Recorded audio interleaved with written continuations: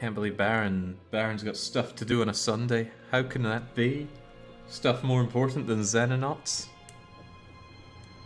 I did tell him, whoever you've got plans with, just bring them over and have them join in on Xenonauts, but sadly, it was not to be.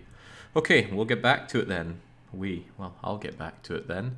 It's Xenonauts, and there's a good chance that this is my final session. I have taken down every single UFO that is available to me. We even let the alien base persist here so that we could have the cruisers back again. Cruisers, carriers? I don't remember all their names. Hell, we can check them out. I've done the light scout. I've done the scout. I've done fighters, although you don't take them on. I did do a corvette. I thought I hadn't, but I did. Had a fun time with an Andron attack that should have gone a lot worse than it did on a corvette. Bombers, but you don't fight those. Heavy fighters, yes. Landing ship. I did 2 of those, because I really needed the plasma shotgun thing. This is the only ship that I have not done on this campaign. I've done them in other campaigns, but in this campaign the cruiser is no longer available, so what a shame. But that's fine, because Baron is missing one UFO that he can never do as well. He can't ever do the light scout, so fair is fair. Strike cruiser, yes. Interceptor, yes. Carrier, yes. Terror mission, yes. Battleship, hell yes. However, I have not done a... Do we even get the thing over here? Anyway, I haven't done an alien base. And unfortunately for me, there is a max level alien base just waiting for my assault. And that's probably going to be the first thing we do today, much as I am dreading it. And after that, the only thing left for me to do is Operation Endgame, as well as maintain the air war. So, you know, if things go flawlessly, it's going to be a short and sweet run where I save the whole world from the UFO menace. What's far more likely is that things crash and burn, and then I leave it to Baron saying, need you to pick up the pieces, because Operation Endgame with Cold War tier guns, I am not sure how one is meant to go about that, but we'll figure it out, won't we? I don't know if I'm going to take multiple stabs at it. I think I will. I suppose it depends how quickly and disastrously it goes.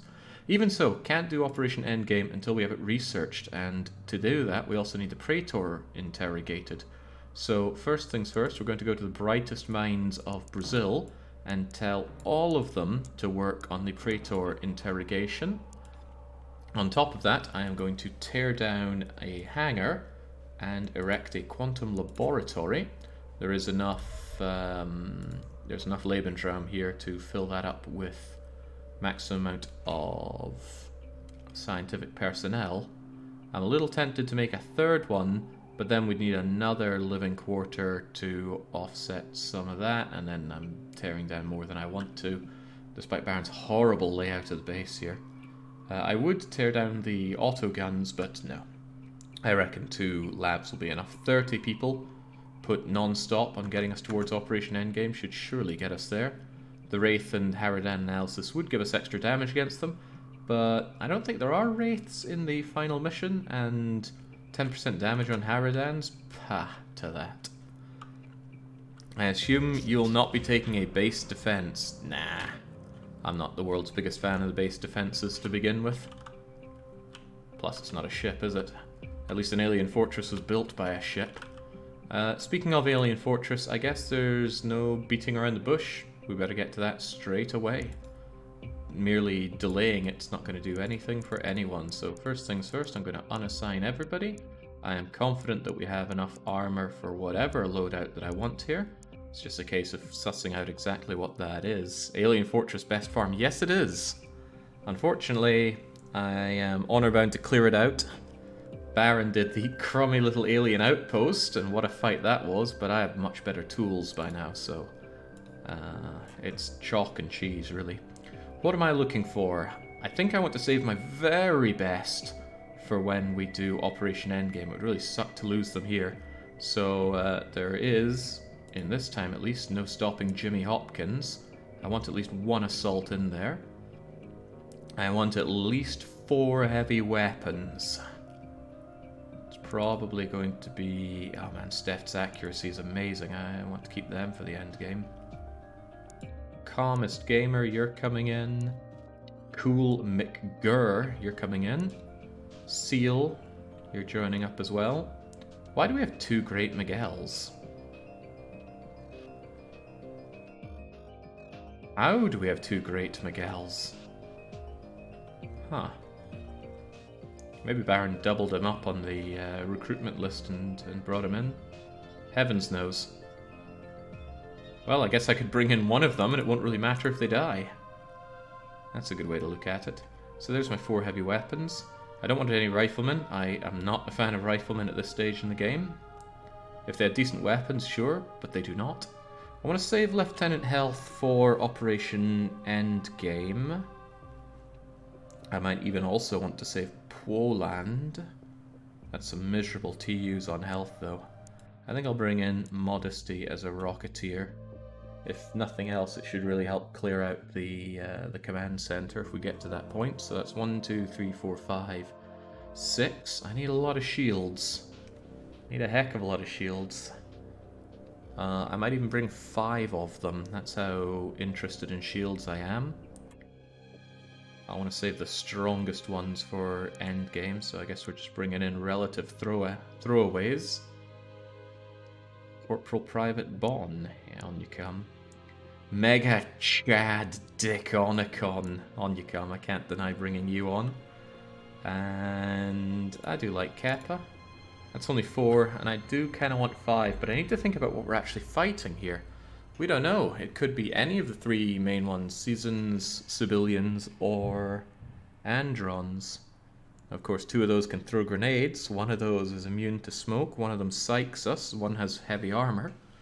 However you cut it, it's pretty grim. I would prefer, probably out of all of them, to fight Seasons, followed by Androns, and lastly Civilians, because holy moly, Civilians with these crappy guns is an exercise in futility. 4, 5, 6, 7, 8, 9, 10. I get 2 more. Dare I say I might want another Rocketeer.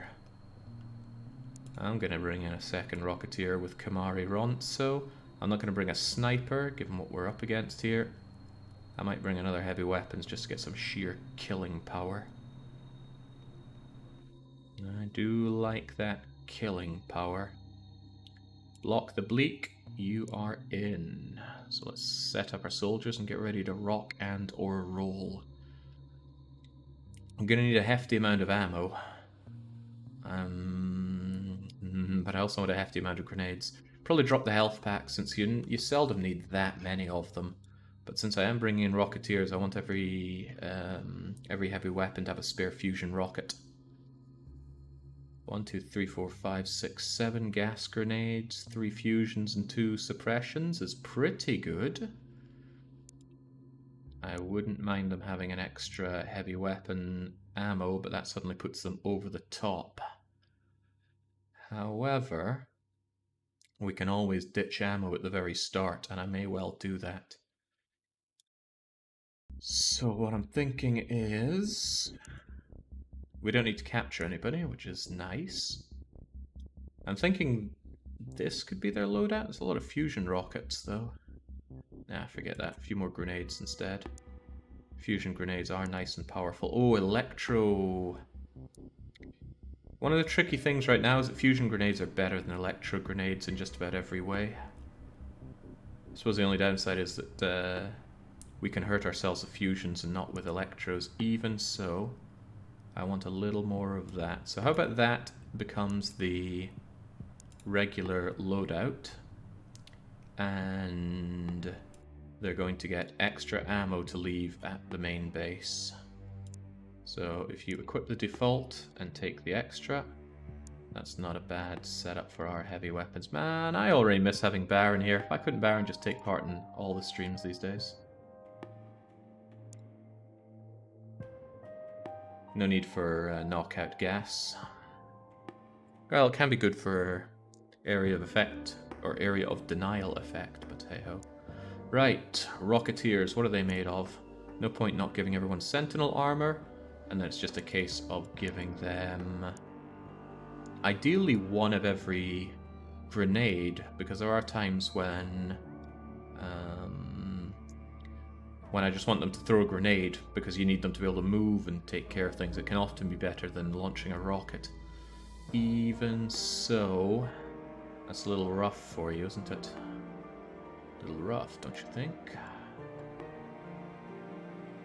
That seems pretty good. It's only 3 shots, but you can always pluck 1 extra rocket off of any predator. Which is easy, because dropping stuff is easy. How about our other rocketeer? Modesty.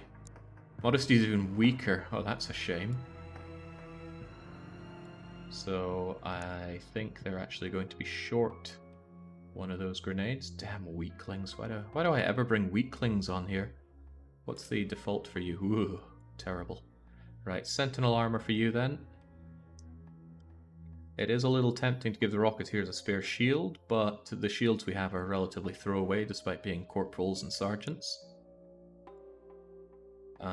I don't think Ballistic Shotgun is really what I want them to have at this point.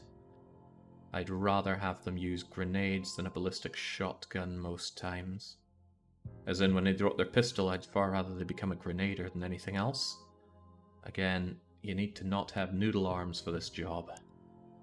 Even so, smokes and fusion grenades, and I do actually want them to have the advanced medipack whenever possible. Maybe even a suppression grenade, those can really help out in a pinch. I'm going to set that as default, and any shield who can't handle that becomes a bit of a liability. Kappa is super strong, so Kappa's reward for being super strong is probably just more grenades, especially the fusion grenades. Gas grenades is great for the 2/3 chance that we don't fight civilians. Trying my best to say civilians so people don't think I'm saying civilians. Oh wow, Bashiri is complete noodle arm. That's the best they can do, and it's terrible. Oh well, their main job is to go and tank those shots for us anyway. Right, so nobody's holding any extra to drop aside from the heavy weapons. Hopefully I can remember to do that. Everybody's looking fine. I guess we go charging in. Rocketeer into Grenader is a good fallback. Well, I find it really handy to know that in a pinch you can drop your gun and use your free hand to just YOLO a grenade. The lower TU cost can buy you enough time to run away or get into a better position for the grenade, or throw a grenade that you otherwise couldn't. It's great. Now, sadly, we gotta go for it. Now, Alien Fortress is no joke. There's over 20 aliens in there, and we don't know what kind until we get there, and even a little bit after that. And there's going to be a praetor doing psychic attacks, including berserking, including mind control, including fear. It's all pretty bad, so let's go. I don't want to, but okay. Am I forgetting something? What did I give my assault? What did I give my assault? I don't even remember kitting out my assault. Jimmy Hopkins, you are not properly equipped for this fight. Thank God I suddenly thought of you. Right. Get rid of all that junk. Let's rethink you. You, I actually would quite like to have a spare shield. If we take an early shot that completely blows a shield off, it'll be good to have a spare for it. Then on top of that, of course, you need your shotgun. We might need quite a bit of ammo for it. 3 reloads should be plenty, even for an alien base. Beyond that, assaults are really good for charging in and throwing grenades, even though Jimmy Hopkins is a very undecorated soldier because they've achieved very little of note. 2 smokes, 2 fusions, 2 suppressions, and if you have spare left over, which you do, another fusion. And there you go. Ooh, glad I caught that. Now we go in for real. What did you give your assault? Cheap life insurance. Ain't no stopping Jimmy Hopkins, except for an alien fortress. Right, so we're jumping straight into the meat and potatoes of this run. And I don't have a second pair of eyes to help me out here. Damn it, Baron. You knew it would come to this. Yeah, I've underestimated for the longest time the utility of flashbangs. I usually prefer to suppress people with machine gun fire, But that's sometimes not a possibility. For example, your foe's around a tight corner. Right, we arguably have the best starting position for the alien base. There's only one way in, meaning we're in a great position to ambush any aliens that come in. If there are civilians or androns or reapers, they love to charge in. Wraiths like to teleport in. Basically, yeah, this is pretty good. Although, could be situations where reapers come charging in and we just have a bad time with that. Still more than a little nervous about this, I won't deny that. So Private Bond's going to be there to open this up. I would like to be able to gun down the hallway if there's anything right there. I'm not sure if there ever is, but I want to be in a position to deal with it if there ever is.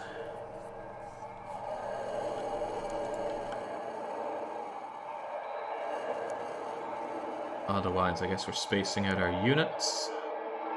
But we want to relatively hug the walls so that we just don't get blindsidedly shot. I'd actually quite like it if these alien alloys weren't here.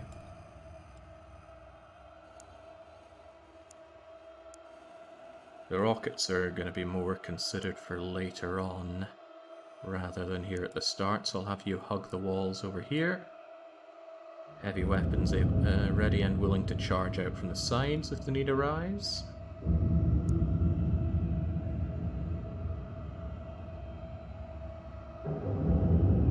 And maybe Bashiri... Oh, right. I almost completely forgot. All of our heavy weapon guys are overburdened. They need to drop their gear. Or some of their gear. Just to help me keep in mind, it is right here in the center of our drop point.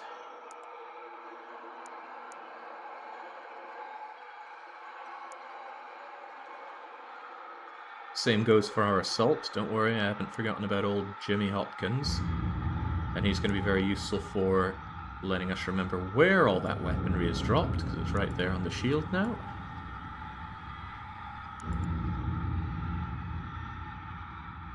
Now, if I did mess something up royally right now, it would be easy for us to just abandon mission and start again from scratch. And there's no shame in that. Well, there's a little bit of shame.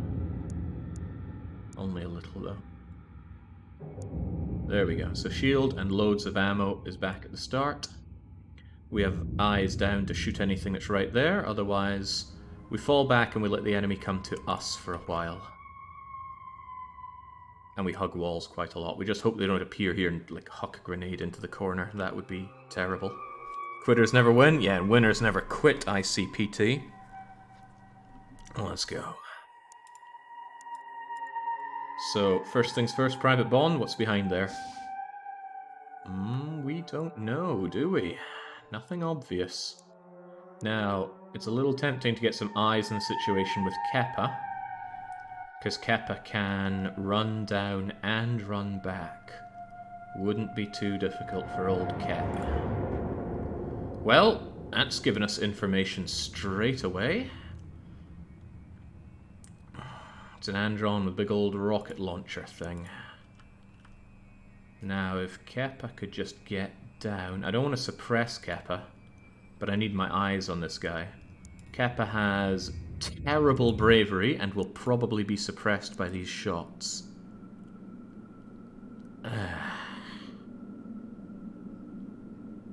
Even so... Right, I'll tell you what, Keppa could light that thing up, giving us a better view of it. That way Keppa wouldn't have to stand here and eat it. And now when Keppa gets back, we can still see the Andron. Brilliant, if I say so myself, and I do. So we're going to take a step back, including with Private Bond, and we're going to light this guy up.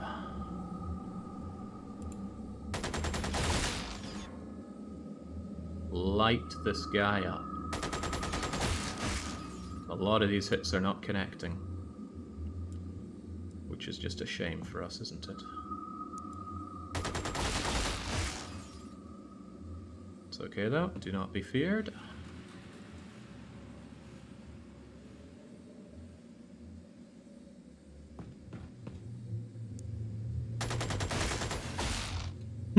We'll kill it eventually. Don't you worry, chaps.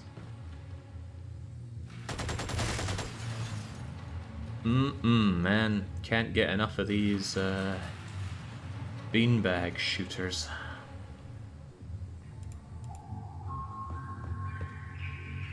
So the question might be, what now? Kamari Ronso could go out and fire a rocket at it, but the risks of that are many. It does, however, tell us that we're fighting Androns, which is often good. Private Bond, I would really like it if you closed that door, and I'd like it if our other guys got back a bit.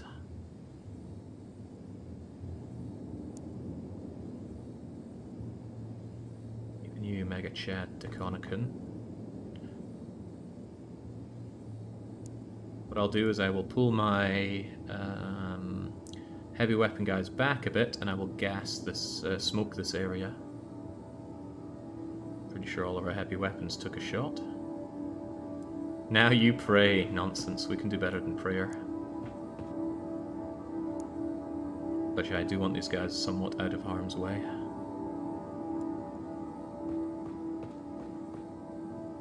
Can't see him anymore. Bashiri might be good to be here just to offer a shielded, covered target.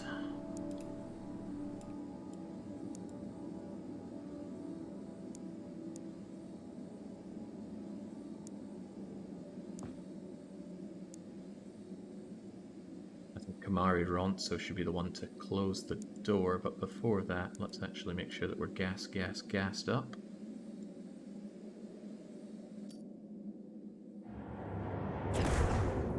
There are no further shots that I'm interested in making over there.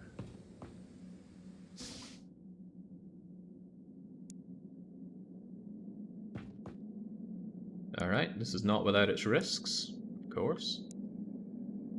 Is there any stopping Jimmy Hopkins, I wonder? Maybe Jimmy could just look in that direction. Although he's not offered the greatest of cover.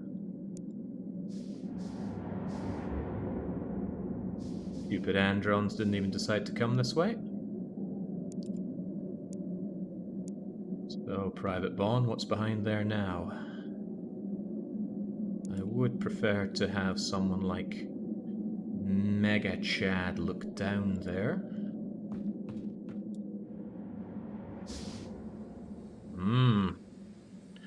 The Andron is likely hiding around a corner there. They've probably taken damage and decided their best bet is just to stand in the corner and bother nobody forever. That's my best assumption, at least. What kind of reaction shot are we looking on these guys? Not a whole lot. We all know how well shields work against plasma cannons. If the plasma hits the square they're standing on, then yeah, they just take the full block of damage, unfortunately.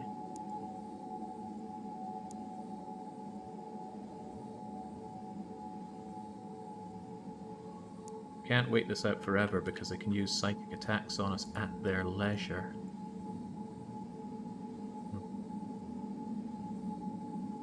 Maybe Kappa should be in a position where he can run in and get more eyes in the situation. I like Kappa because there's massive amounts of TU. Time units, of course.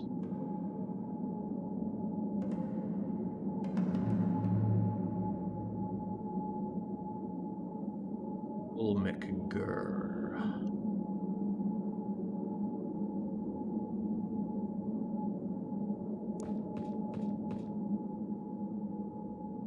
Keep our eyes and see what happens next.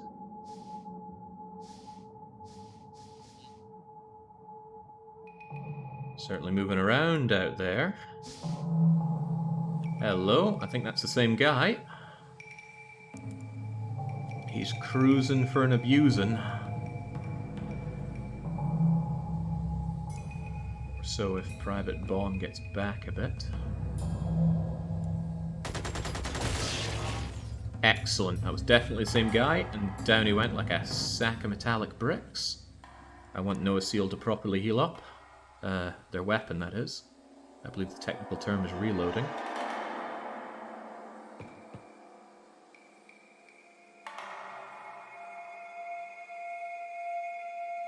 Did we break this door or something? It's not closing now. That could get a little unfortunate for us. In case that's exactly how it's going, I want two things. I want Kappa to check if there's anyone else in there. I want Mega Chad Deconicon to smoke the area. I want Bashiri to get a smoke back. I have plenty of wants, don't I? Right, well, eyes in there first. Kappa, please. Right. That's a thing. It's tempting to just lob a grenade at you, but that's a very annoying heavy plasma weapon. Not the world's biggest amount of fun to have to deal with. We should get back.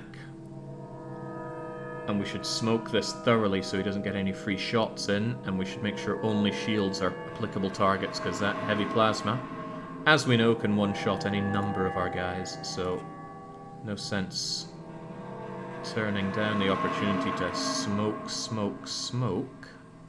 Especially since we somehow lost our door here. I really don't know why. I guess one of the shots we took had destroyed it. It's my best guess.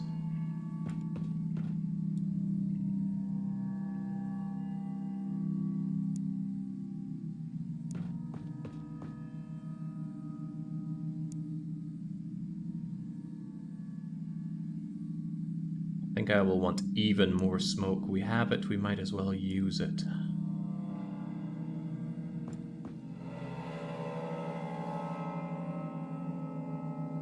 So Cool McGurr drops a couple there before heading further back. Noah Seal is definitely not in a great place. You two can get over there. Kamari Ronso can be further back too. Noah Seal can get, say, over here. Not great though, is it? I'm actually probably going to bring you over here despite the risks. Goodbye some cover. Mega Chad, get a little further back, I think. Good eyes from there. I want Bashiri to go and grab that smoke, maybe even two smokes, even if it leaves them a little overburdened. That's what they get for having noodle arms. At this point, I'd really rather they just drop the shield, but drop their gun rather. But what's a man to do? But lament. I'm a little scared for Jimmy Hopkins being in direct shooting range, but again, what's a man to do? I'm going to want another smoke in here anyway, so no big problem with us staying back as long as there can be no stopping Jimmy. How about you, Modesty? Jeez, these units of mine don't have as many grenades as I normally like them to have, especially smokes. I think I went a little light on smokes because I was expecting to see civilians. Not seeing civilians is quite a surprise. I never finished this game because I got some bug, I think, says Twitching DLC. A long time ago, so it's probably fixed. Depends what the bug was, the game still soft locks and crashes for me. Speaking of, we will be saving this to have some kind of mid-fort save. We won't be save scumming, but sometimes the aliens save scum. So, what's a man to do? Okay, that's a little concerning. That's another rocket launching alien. That guy appeared there. He's probably got reaction fire up the wazoo. Wait, the door did close now. Something strange going on, I'm telling you.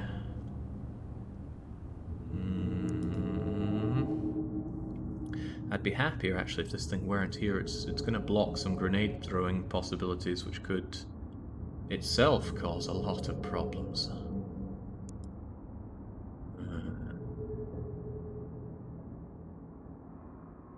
I'm I'm wondering if I don't just smoke up some more and allow them in. I'd rather have them in my killing floor than become out there and just begging for reaction fire myself. But I still don't know why I couldn't close this door. Oh well. It's a good opportunity for Bashiri to shine.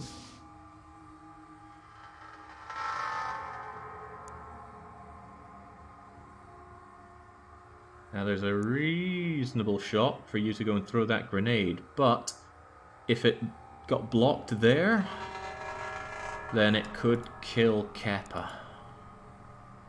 Actually, Keppa moving right now is a dangerous thing. Can I close this? I can. Mysterious, isn't it?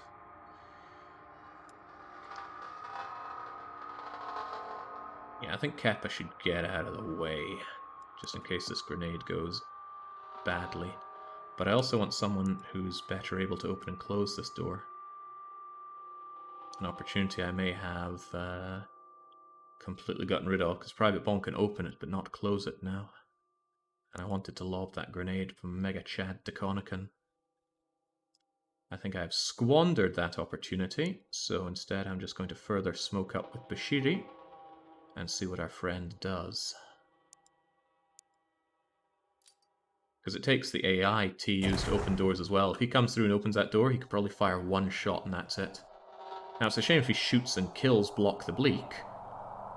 There's a lot of people he could just shoot and kill, so let's just hope he doesn't get any funny ideas about that. Damn you and your low TU, Private Bon. Shizzle asks how it's going. It's tense. We've killed one out of probably over 20 aliens so far, at least. Here he comes. Reaction fire. He does not take a shot himself. Now, if we open this door, he's going to get a free reaction shot on Private Bon, which is not something I'm keen on giving him. So I'll probably get hooked here and just shoot down the door myself.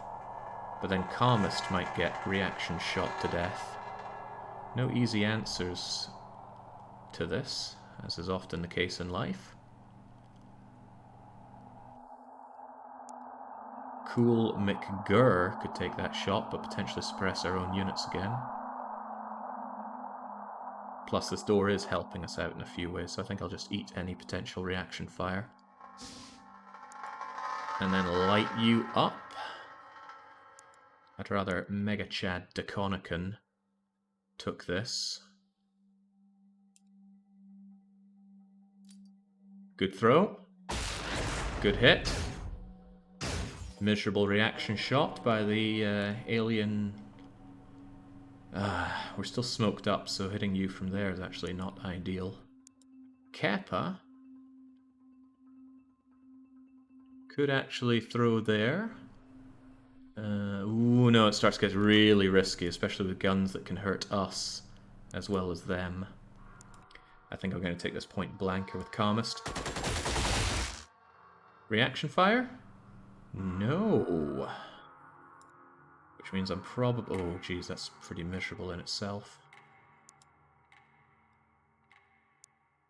And similarly, I've seen these grenade throws go all sorts of bad.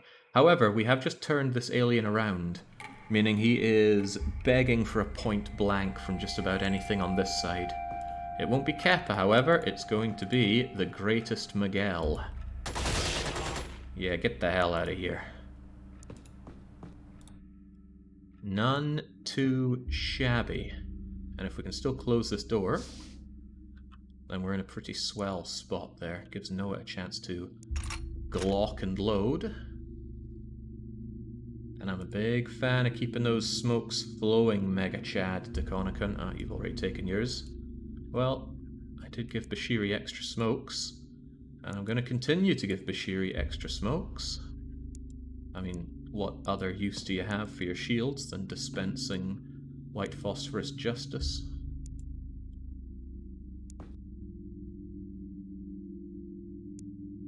And of course they don't have enough TU to throw the grenade, but we've figured this game out, haven't we? Drop the pistol, and now you have a free hand to throw it. You can even get down and maintain the gas. I don't think this is needed. Better not be needed, because that was a god-awful throw. But I just firmly believe in the gas. In fact, I believe in it so much that I'd like Strongman Kappa to maintain it for you guys as well, because you're notoriously ungassed in this corner. Okay. Pretty satisfied with that, to the point where I kind of want to run out. With Kappa, of course. Kappa, be ready to go. And this is why we have somebody else open the door, not the guy who's all ready to charge in. Right, Kappa, running like a little baby is 47. Throwing a grenade is 46. So you can throw this grenade and deal some damage and get away. Nicely done.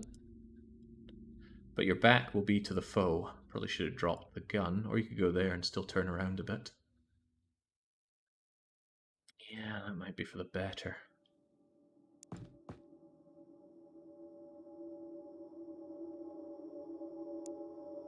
Calmest Gamer could go and light that guy up. Of course, there's big risks to Calmest Gamer by doing that. I actually want Deconicon to go and check for any enemies out there.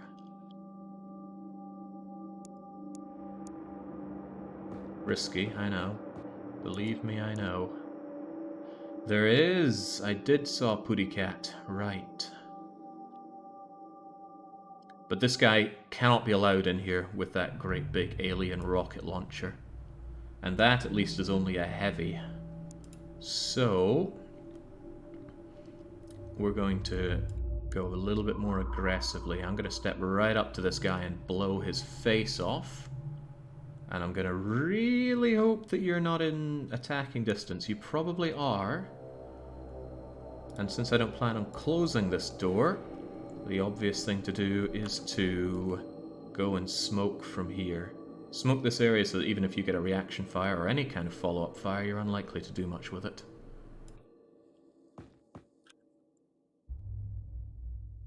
Now you can't throw that, but if you just ditch your pistol... It's not completely free, the whole drop your gun to throw grenade better routine. Oh, that was an awful throw. Really terrible.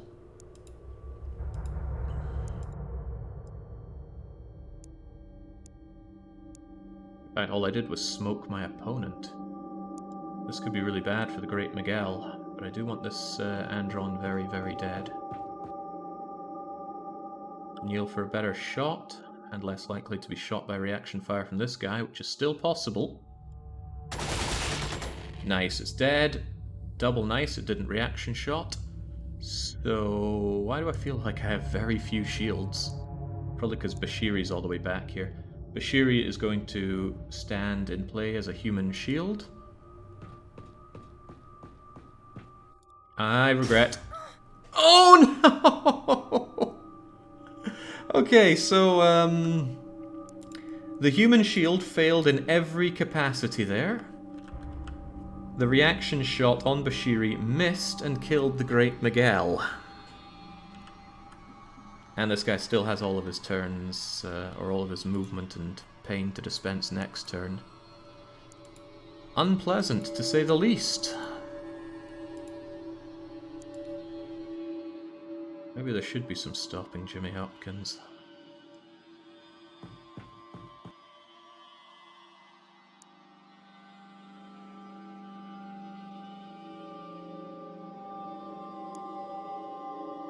Let's just keep that smoke going. I don't trust this situation at all. Otherwise, I'm going to have my units standing up ready to actually move in to assist. Otherwise, they're just standing around being pretty useless to everybody.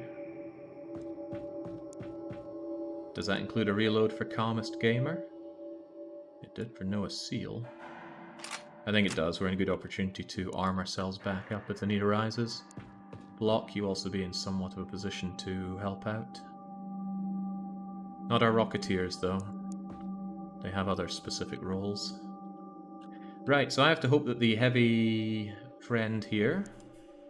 Actually, I'm thinking I should take a step back just so it doesn't get a free shot from there.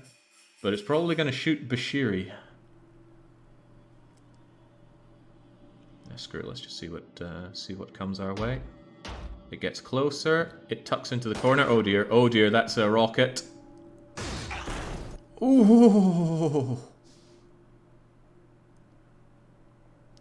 Okay. That rocket took off 105 health of Bashiri's shield. And we know that our alien friend is right here with a heavy plasma. Both bad things for us.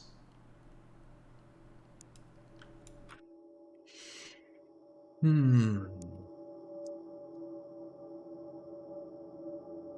are a high priority target, but the guy behind here is a similar pain in the beeswax. This door is starting to become a liability as well. You couldn't just turf a grenade around the corner, could you? I mean, you could turf a grenade at him. I wouldn't mind that at all, Mega Chad.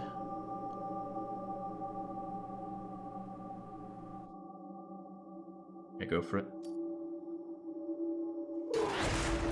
Wowza. What are these guys made of?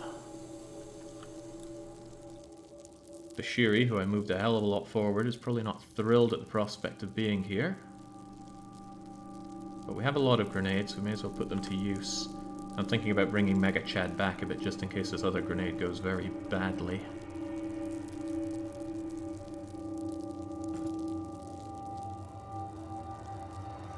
Now, if I can liquidate this guy, then great. Splendid! Now, poaching heavy laser guy here is still a problem. A problem I think I'll invite by smoking this area. He can't make us shotness from there, and let's make absolutely sure he cannot by moving Bashiri back a little bit more. And Keppa is meaty and more than willing to dispense some much needed smoke around here. I'm going to have Noah Seal and some friends pick up some extra ammo, since there's no point in not doing it. We essentially have the free turn. But yeah, Jimmy Hopkins could do with a little bit more smoke. Since Com's just heading over to grab some ammo themselves, they may as well just poop out a couple of smokes themselves.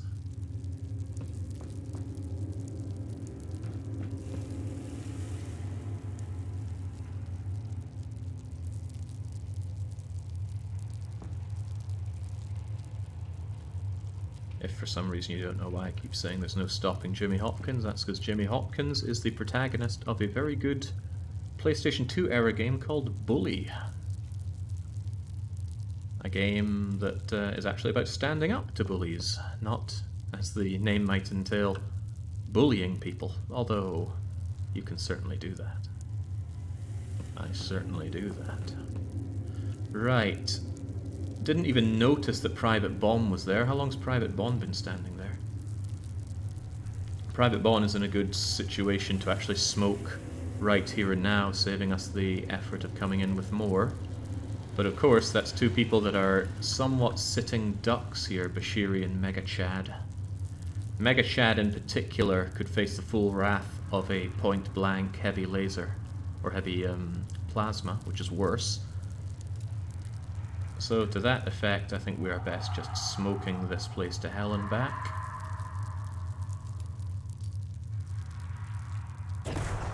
And hoping that the alien actually comes out here, makes a shot badly, and then we send in our heavy guys to go and ruin his day. So Kappa gets a little closer, Block the Bleak is on point. We're just generally moving up so that we can come pouring out and light up whatever needs lit up. The reason I'm not lighting him up right now is because he's sitting in that corner ready to reaction shot anything that pops out here. An actual weakness of our starting location. If they just hide the aliens there and there, they're just going to pick us off as we run through with reaction shots. Smoke can help, but there's no guarantee that that's going to make their shots miss. Anyway, this is a pretty, cool McGurr didn't do a whole lot of much, so I'm going to have them in position to move in as well. Alright, have at. As expected. Hold! Oh god, another rocket launcher. That's one of the problems with the Androns. They love their rocket launchers. So, Mega Chad Deconicon, with his enormous Chad balls, was able to stand up to all of this. That alien only made one shot, which does make me worry that he's got a reaction shot up his keister. Still.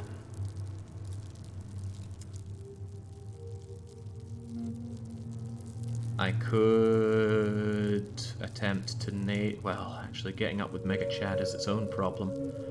I could try and bait out a reaction shot by shooting him using Mega Chad, but Mega Chad's shield is mostly dead. The same goes for Bashiri. So actually Private Bon is probably going to try to bait out a reaction. But they have good reflexes, so that might not work.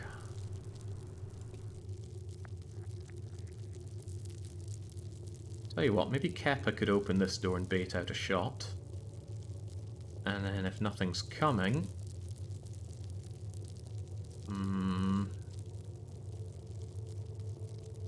I don't like it. There's a lot not to like about this.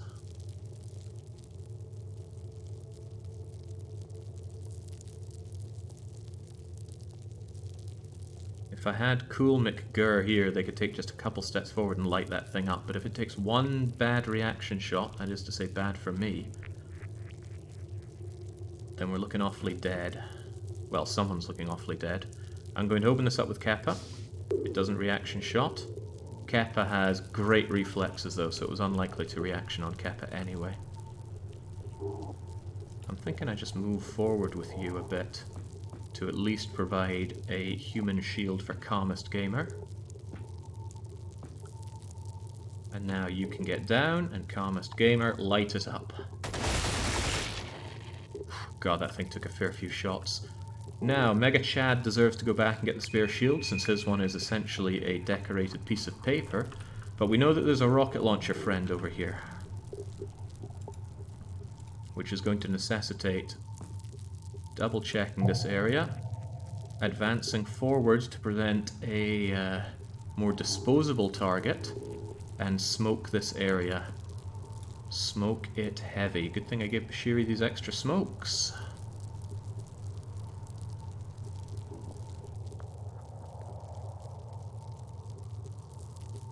That's a very good place for smoke, although I'd want an additional smoke over there.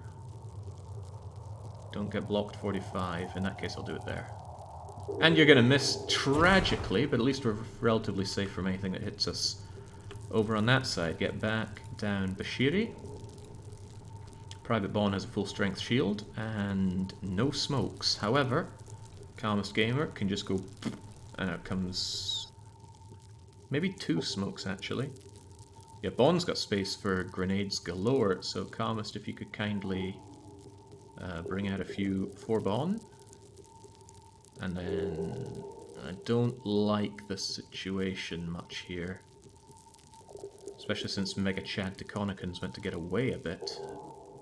I guess you're just going to stand over here. Forgot you had to get up. Right, Private Bon goes and takes the smokes.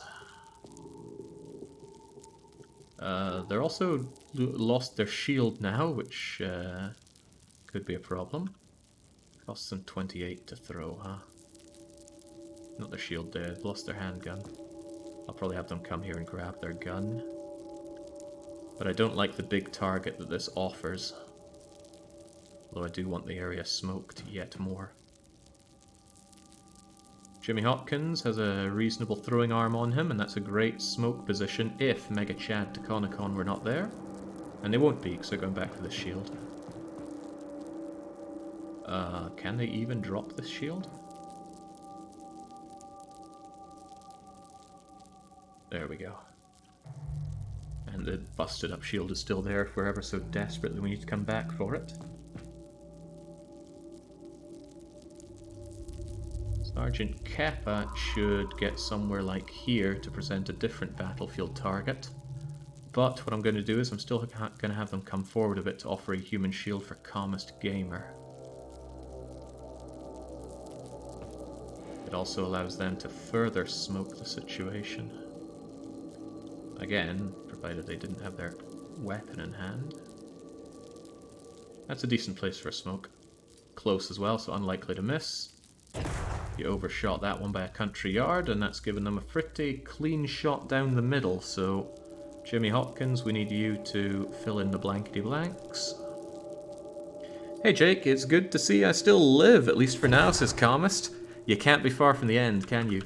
This and one more mission will be the end of the game. Whether I win or lose is a different matter. Either way, I'll be sharing the save file with Baron, and then Baron can also go for the win. Because the only thing Baron, I think, has to do is a successful battleship. He needs to capture a praetor, you know, and Operation Endgame himself. Right, cool McGurr, much as I would like you out there. I think I'm actually going to move you over a bit and get cool McGurr over here. There's something to be said for actually closing this door. Just in case something goes terribly wrong. Otherwise, though, once the smoke clears, we're going to start charging in. Now I only have 4 heavy weapons instead of 5. Heavy weapons are our main killing power. It's the only weapon of the Cold War era that still does respectable damage in the late game, and I'm not counting rockets, because rockets are extremely situational. Some people may play differently to that, though. Here it comes! Whoa, what a pathetic miss! Alright, that was a battle rifle miss as well. Basically, thank God for that. Now, if Bashiri were not in the way, Calmest Gamer could run up and just ruin this guy's entire life. And that's exactly what's going to happen. And if Bashiri gets here, we also get better eyes up here, so that's not without problems. Bashiri could end up suppressed. It might be better to get Bashiri somewhere more central. That's good, very good eyes. Right, Keppa. Much as you're not going to like this, I think I want you peering down here.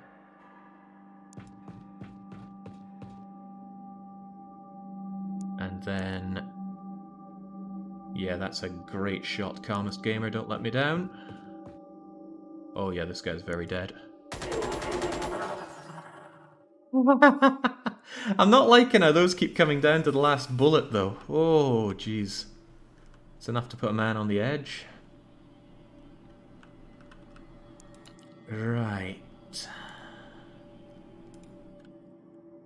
Right. There's still you, and you're still a huge problem, but I can't cover this distance to go and give you a very bad time myself that easily. So what I somewhat have to do is smoke you so much that you could never conceivably take that shot. I'm mostly worried about you shooting Calmest Gamer. Calmest Gamer wouldn't give me a free ride on that one, surely. That's a decent place for the smoking. Covers just about everything. That'll have to do, but he gets a fairly clean shot on Keppa. Fairly clean. Not the world's cleanest, though. Although I don't want to present too many battlefield targets, I'm also somewhat forced to move in.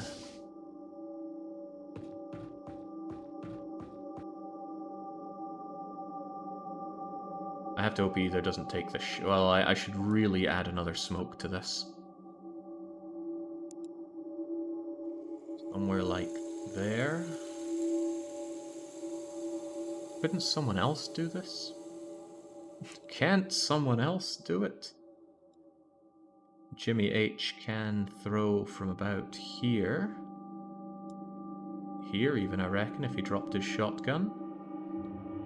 He'd cover any number of places.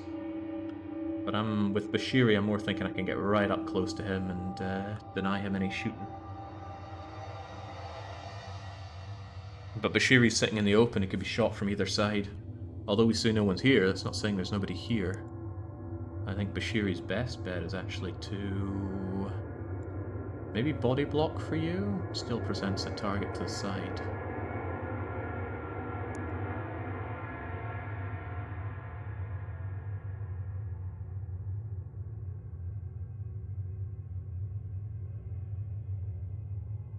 And I need people to charge in regardless, don't I?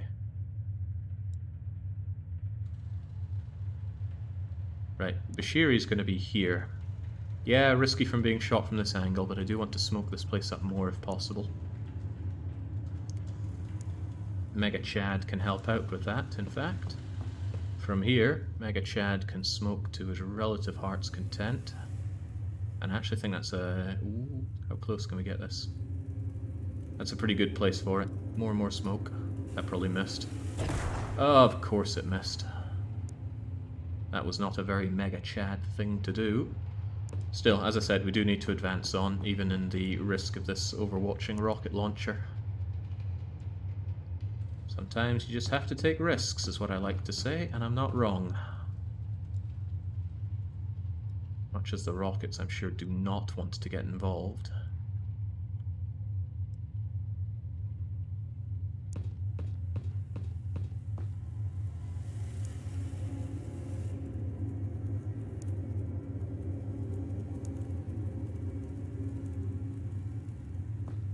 Surely Jimmy's a strong chap, 59 strength. Yeah, I think the best contribution for Jimmy right now is to lob a better smoke than we saw elsewhere. Oh, great throw! Great throw! Nothing's going to make a shot up through that. You're still the big threat of this next run. And I will actually move my Rocketeers around the corner here. So they at least might have a shot soon enough. Risky. Let's see how this plays out.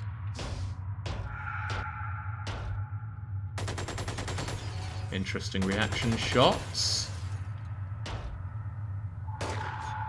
Very interesting reaction shots. Good. As long as our reaction shots didn't empty any of our machine guns fully. It's kind of close, but they didn't at least. Now, walking up here seems clever, but if there's an enemy right here waiting to reaction fire, it's significantly less clever. Kappa is going to approach like so. Okay. Hey, hello. Rocket launchers don't reaction shots, at least you can be safe with that in mind. So the reason I did that was, if Kappa just stepped out and turned right, the step that he was here, he would be revealing his entire side to any onlooking shots. At least approaching from this angle, the shield's angled slightly better for oncoming reaction fire. Still, it didn't come to that. Block the Bleak. Again, I realize this is a risky shot because you're moving into dangerous territory, but this guy needs to die. No ifs, no ands, no buts, just kill it. Well, it was never without risk. And you can't move away anymore. And you don't have an explosive on you. Is it the age of the pistol? You can take 2 point-blank shots. I think that might be enough. But it's so hard to tell with these guys. I mean, they can take some extreme abuse. It might be more sensible just to rush in with Calmist and follow up with Smoke. And Calmist can finish this off. Again, though, I want to make sure that this is relatively clear. So, Private Bond looks clear enough for now. I'm going to keep you there as option.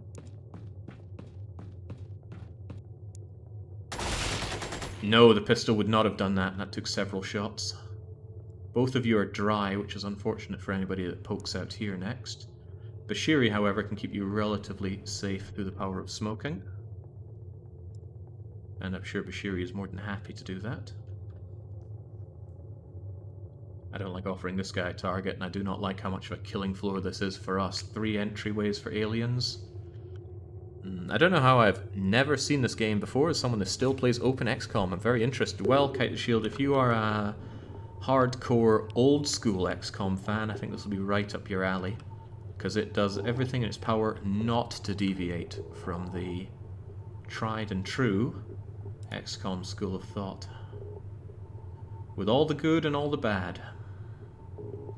That's not nearly enough smoking for you, but I do like the fact that it covers your peripherals, so go for it, Bashiri. Oh, that was pathetic. That's barely any smoking for these guys at all. They are sitting ducks. I could offer a more delectable battlefield target by way of Mega Chad Deconicon, but I'm acutely aware that there's an Andron right there. I think Private Bond is going to have to sniff this area out a bit more.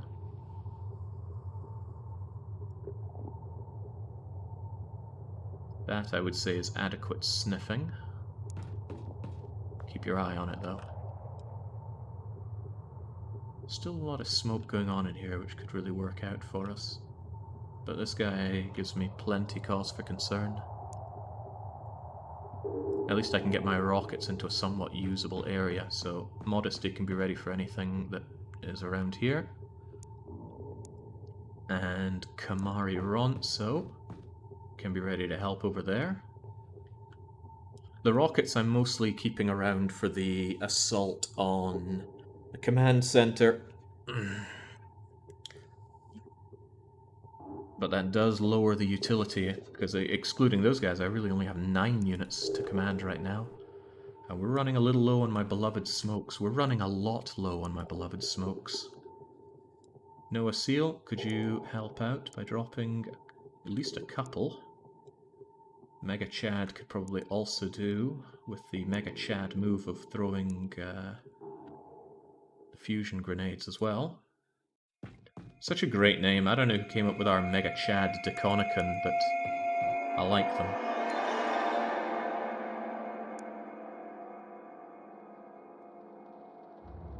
Always challenges me to do Mega Chad things when I'm playing. Now someone's missing a pistol entirely, and that someone is Kappa. Do they want it back? Jimmy Hopkins is standing on it. They'd burn the turn doing that, but Bashiri could take their place. Yeah, you never know when a pistol's going to come in handy. Sometimes our bacon has been saved by someone just having a pistol to throw at the situation. Don't like standing here. You're an open target for anything that shoots down and across there. Ditto for being there. Could Mega Chad advance a little more? And then what of Cool McGurr? Actually, up here might not be a bad option for Cool McGurr. Plenty of smoke blocking any shots coming in that way. And it's more utility on both sides, here and here. It allows Mega Chad to move up a touch, perhaps to here. Offers too much of a target. That offers too little cover, so there, I guess. And Jimmy is out of smokes. That ain't good. Always like my units to have smokes. Unfortunately, I brought the Noodle Arm Brigade of shields today. It's about as good as I can offer. We know there's an Andron with... I couldn't actually tell what weapon, so I'll assume it was heavy plasma there. And then we have a rocketeering alien right there. Just not letting the aliens ever get a rocket attack is a big thing, because those rockets sting. Alright, you two need to Glock and load, regardless how you look at the situation. And I think I'd quite like you over here.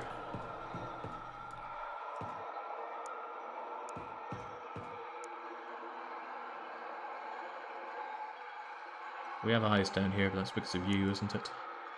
Right, I gotta breach one of these 3 directions, whilst at the same time covering myself from the other 2. A big job. We've been at this for what feels like an hour, and we've advanced 1 room. On the plus side, we've taken out a whole heap of aliens so far. A whole heap, 5 maybe. Right, I know there's something out here. Bashiri, I think you're the one that's got to... Hello! Okay, it's kind of good that he's just sitting around there doing nothing. That's also not bad, because he has to walk a long way to be able to do anything, and it's unlikely he's going to do anything.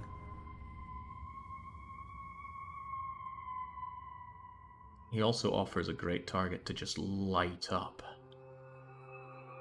Because I could stroll up to him from here-ish and ruin his day. Of course, you're a problem, because you can shoot along here, but it's not unthinkable to have you and the two heavy weaponers right here, and then we just run up and smoke. Well, I keep saying smoke when I mean kill him. Light him up, perhaps, would be more befitting. I think I might be here just for the nice cover, but it's still... You never want to offer these guys a target when they've got their rocket launchers. Probably, since they can't reaction fire, it's probably better just to keep an eye on the situation, so... Although Bashiri is probably not happy at having a fire starter shield there, it's practically tinder. That's what he's going to have to make do with. What do we have over here then? Private Bond. Clear, huh? I never trust clear. I know there's something up there.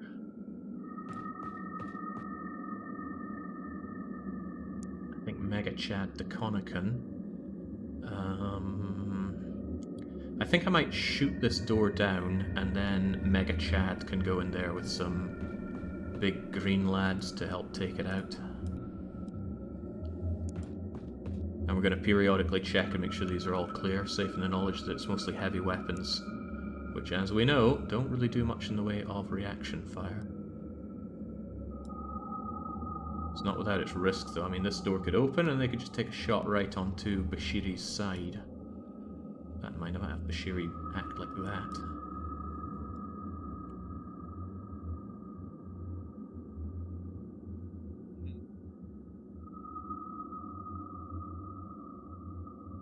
I think I actually want to have you more able to react by coming down here, because I think it's more likely that we're in a position to jump out and gank somebody over here. Alright, what'll it be? Ooh, so when I said that was empty, what I meant was... Beware, the Lord of the Land approaches. The hell, we know it's there. Why can we not see it? Ah.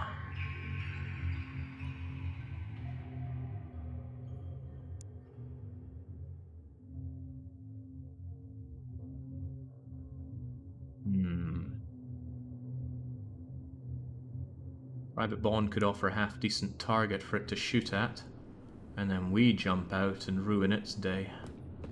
I think that's the best.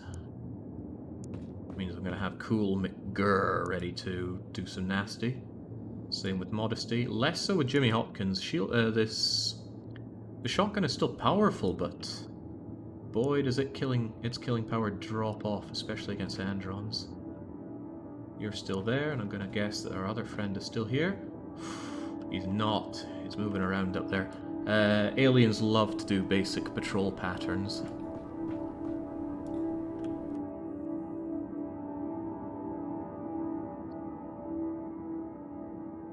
I'm going to move Noah Seal over to here, just in case this guy needs some serious shooting. Pretty bad if he comes all the way down here and just shoots you. But he'd have to come past there to get a shot on you, so I'll take my chances. Now, for whatever reason, they're not doing psychic attacks on us. Could it be that there's not a praetor here? I was fairly certain you always got a praetor in an alien fortress. I don't have any thoughts on Xenonauts 2, because I haven't touched it. I don't touch early access things. I'm sure that's an unsatisfying answer, but it's still my answer. Okay, Kappa's been sitting around doing a whole lot of not much. One of Kappa's big advantages is his massive amounts of TU. So, I'm going to have him ready to exploit that over here. There you are.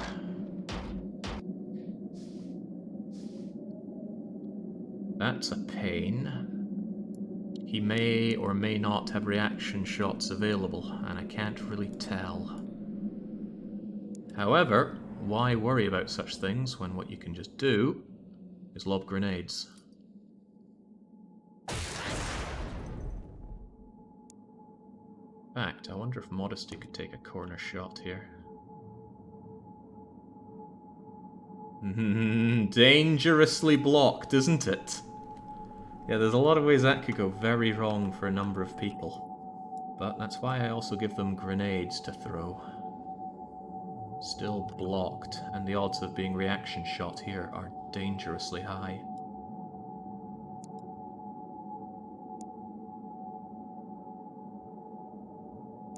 Times like this, you gotta ask yourself, what's the Mega Chad thing to do?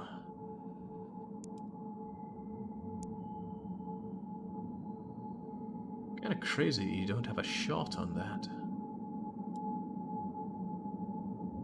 Jimmy Hopkins, however, does have a grenade.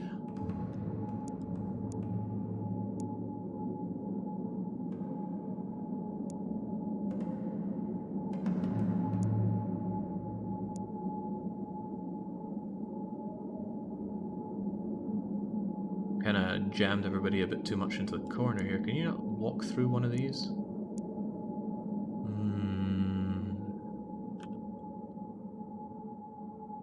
Oh yeah, if you're playing this game, grab the Community Edition. It improves the game immensely. Fixes a whole lot of nonsense. I wonder if Mega Chad could get over here enough to lob a grenade. But I don't think so, not at least without putting Private Bon in great risk. The reason I'm not just running out and ruining this guy's life is because he's probably sitting on a reaction shot. Just stepping out here is going to get someone shot. But just leaving the situation as it is inviting him to come and shoot somebody next turn. The idea might be for Modesty to smoke the place up, meaning that he's either going to come forward to make a shot, which is unlikely to kill through a shield, or he just kind of stays there and presents us another opportunity to throw yet another big old grenade. And I actually quite like that idea. So Modesty. Whoop. And kindly, please take a step back. Everybody take a step back so that Noah Seal could get on that themselves next turn if the need arises. If he does come and kill Private Bon, we've got 2 machine guns ready to turn him into scrap metal. Otherwise, let's not forget that keeping our eyes on this situation is very important. Keppa sees nothing, including the alien here, but that's probably just because he doesn't have that vision. No, he still doesn't see it. What did you just... Oh yeah, this guy's a weird one. I don't know why he's showing up with this vision, but line of sight is all sorts of whack at times.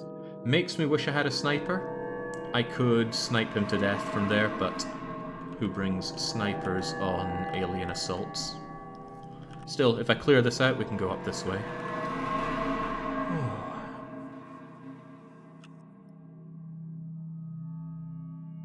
Still pretty confident there's an alien back there. We saw him stomping around earlier. But I want to take care of this guy first. There's no point in aggroing more than we have to deal with. Just doing quick rounds to make sure everybody's relatively locked and loaded for this. Alright, it's a little risky leaving this guy free shots on Private Bon, but let's see what he does with it. He runs away. That could be good, especially if his back is going to be to us, so Private Bon's going to check that out. His back is not to us, he's right bleeding there. That's okay though. There's a good chance he's going to patrol back and give us another opportunity. Speaking of opportunity, there's you again. One could say, why not just light this guy up from a distance using heavy machine guns? And the reason is we know there's another guy with a rocket launcher around here somewhere. We have seen both of these guys at the same time, so that's why I'm quite hesitant on it. Even so, let's take care of what we can see here first. Not going for it, eh? Tell you what though, Cool McGurr is going to give a present to Private Bon. Huh, Private Bon was previously overloaded. News to me. Whatever the case, here's a spare fusion grenade, since you did use the other one before.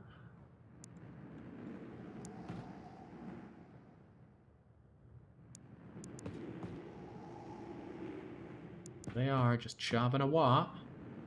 Tell you, I am starting to get really tempted to minigun this guy down, even from a distance.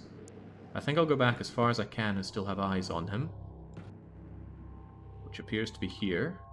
And then it's going to be up to block the bleak to very slowly chip away at them. At least I should tear this stuff down in the way for a wee while.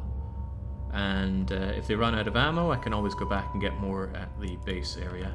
That means Bashiri and Kamari Ronso don't really need to be here, and they can advance in a way to assist others. Kamari Ronso has all sorts of grenades, so that's good. I just realized how low I am on healing supplies. Maybe not that low. Maybe. And Bashiri definitely needs more grenades, so I'll make Block the Bleak drop some shortly. But shooting first. Probably going to break the door behind you as well. But that's okay. We're ready for these things. Not really sure that's where Kamari Ronso should be, but okay. Oh, hello. Oh, jeez.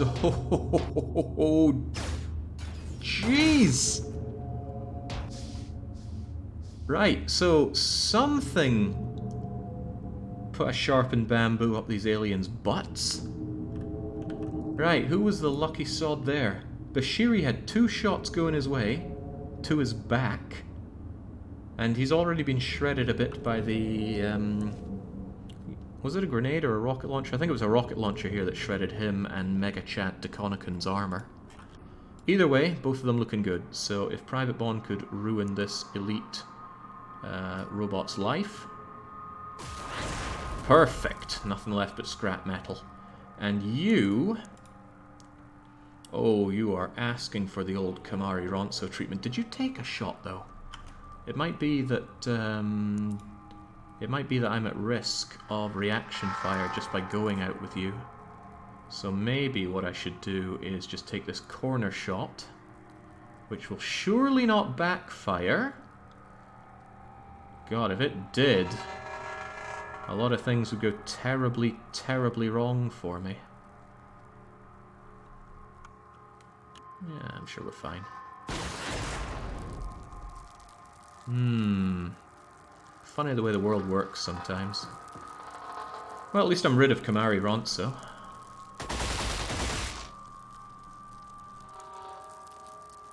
Now... I really wanted that rocket launcher to deal with the alien command base, and now it's gone.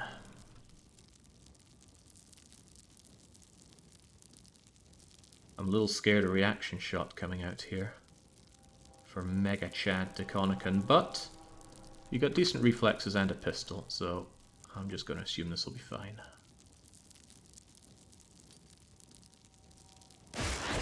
Oh my god, you're still alive. That's a problem.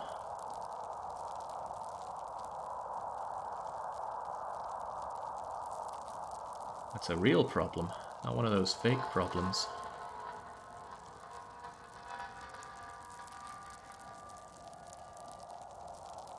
I think you're going to go there and take the next shot for them, so Calmist, get back a bit. You know, Calmist was lucky to live through that backsplash rocket. Maybe it exploded on this corner rather than this corner. Yeah, that would explain the limited explosion radius. Corner rockets are the best rockets. Shoot, then crouch. Right, so I wasn't doing it the correct way, I see.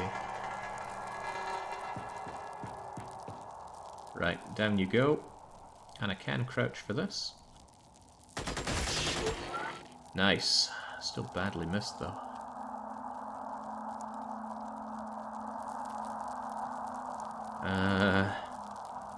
Yeah, we're not getting that armor back, or any of that equipment. The equipment was all free, but I did kind of want those rockets and grenades for later on. Useless Kamari Ronso.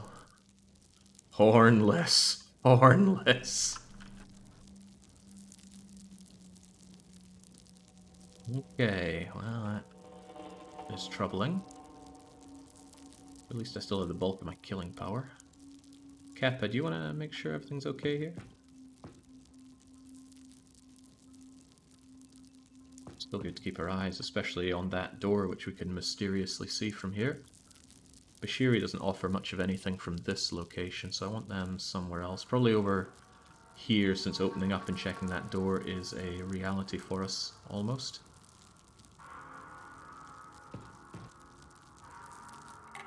Oh, hello, you are still there. Which is more, that's a clean shot.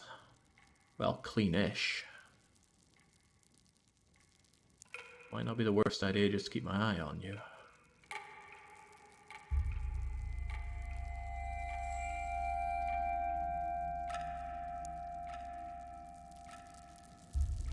But I need to push somewhere, and it's likely going to be here. Pushing along the edge at least gives me fewer options so I can comb around. But this is also the edge. Fortresses are big, though. I mean, just look how huge this area is. But I probably still will head up that way. Yeah, on you go, Bashiri.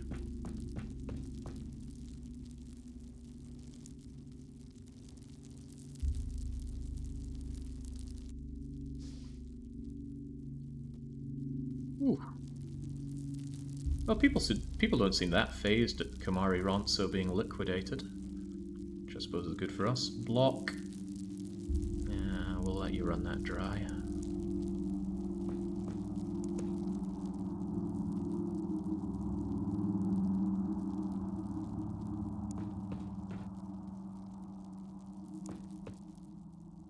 Looks okay. Semblances can often be hoodwink.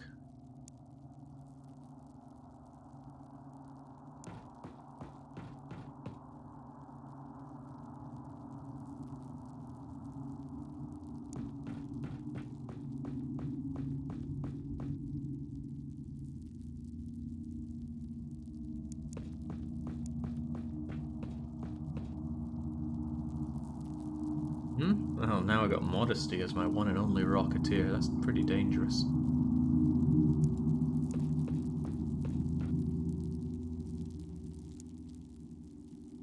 Go Jimmy Hopkins. Sadly he's out of smokes. I wish I'd given him some smokes because covering this up might be quite nice in case there's an alien over there. Because I might just take a shot right on you. The aliens have much better view in darkness than we do. And this is pretty dark. The flambéed ruins of Kamari is also pretty dark, but that's how I like my meat.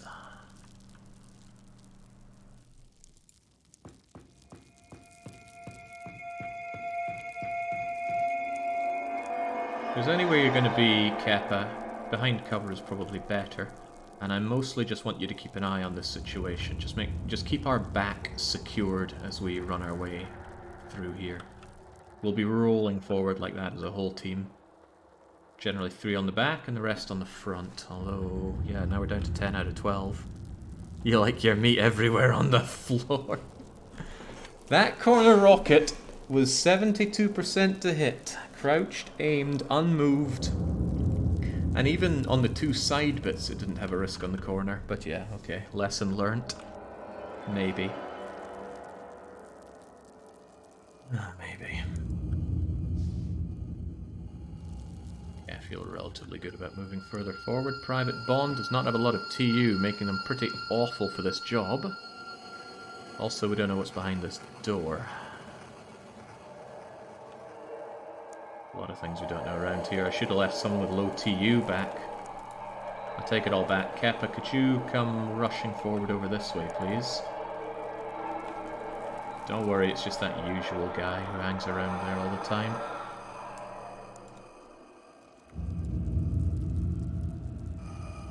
Mega Chad, you'll be checking our back from here, and Block the Bleak will press on.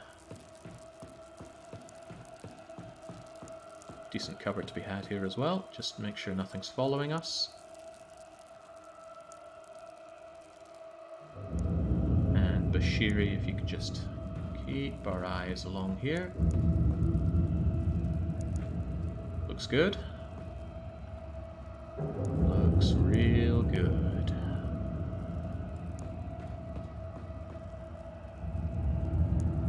I know. When it does that camera snap, you think an alien's taking a reaction shot, but it was just me pressing space to stop his movement because I had a second thought about what he was doing there.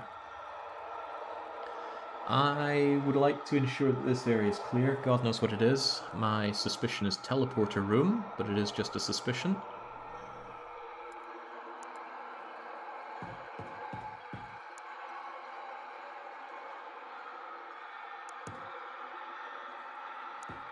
Haradans can still throw grenades, so bunching up is scary still.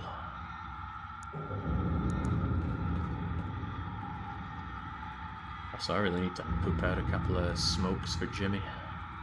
Cool McGurr is actually running a touch low on the old smokes, but he can still oblige Jimmy Hopkins. The man whom there is no stopping.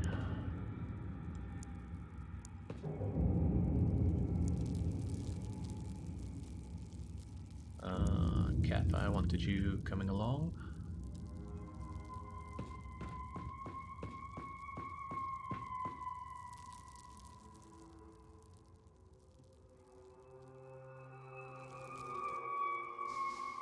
Didn't backfire, it backblasted. This seems okay. I want to make sure it's okay. As I've said before, the aliens love to hide around these wee cornery bits, but this seems like a pretty great place just to keep eyes with Bashiri. You are going to open this door, but only once my heavy gunners are ready to light up whatever's behind it.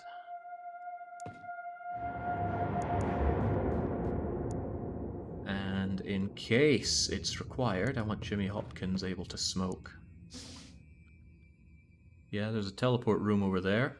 I'm not the world's biggest fan of those rooms.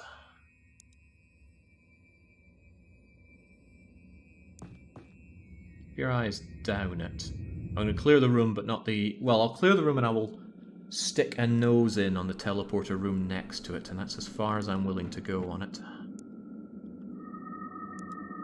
Because again, not their biggest fan. Kappa's got great TU, so is a decent person to send down there to sniff it all out.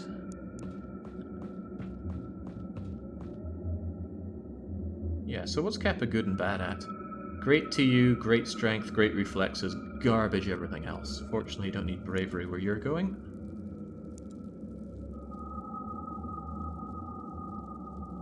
Still rather close in on this before bringing my units around the corner here.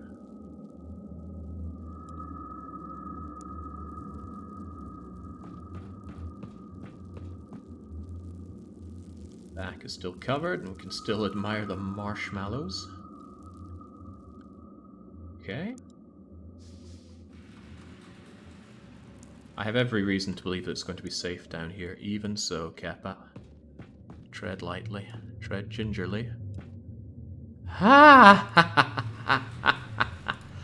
Every reason to believe it's safe as houses.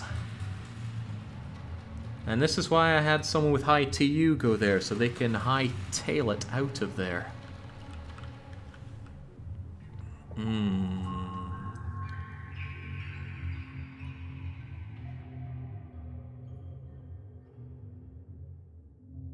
Best option is really just to smoke this, march down with 2 predators and annihilate the guy. Big risk there is utilizing 2 predators is risking 2 predators.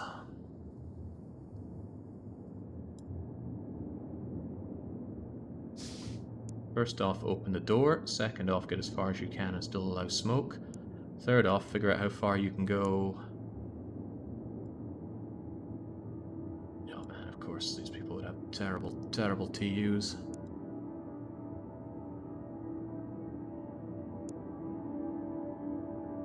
Right, to throw a smoke, you need 35. So you can actually go here and smoke this corridor something silly.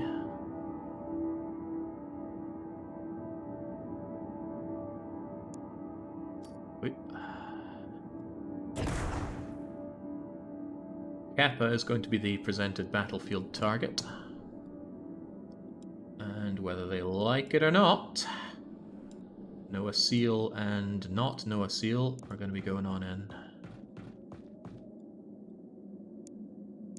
I'm just hoping it chooses not to take a shot through all this smoke. And that is maybe hoping for a bit too much. We've presented an amazing target for its rocket launcher. And it doesn't even have to walk far to make a good shot with it. So yeah, I acknowledge this is very risky.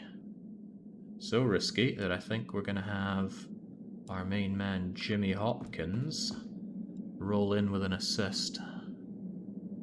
Even more smoke just to... Oh, what a freaking useless shot. It was hopefully even more smoke to discourage further attack, but we'll see how this goes. Kappa does have explosive nades. Keep our eye on this. Risky. Uh-oh, he's going to take that shot. Oh no! Bye-bye, Kappa. Well, that's what shields are for, taking those shots that we don't have to. Unfortunately, Noah took damage from that as well. Private Bond has the shielding required, though, or the healing required, rather. Yeesh. Oh well, farewell. Ah.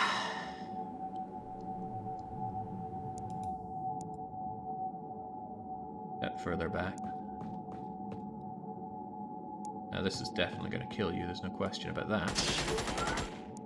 But it's how we follow up from here. You do want to treat bleeding quickly. Because...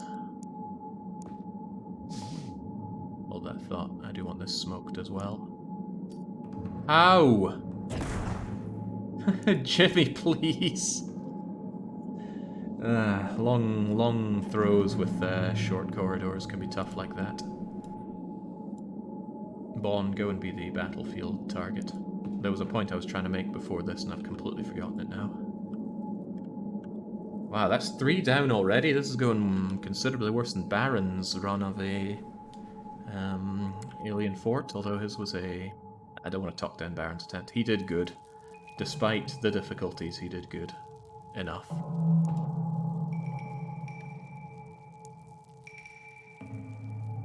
Mega Chad still keeping an eye on our back. I'm going to poke through here just to make sure the next area is safe. Poke back if needed.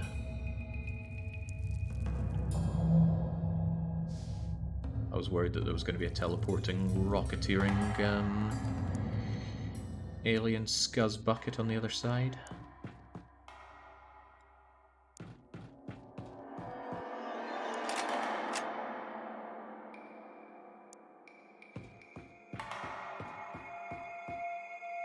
Right, so we're ready if something nasty happens, kind of. Never know when you need a little Jimmy Hopkins magic, though, so... I was talking to Baron, he says that Jake is better at the game in every way, and that Jake knows best. No, that just puts on more pressure to a mission we're already down 3 guys on. Making good headway on the aliens, at least. But Androns can be a real pain. They're not squishy in any way. Okay, this is quite good. Now we just have to hope that this area is relatively free of pain. That was a mistake, but whatever. Let's go. Okay, it is free of pain, and which is more? It's over here. I'm not going to take any advantage of that knowledge. We're just going to leave this place be. And continue on.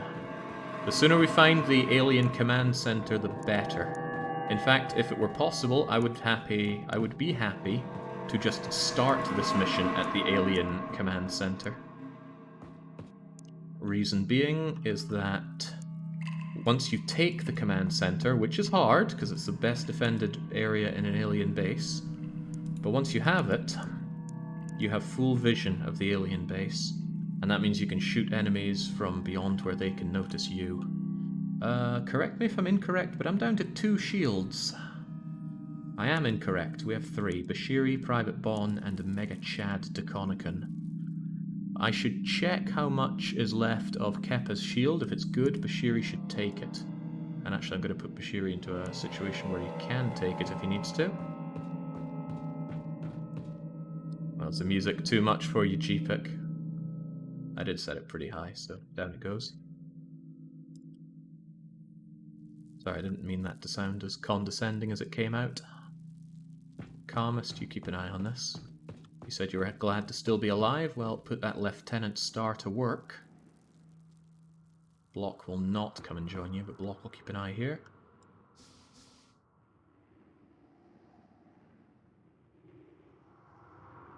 Right, so first things first, how is that shield? Where did you die anyway? It was here. The shield is in perfect working order, and the corpse is still warm, but it's very dead. There is 0% chance that that corpse is still alive. He took 100 and something damage, which is more than 30 overkill for poor Keppa.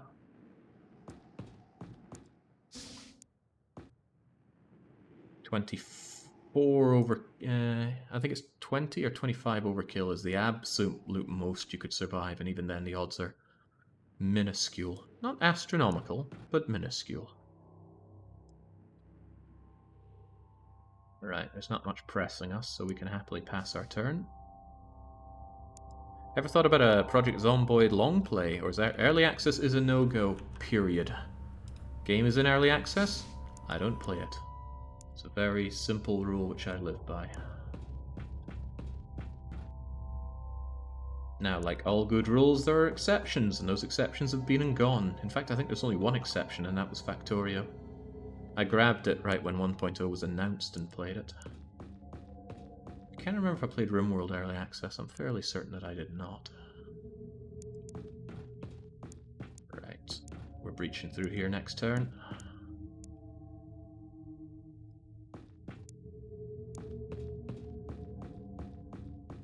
Ready to shoot down here if need be. Rockets included. Still love that name, Cool McGurr. Sounds so angry. Why is he so angry?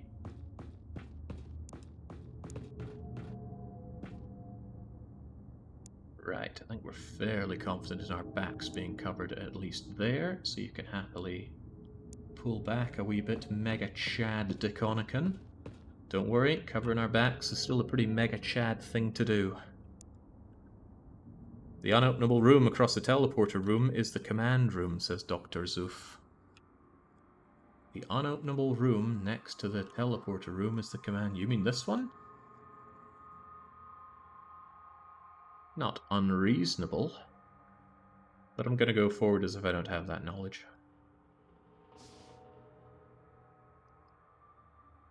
If it even is knowledge.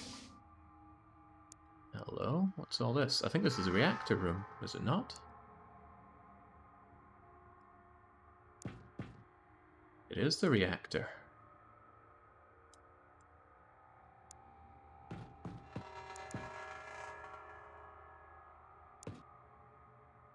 Well, I could blow this up and have a successful mission. Although I'm not sure if there are 1 or 2 reactors on an alien fortress. The unopenable door is the alternate entry. I don't think that's always the case, Dr. Zoof. I've seen unopenable doors that go nowhere in particular.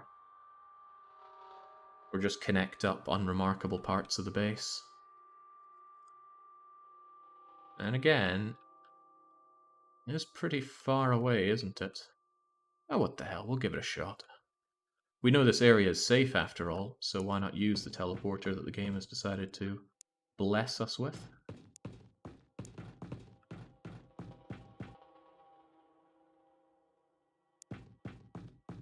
The lack of psychic attacks, I mean, it's great, but it does leave me wondering, why are there no psychic attacks? I thought there were always praetors in alien fortresses. Maybe he's on a smoke break. Speaking of, I should make sure that everybody's aptly grenaded up while we're in this situation. Private Bond would likely enjoy another explosive. Jimmy Hopkins would love some more smokes. Cool McGurr is not in a great place to be dropping those, but Noah certainly is.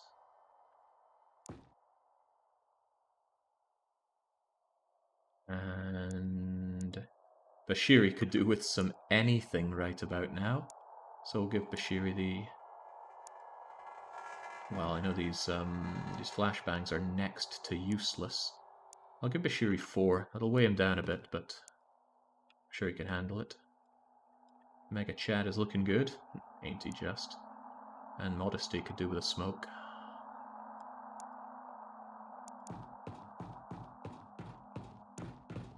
Alright, Mega Chad. Mega, keep our back. Hello, look who's on the prowl, sire. Keep them in mind, Mega Chad. They could be chasing us down.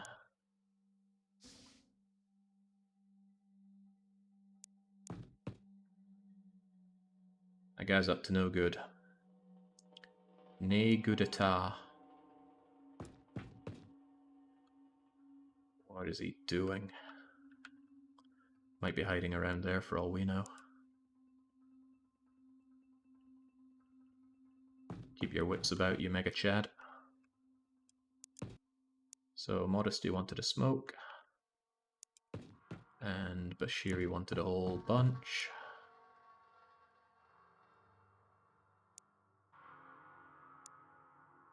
And this was probably for Private Bond, right? Not even.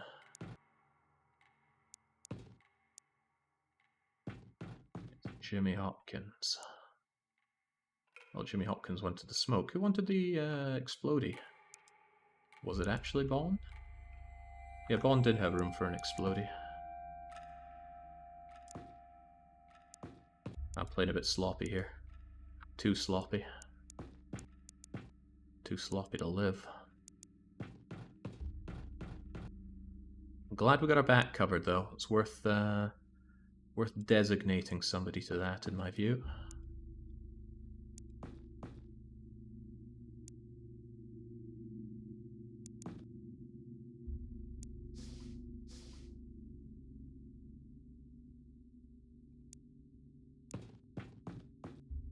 You'd have better view from there.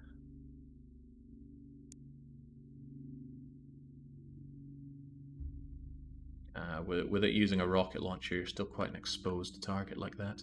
Right, hopefully nobody teleported in and just gave us the same problem as we just had here.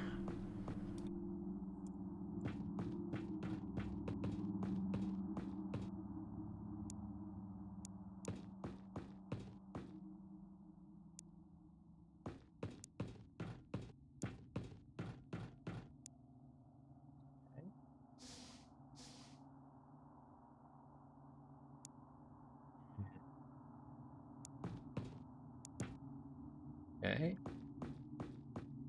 And a bit more okay. Right, well then. We're already fairly confident that this is safe. It's one of those why risk it situations. Preemptively surround the teleporters, so that when we storm in, we really kick some ass of the place.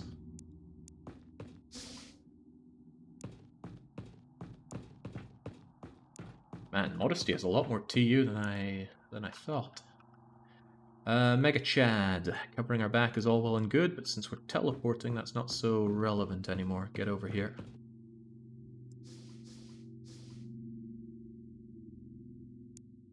Glad you got in before the door closes, but Private Bond, what's going on in there? Nothing new. Are we sure there's nothing new? Ooh, makes the heart skip a beat every time. Alright, fair enough, then we're teleporting over.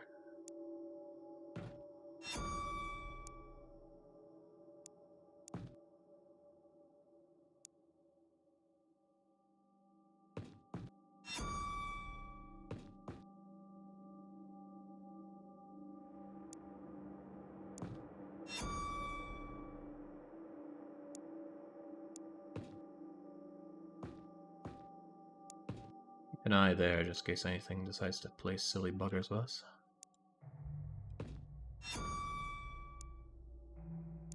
It's a nice sound, that.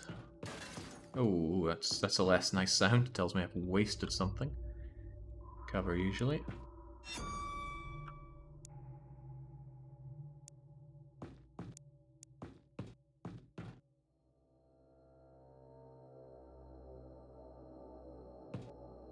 Stay away in the corner there. Bashiri's enjoying the fresh shield, no doubt. And Mega Chad, it might actually be not a bad idea for you to keep an eye down here in case anybody gets some silly ideas about chasing us. You can't see that from there, but it might not be a bad idea just to stand here and be ready. At least we'll know if something's chasing us.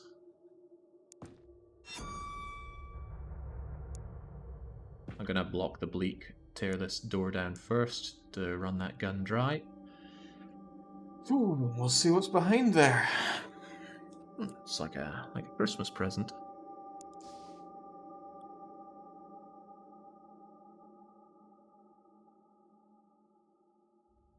Maybe I should be worried if we instantly expose a praetor, start showering down unpleasant things on us, but... Can you load after that? No. Sometimes you can, sometimes you can't. I think it's to do with their total TU. Oh, Noah Seal should be another one who empties.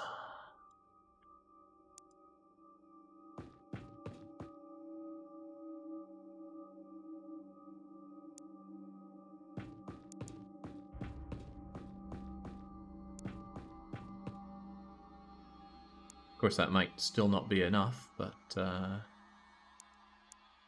I would rather have the guns run dry. We have a couple of reloads, but sometimes you feel a bit antsy about that. Sometimes I feel a bit antsy about that. And I certainly feel a bit antsy about Mega Chad DeConnican being back here all alone. I would much rather have that shield up here, especially if we are about to burst into the alien... yeah, screw it, we will.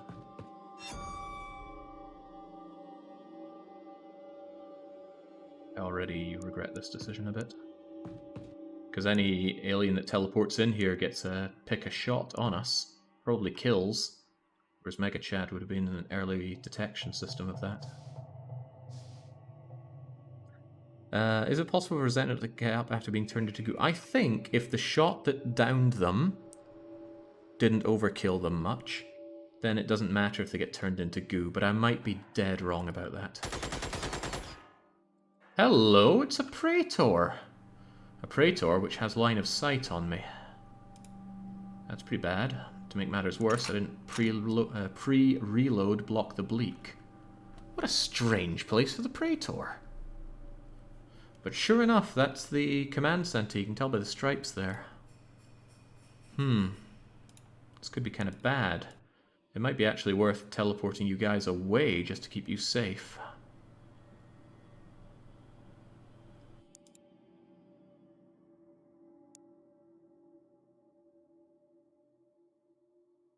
It also might be very safe to pre-smoke, because I don't think I'm going to be doing anything to the praetor right now. Nobody's got great pre-smoke area, but that'll do for now. And actually, if he's going to reaction fire, he's going to reaction fire the moment we move into that, so I'm actually going to scarper over here. And you do a similar level of scarpering, please. Over here would actually be very nice. If you could just... Nice, nice. Huh, I got a shot on you. Don't know whether or not you have a shot on me. I almost have a grenade on you. I'm not going to squeeze my way out just to check for that. It's unlikely that he just comes forward and lets us roast him alive. But a man can dream. I am more than a little worried that someone comes thundering out of here.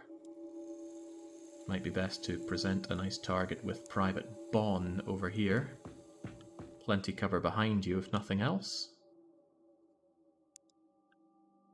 And I want to be in a position where I can roll out and load up on shooting you. Which is where this corner could really come in handy, especially if we smash through the corner. Whoa, hit the wall. Don't invoke the reaction shot. We're not looking for that. Okay, high chance that it's going to start using mind tricks on us. I don't know why it hasn't so far. Oh, I also haven't saved at all for this run, have I? Just remembering when the game froze at end turn before. It was tragic. Man, Modesty is shaking with anticipation of blowing up that praetor. We do not need that praetor alive, keep that in mind. I know I am. Right, he's probably going to stay in there now. But this is a not too shabby opportunity. Ooh, to get some eyes on the situation, swell. There might be a high-level Harridan in there who's just itching to throw grenades at us if we wait around out here. However you cut it, it's a very unpleasant situation, breaching the command room. There's not a lot of space to bunch up outside of it, and if you do bunch up, in comes the grenades or the suppression or any number of horrible things. Not to mention we haven't cleared out this corridor. So there could be anybody back there or in here, which might be a good idea to take care of before we start dealing with this. Even so, I think the Mega Chad move is to come out here and poke your nose down that way. And I'll probably smoke his backside so he's unlikely to take anything from this side. It's actually pretty difficult to know where to point the shield. Could I get both of you in? Could I get Bashiri and you in to just hold this? One shield in this direction, one shield in that direction. Because I do want to advance on and make sure this is clear. Are you streaming on your Todd? I am streaming on my Todd, Yeti Face. Canadian co-commander had other engagements today. There could be someone here. I'm a little worried about that. Mega Chad has not very Mega Chad reflexes, so it could be something that just shoots him dead. So you might... Okay, it's safe. That's good. Well, it's good to know.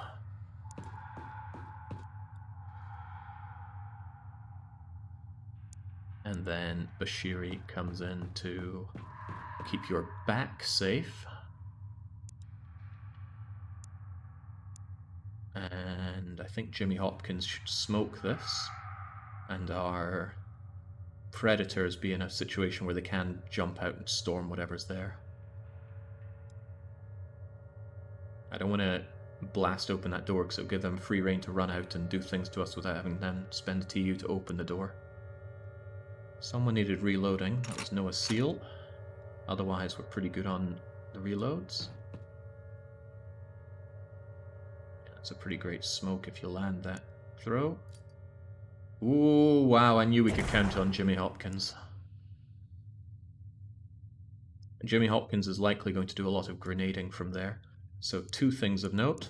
One, give him plenty of grenades to do that with. Take both the remaining smokes, take one of those and one of those. And then Jimmy Hopkins has access to plenty of harm that he can do, just as he would want. Probably wants another one of those, honestly. Break this, so it's easier to move around here. And I think I just need to start moving people in to get them closer. Calmest Gamer, I strongly recall volunteering to be in the front lines for such an attack. But it's important, even though you're a target for someone to come out and ruin your day, I think it's important to be able to jump out and obliterate anything on short notice. Even so, let's keep them a little further back, a little bit.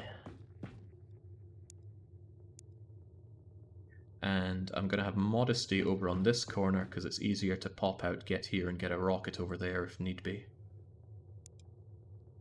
Otherwise, block Dablik.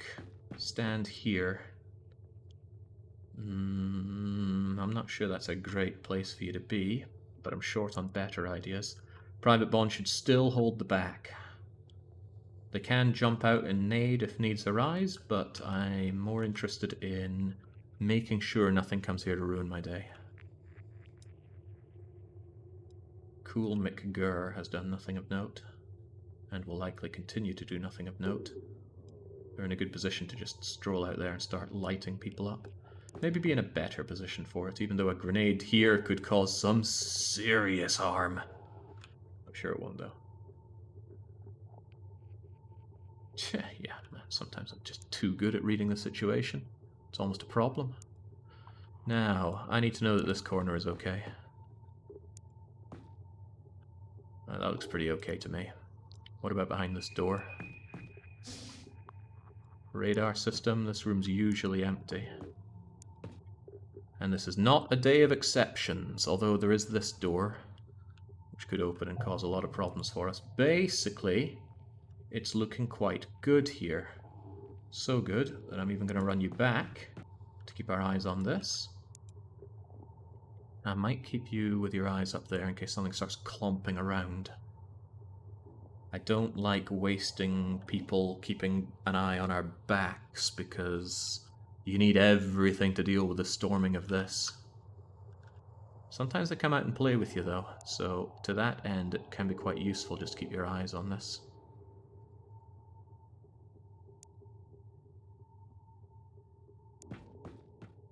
Like that, for example, should be good. What about here though? What about here? I would love for some of them to start coming out here, but they haven't done any alien mind hacks on us.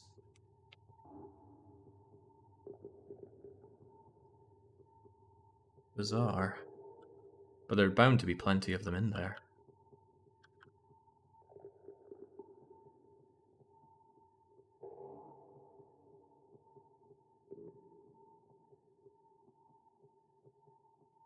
They're scared, or something.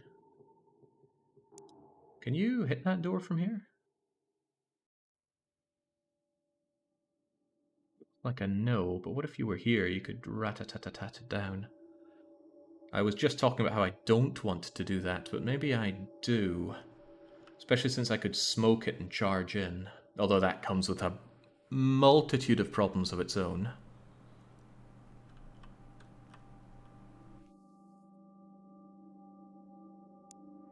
I'm going to give up defending my back just to get Private Bond a little closer.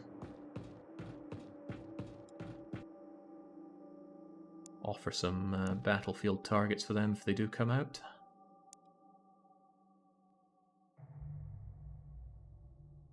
So risky. I mean, there's no end to the things that can go wrong in such an attack.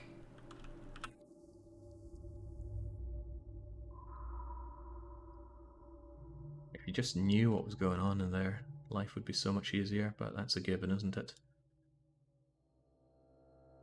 Okay, they don't seem to want to come out and play. I'm going to tickle that door of theirs and see if that can encourage them to come out and play.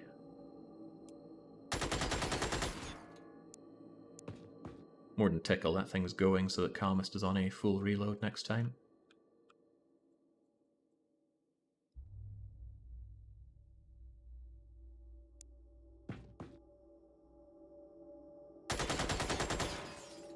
Okay, perhaps not.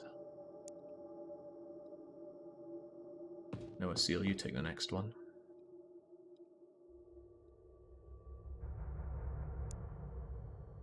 I wonder if they get extra hit points on that door.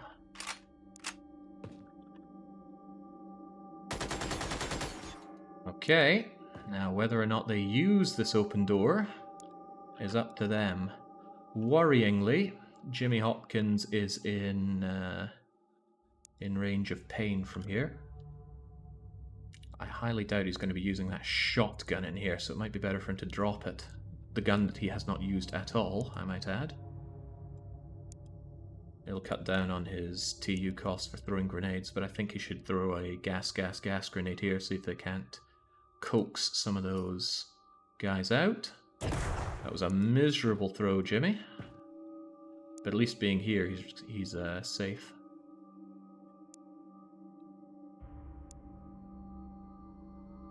It's not a bad roll for Jimmy, the Grenadier now.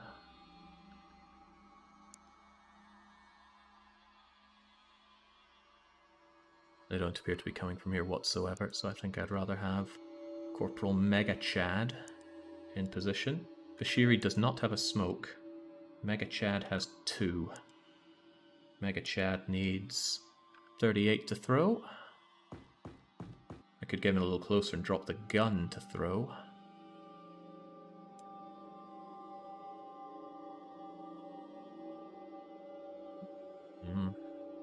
I mean, honestly, what's that pistol going to do for anybody at this point? Do get a little closer.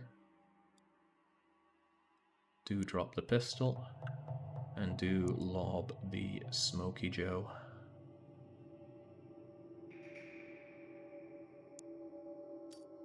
I got caught. Still not the world's worst place to be smoking.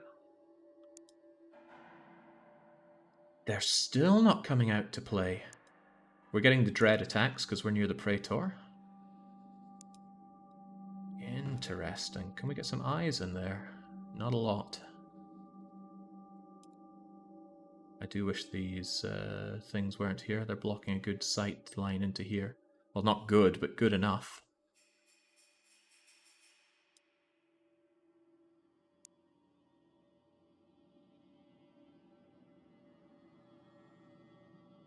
Just want to coax them out a bit. Is that too much to ask? Mega Chad, keep that gun, just in case. And see if you can't get a good vision across here. At this point, I am really trying to coax him out. Just come out and play with us a bit. I might not have the smokes to do this forevermore, though. Getting to the point where I'm going to bring in a praetor considerably closer, despite the risks that implies. That tells us it's relatively safe to walk along here, so I'm tempted to have Noah Seal do exactly that. Just have a predator on this side as well. Whew! And I would have felt really bad if that had resulted in deadly reaction fire, which it could have, if there was somebody there who, for some reason, didn't respond to... Who was it that walked across? Yeah, somebody walked across first. Right, are you going to do anything? Because if not, I will be taking liberties, my alien friends. So many liberties that I'm going to move Mr. Modesty closer in, despite the grenading risk. And I'm definitely moving Jimmy Hopkins back because of the direct shot risk. Okay, we know the Praetor is in there. We don't really know what they're up to.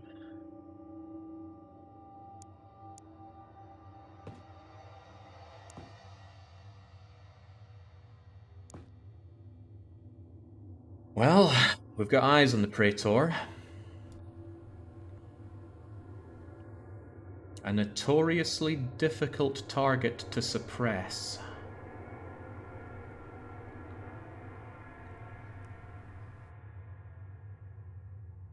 No clue who else is in there. Mega Chad should do the Mega Chad move of presenting themselves as a battlefield target. Noah Seal should check any valid shots from there. There appear to be none. Let's hope it stays that way. It might be possible from there, but I don't know.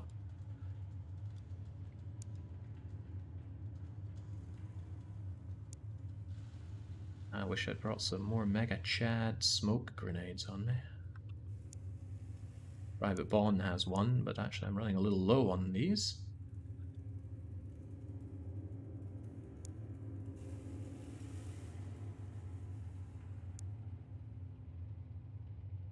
Mega Chad has another far more chatty grenade that he could be using. But I still think he should throw the grenade and try and coax the Praetor out to making a shot. Since the Praetor can see us, it's quite likely he will try it. Yeah. But it's unlikely he's going to attempt it through a thick load of gas, so this is just an attempt to coax that Praetor out. Miserable throw. Still covers what's important, though. He's coming out. No, he's not.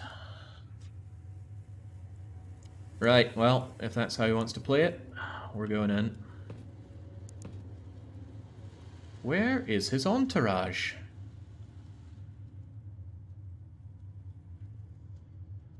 Huh.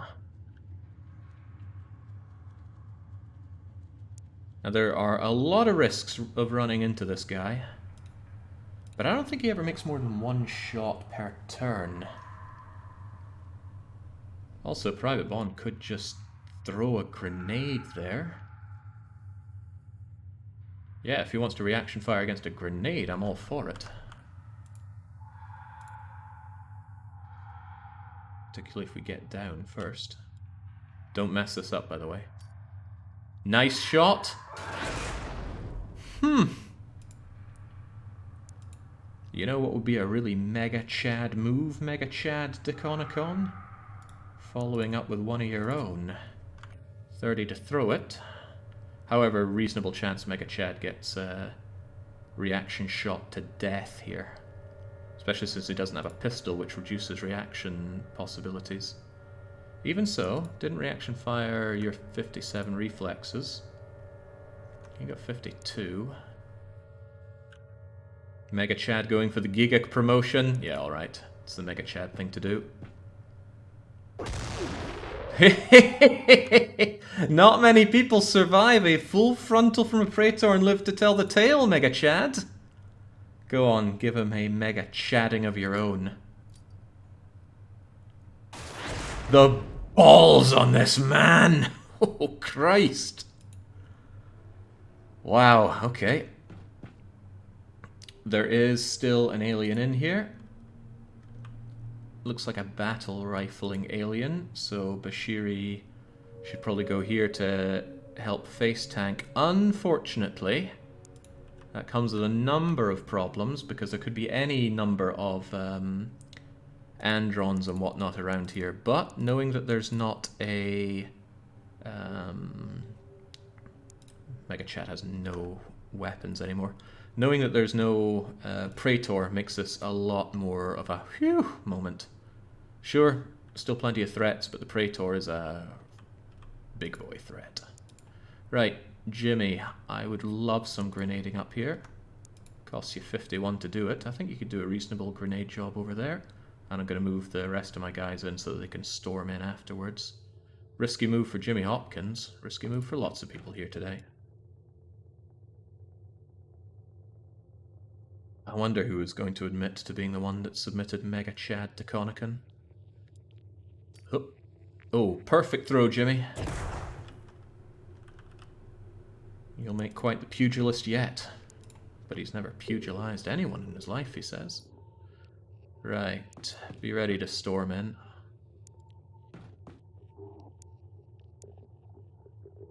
And Jimmy should take something of a step back.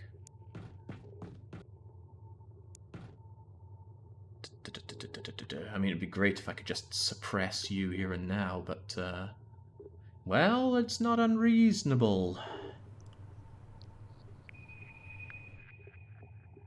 It's a big risk for Cool McGurr, but having him suppressed might stop him from getting any ideas of running here and lobbing a grenade at us. Of course, it could be the end of Cool McGurr. Perhaps Cool McGurr should go here and check how that... very high chance of suppressing my own units, so... How about here? Light him up. Splendid! No suppression on our own side and suppressed the elite Heridan. Heridan? I prefer Heridian. Screw the people who were telling me not to say Heridian. I prefer it. Dangerous as it is, I want Calmest Gamer a little closer. Noah Seal's still in a position to follow up. Alright, what's the pain train got in store for us now? There are at least one more Androns out there. 2 Androns. 3 Androns!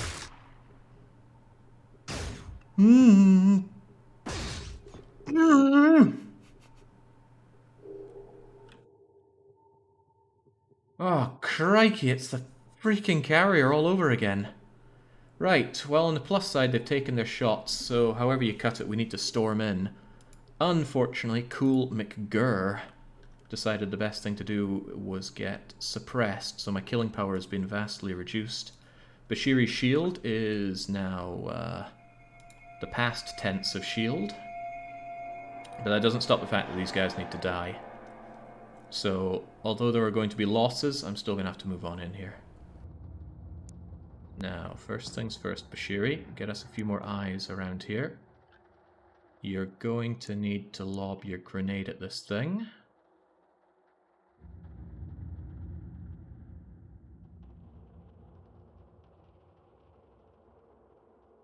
Yeah. Oh, what? What? That was the worst miss in Xenonauts grenade throwing history, and that's a rich and vibrant history.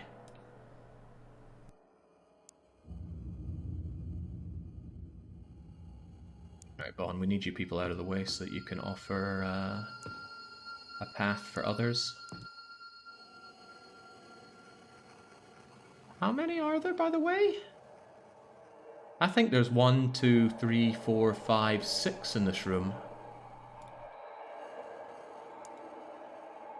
This could get real bad. I want Cool McGurr up here, so that when he comes to his senses, they can at least ruin some Andron's days. Getting to you, unfortunately, is expensive in terms of movement. So bursting you wide open with a lot of shots is going to be... There's going to be a lot of misses is what I'm getting at. There's a good chance I wouldn't even kill you with a good barrage. So I might just offer Bashiri as a sacrifice. Although he might not go for Bashiri, he might go for one of our many other units. Yeah. And this guy is a huge problem, but at least he can only take one shot with that. He's likely to kill Private Bon. Alright, well if Calmest Gamer goes here and at least tries to kill you, that's a decent start. A decent enough start. Nice. Okay, well, then there were 5, I believe. What am I believing? 1, 2, 3, 4. 1, 2, 3, 4, 5. Yes. Okay, I can count. I studied hard for that. I did not. Jeez.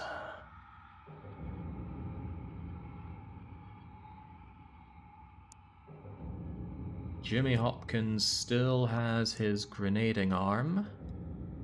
Costs him 32 to use it. Could actually grenade from this corner. Offers himself up as a pretty big target, though.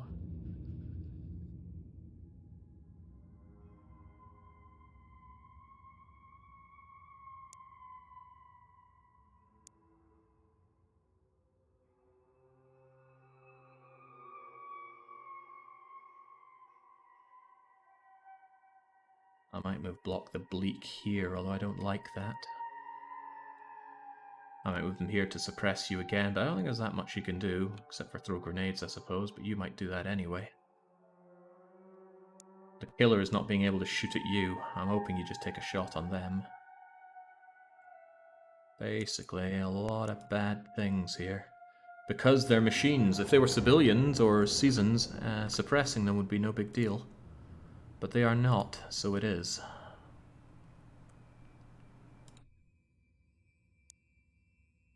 I might just get you over here.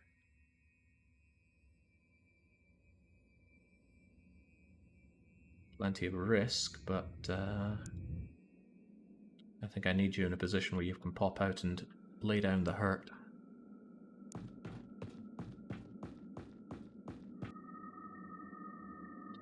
A big grenade target here. Maybe even this is a better move for you.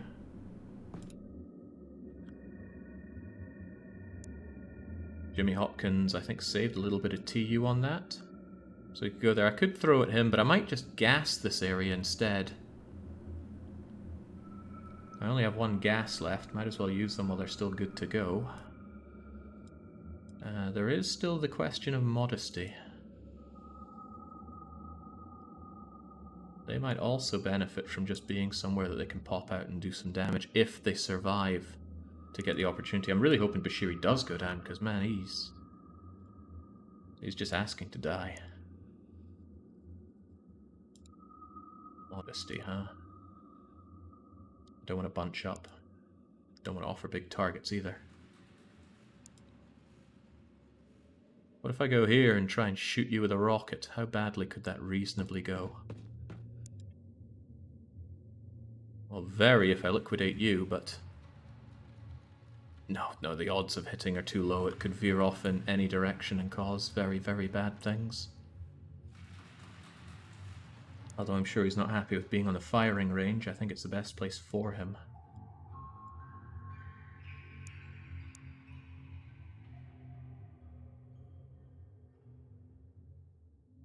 There's so much movement, I feel like there's more he could be doing. What if I just went here?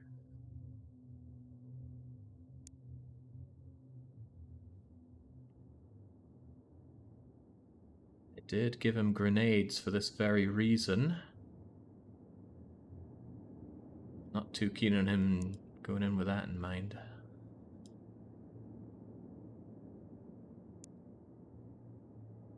Yeah, I mean, you could go there and try and throw a grenade at them. You wouldn't be able to pick up the rocket launcher and use it in the same turn. I'm also not sure... It wouldn't drop your TU usage down far enough. Whoa, difficult to know what to do with you. I think, sadly for you, you're just going to be lined up here. Ah, you had a smoke. I should have considered that. Smoking would have been a great thing for you to do. But I didn't. Mega Chad has nothing to offer here. Except for... No, he truly has nothing to offer. The stun bombs wouldn't do anything against you. So... I think I might just go here and unload on that guy from here. Although that stops me dropping goodies for Mega Chad. But we do need to start dealing damage one way or the other.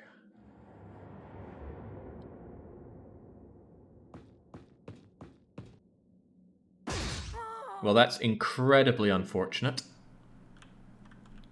Well, Noah Seal's not doing much, and that was barely enough to kill Noah Seal. At least Mega Chad can get some grenades now. Damn, that was a hell of a shot.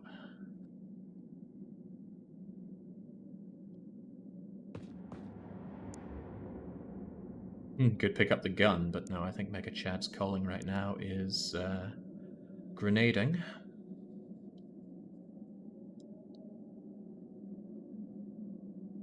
It worked well for him so far. That's not an unreasonable grenade throw to do, Mega Chad, but you are probably going to get shot dead by that Harridan, no questions asked, if you stand there. The alternative is to super smoke. But hey, Jimmy could super smoke this after you've done that. Jimmy could run in and smoke this, and that at least offers a bit of defense against that accursed Harridan. So yeah, Mega Chad's best thing I think he could do is this.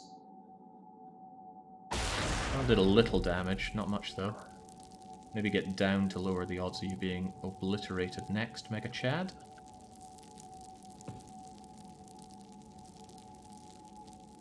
And then in comes some wildly desperate smoking.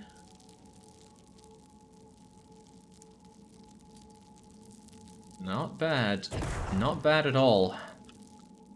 Right, it's a grim situation. This is one nasty command room. But you just gotta get through days like this. Block, maybe you should get down? No, then it's more expensive for you to get back up. Oh, Mega Chad. Oh, wow, you survived. Nice. They chose Bashiri. Damn it. Suppressing my heavies is really bad for me. Okay, right. Let's look on the plus side. We still have only 2 heavy weapons here. Actually, these 2 are both suppressed and can't do anything. That's really bad. Right, well, I reckon the best thing is for cool McGurr to get over here and kill you. I'm hoping no one's standing around just to reaction fire him as he walks by.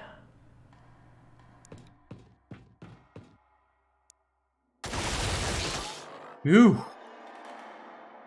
Could have been a worrisome one. Dang, the suppression here is really hurting. Can't believe Private Bond somewhat survived, though. Right, the Haradans continue to be a problem which can be liquidated. I could move you over here and make quite a snapshot modesty, if I only knew where that Haradan was. I'm thinking Bond should continue to offer up themselves as a tantalizing target. The shields exist to die, after all. But I have a severe lack of information right now. And a severe lack of units. Half of the core is dead. And there's still 2 Haradans and 2 robots to deal with. It's a shame that you got suppressed. What even suppressed you?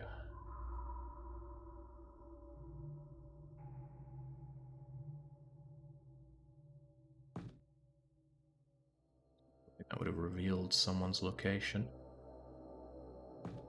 Calmest bleeding is a concern. Jimmy could help out with that, but that would remove our chance of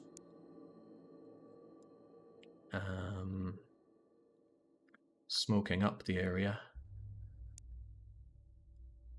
How much does Jimmy feel like being combat medic? Oh, if Jimmy stands here, Jimmy gets shot by this this alien, this guy, no questions asked.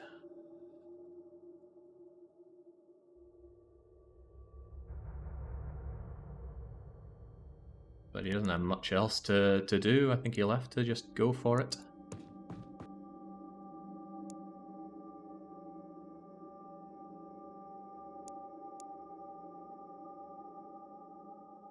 This could cause a lot of problems in itself.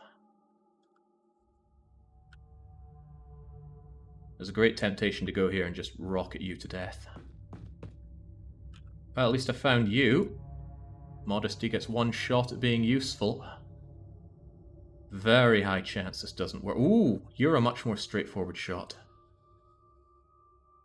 Somewhat worth it.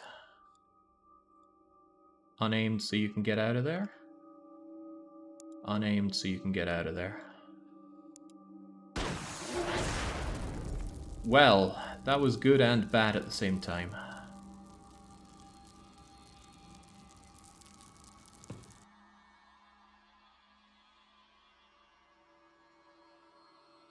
Wow, I can't believe I did so little on my turn. We have to hope this isn't too deadly for us.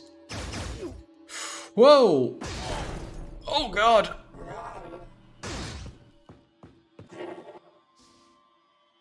What the hell happened?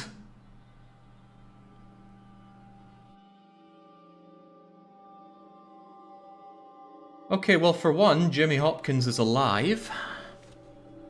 Secondly, I think I heard this Haradan die. I'm a little tempted to poke my nose out with Mr. Modesty, but I don't want to die to that. Maybe Cool McGurk could get over here and maybe do some suppressive fire, if nothing else.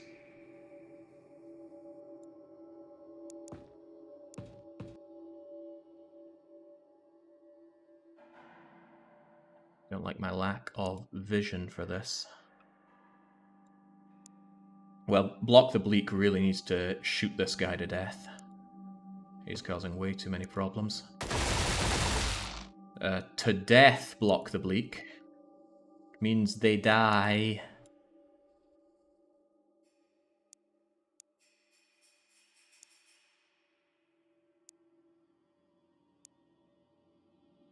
Holy moly, I'm so short on killing power here. Pistol could rescue this one. Could. I mean, really, it's Private Bond's only shot at life. They'd have to take that shot and have it kill. Jimmy Hopkins did not bring his try-hard trousers today. Thinking about it, I should have kept the shotgun in his backpack so he could switch out to it for such occasions.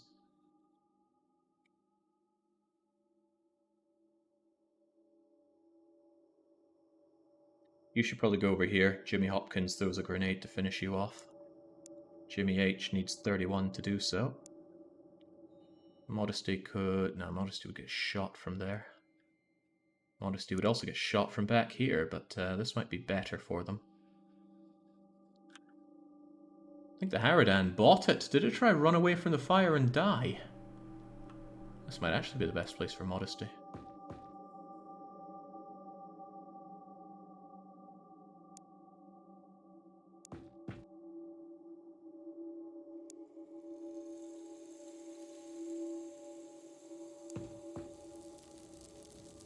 Well, there you are, sitting in the smoke and the fire with no clear shots on us, which is good, but I still worry that you're going to throw a grenade. But now that I can see you, I can suppress you. It's probably the best thing I can do here. Nice. I'm pretty sure he took a shot or two before, so he's not looking too hot. Right, Jimmy, how are you going to play this one? Even if that block's there, it shouldn't be in the hurt you zone. What I worry is that wall somehow being the blocker zone. Blocked 100 by the wall. Why don't we just throw it straight on this thing? Maybe we should take the simpler route of a bit further back. Woo! Well, Private Bon is happy to see that.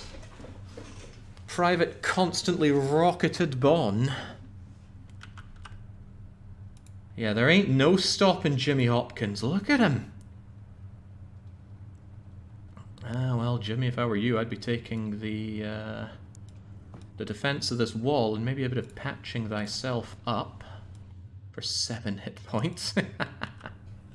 Right, Private Bon, another shield with no shield, but you do have a nade, and for that I might actually want you coming along here to be able to go around the back and grenade.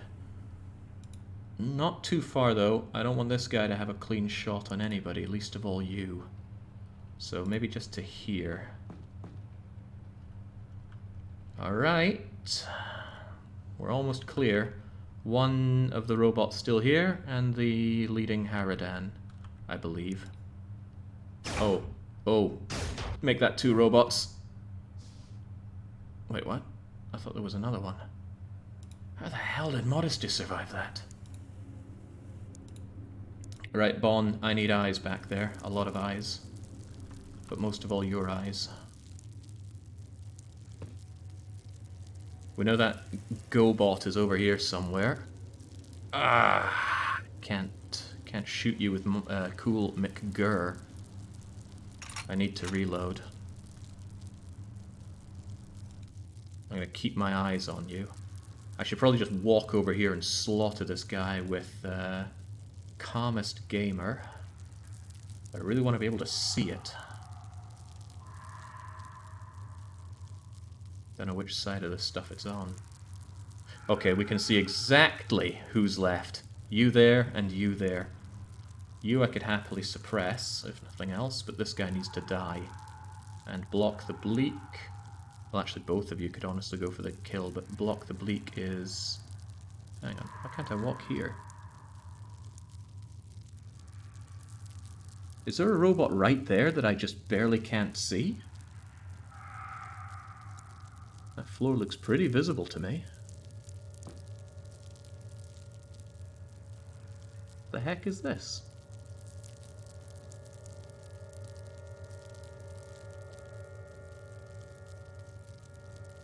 Yeah, it does look like a hole, doesn't it? I want to keep Private Bon available. Well, I guess Calmest is going for it then, but I wanted Calmest to suppress you. Maybe there really should be no stopping Jimmy Hopkins? Jimmy does not have a smoke. Private Bon does. Smoking this guy from making any shots on us is a credible idea. No, there are no invisible units in this game. I might get you over here just to do exactly that. If you go here, you could smoke this area and hope that that thing doesn't take a decent shot. But most of all, I want your eyes. So get over here, Private. Oh, it's there! It wasn't in the corner, it was right bleeding there. I'm not taking that shot. There's a good chance I suppress block the bleak. But I think I'll move here and take this shot first. Right, that was expected, so nothing to worry about just yet. What I'm thinking now is, can I kill you without... Well, what I'm thinking is, what can I kill you with? I would actually quite like to have Calmest Gamer come up to about here, and then hose you down for suppression or potentially killing. You get away from this thing, and Jimmy Hopkins grenades that to death. That's my plan. Has this guy reaction shot at all? He already took his shot, didn't he? Last turn. Right. Did this guy take a shot or not?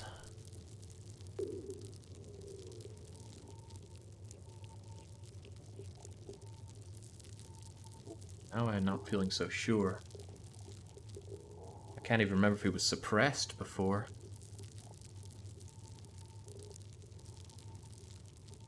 Yes, and if I move Calmest in here and it takes a reaction shot, Calmest is dead and it's all my fault.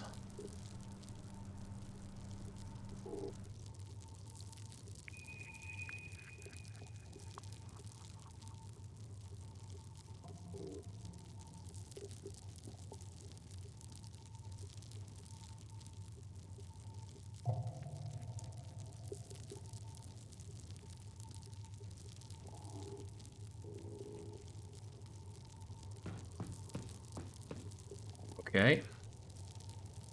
I can even get down for the shot. Splendid, he's suppressed. That could have been better, but suppressed is livable. I need block the bleak to get away from this thing. Because whilst there is no stopping Jimmy Hopkins... Well, there's no ifs there, is there? I need Jimmy to make this throw. He can even get out of the way.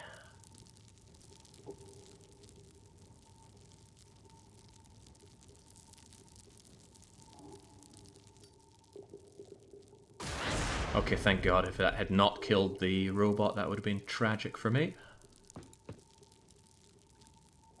A little worried about Modesty's position there, and of course you cannot reload like that. I think the best thing Modesty could do is run over to be potentially useful next turn, but, well, with a grenade if anything. Calmest Gamer is still at risk. I'm trying to mitigate that risk with a smoke grenade right now.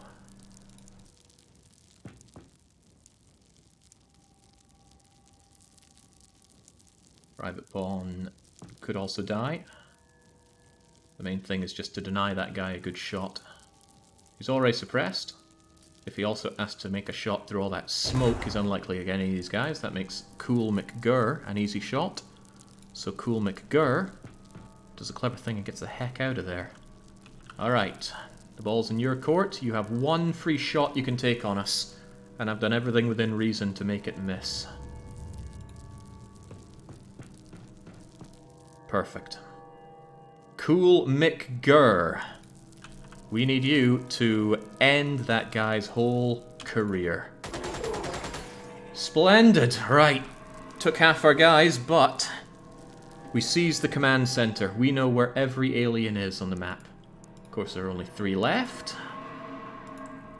They are all armed with rocket launchers, which is actually good for us. That means that they're not going to get the jump on us. That gives us a splendid opportunity to pack together, heal each other up, make sure we're all locked and loaded. And we're going to do that from the relative safety of behind this wall in case any of the aliens get funny ideas. Jimmy Hopkins will be in the center so that he can heal everybody. So of all of our teammates, who would have suspected these would be the 6 that get to the finale? Well, of the alien base, at least.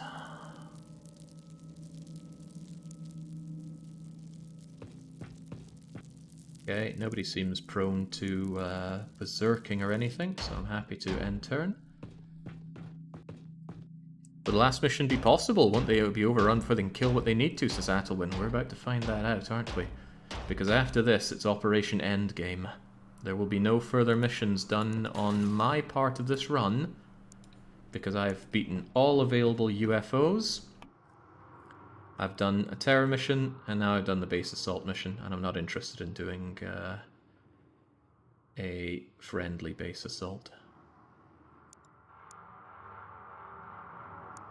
Heal thyself as well, Jimmy. So now oh, no, I missed a spot. We would have run this medkit dry if it was an original medkit, but thanks to researching the,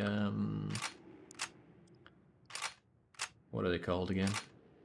The civilians, we know about the advanced medkits. Jeez, I have 0 shields left, aside from a destroyed one back at base.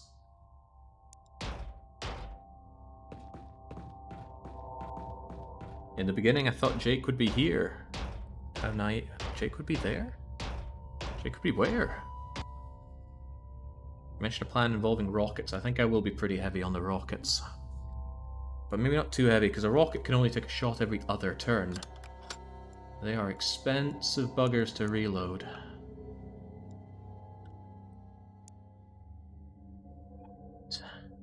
The only sensible thing is just to walk up to this guy and eliminate him. Because again, he can't reaction fire.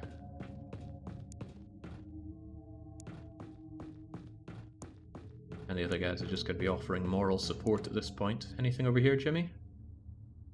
No, if you can call a machine gun moral support. You know, it might actually come to that where a machine... Ooh, no. If anything's going to come in clutch, it's his original shotgun. Or some grenades, of course, but not these flashbangs. Flashbangs are of little use to us now. So yeah, Jimmy should actually go and grab his old trusty shotgun. Modesty can keep that rocket launcher. You never know, things go terribly and the only option left is to vaporize the Harridan. The rocket actually has the Harridan's name on it. He's the squishiest target and certainly deserves a rocketing. Private Bond, on the other hand, there is nothing a pistol's going to help with. Where'd that assault rifle go?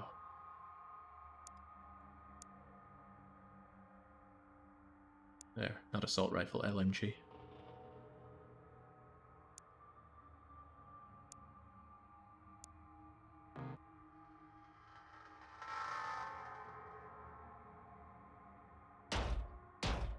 Clump, clump, clump.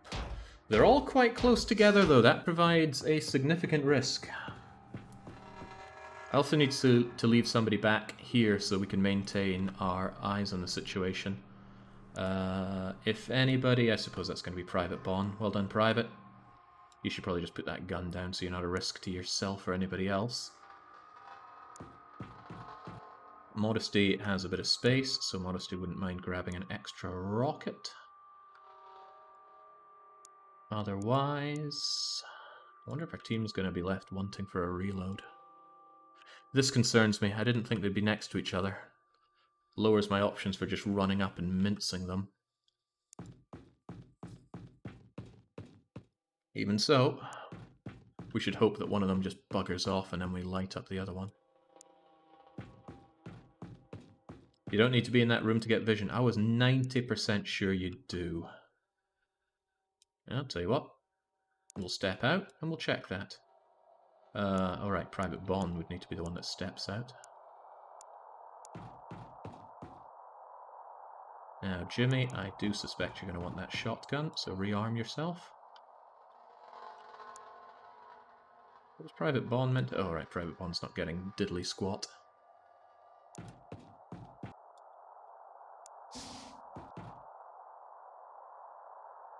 Sure looks like I've lost my vision, Dr. Zuff. Could it be that you need to have someone in the command center for it? Oh, I think it does. I think it does. Right, these guys are a problem because they're covering each other. Less of a problem if I just decide to throw a rocket at them. Not even corner rocket. Like we come out here and we go bang. So we're going to step back and... Actually, how would you like to have a spare rocket if you need? It's time for modesty to shine. Not just yet, though. Yeah, no more corner rockets. No more brother wars. Bet Jimmy is itching to actually take a shot this game. I was hoping this guy would come clomping down to meet me, but no.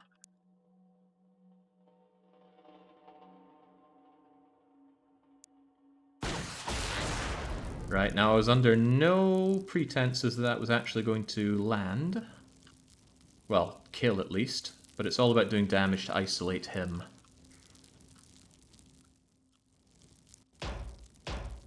Well, if he wants to run away, that's fine by me as well. We could clearly see the rest of the rooms here. Must be that monitor brightness on your end. Freaking guys around here.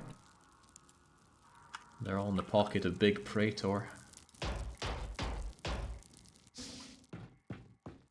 Poor robot running around very scared. I want him more isolated than that though. I want him right down in rocket territory. And since there's no psyker attacks, there is no reason for us to worry right now. In fact, you get a morale bonus by being next to your guys. How well can I place that shot from here? It depends how much I care about blowing that up, which isn't a lot. Yeah. Wasn't worth caring about anyway. I'll just go and boot out a rocket for you.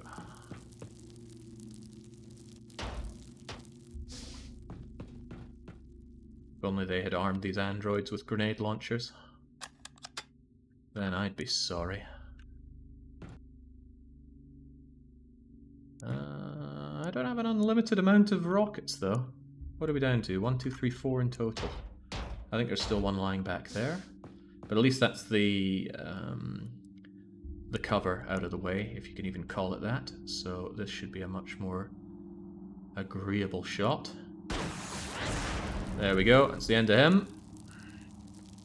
And now the rest of our guys are free to mulch him. I'm not going to do this with explosives if I can avoid it, because I do not want him getting a free shot on us. Unfortunately, he doesn't seem to want to move from there. And that is quite unfortunate for us, actually.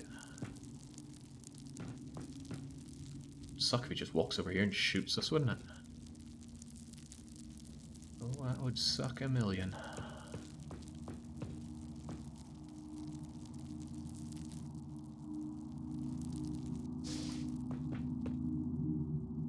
Open that door of his. Actually, I wonder if I could just freebie shoot him from the corner. No, it's blocked. But I actually think I'm pretty good to take pot shots from here against him. Although the ammo could end up being a problem. With that in mind, Mr. Modesty, would you be so kind as to mule us over some ammo, please? Pretty strong, you got 54 strength, that's not complete noodle arms, although it leaves a few things to be desired. Actually, Private Bond could help with that. The two of you could ferry some ammo over.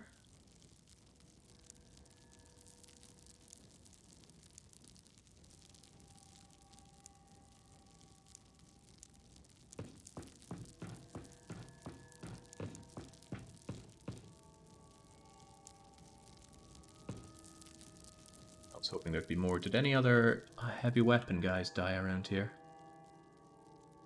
I have two. I'm sure someone else died. Although their corpse may have been later vaporized in an effort to keep things clean. Can't fully remember though.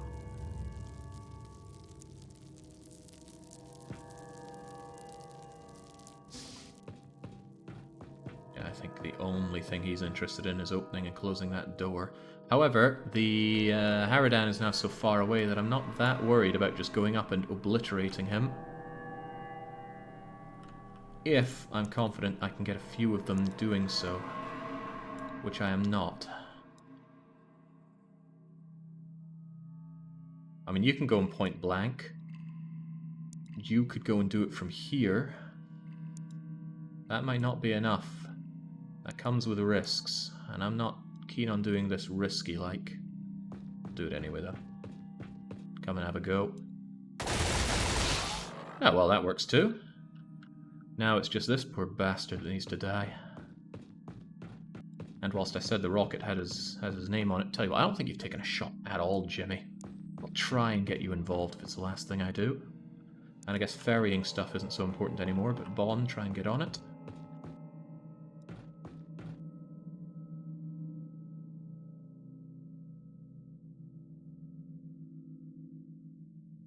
I could actually place my guys here, here, and here, and then spring out, suppress, and finish him off. Because he can't reaction shot with that weapon.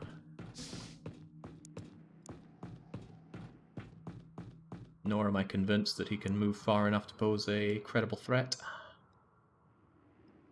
Jimmy Hopkins might not feel the same way. Come on, Jim. Take a shot for the hell of it. Gotta get that training in no matter where we are, no matter who we are. Private Bond, there's no point risking your life here. Corporal Private Bond. Uh-oh, I forgot about grenades. Ooh, okay, thankfully it doesn't matter that I forgot about grenades. But I did forget about grenades.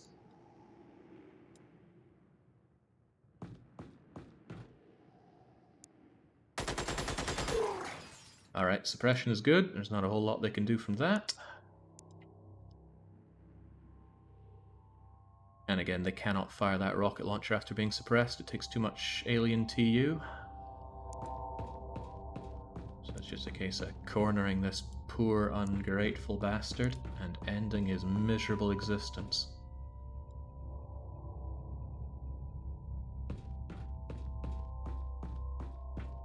He might run away a bit, but we should be in a position to give chase. Yeah, he tries, but I'm afraid he fails. 17 and 17, that's a bit too much. I was thinking about giving Jimmy Hopkins the opportunity. But I think it's time for Block the Bleak to show just how bleak life can be. Farewell. Nothing to it! Everybody who goes down stays down, but only Noah Seal was worth a damn. Actually, it's pretty sad to see Mega Chad Deconicon go down. But it's better to die a hero than live miserably, wouldn't you say? Mega Chad Deconicon went in, and his giant brass bollocks ensured that some alien scumbags went down. Whew.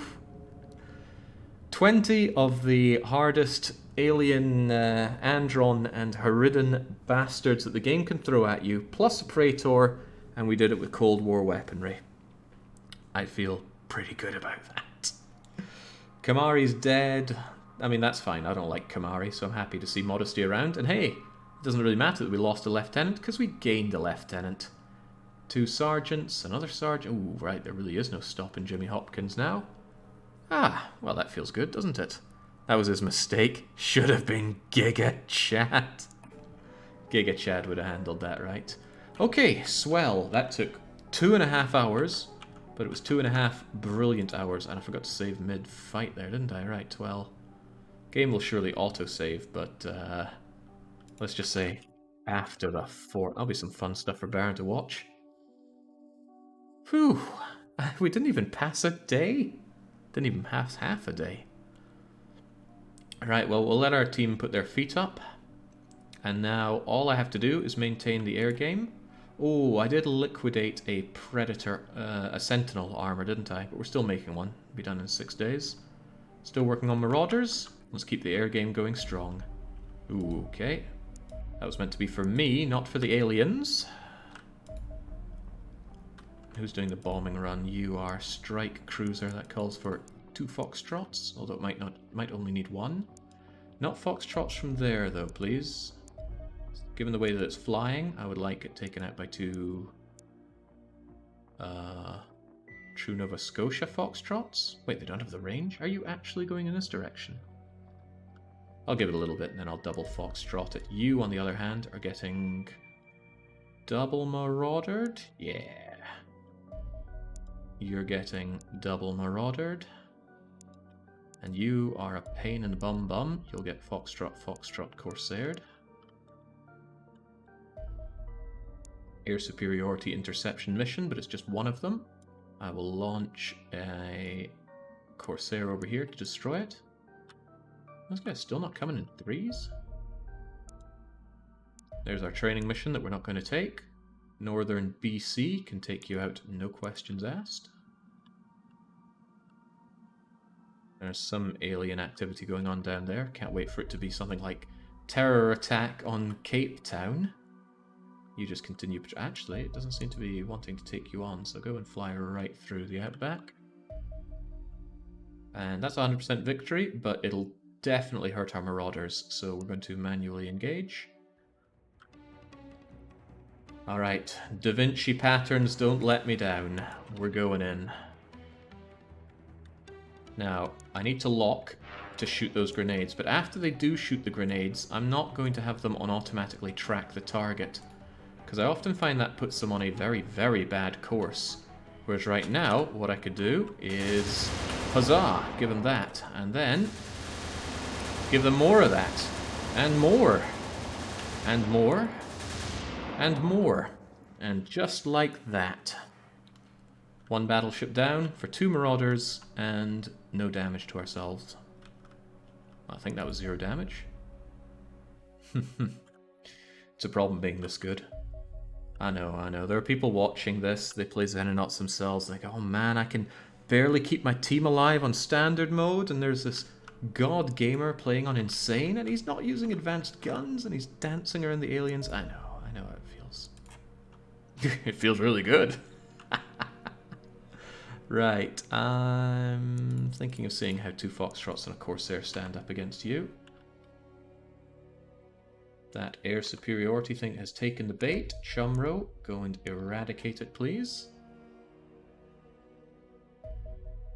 Easy peasy. What was your story again? I was meant to throw... Well, screw it. A single marauder can surely... Oh, not a marauder with almost no ammo, though. What's this story? 2 marauders. Well, let's show the difference between manual and auto-resolve. Damage. We could have had no damage. I swear they have less ammo than mine did as well. I was really expecting a lot more damage, so I guess I'll just be grateful. Down goes the so-called training mission. There's not much point to training missions anymore. Right, you're doing some bombing over there. I cannot stand idly by, although I do wish the Marauder had a bit more health on it. Right, I'm sending out from Taiwan 2 Marauders, or else the Soviet Union's going to be very unhappy with me. They're minus 37k from the bombing, but that's okay. They're taking out a munitions depot. Whatever Ixtan area it is over here, they probably didn't really need that. Yeah, you had to give up the chase. I know the feeling. Right, kapow, away you go. Good thing we sent 2.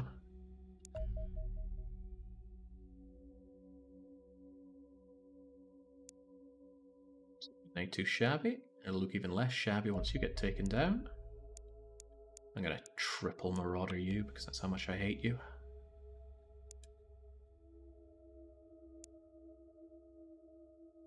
Really oozing with humility today. Oh, what can I say? That that attack just went too damn well. There we go. Auto resolve with 3 ensures no damage. We did miss an alien though, and there it is. Right, Taiwan, if you could kindly send out 2 Foxtrots and a Corsair, because I think that does better than 3 Foxtrots, for the auto-resolve at least.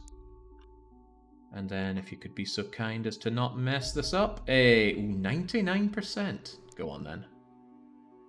Easy peasy. There we go, give a story for the people of... Where is this? There's nothing there.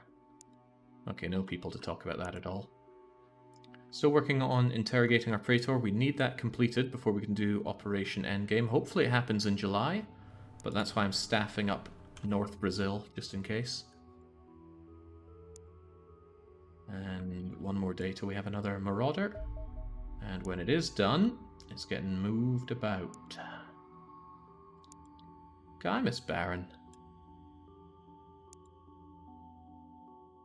Right. Taiwan has 2. It's nice to have a 3rd, isn't it? So we're going to move our latest Marauder over to Taiwan, and nice, we got enough Elenium for 2 more Marauders. We will work on 2 more Marauders.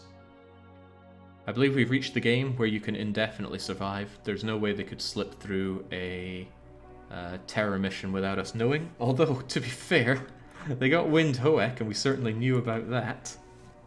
Well, I say we. Darwin let us down. No, it's not Darwin. Da Vinci let us down there. Come on, North Brazil. We need the brightest minds you have to offer. Gonna keep those sentinels coming. No reason not to. We've got 4 spare sentinels and 2 spare predators. They're still sending these air superiorities one at a time. And Jinx, we still have a Corsair hanging around here. That's the best use of the Corsairs in my view. 2 Marauders will have you down in no time. 2 Foxtrots and a...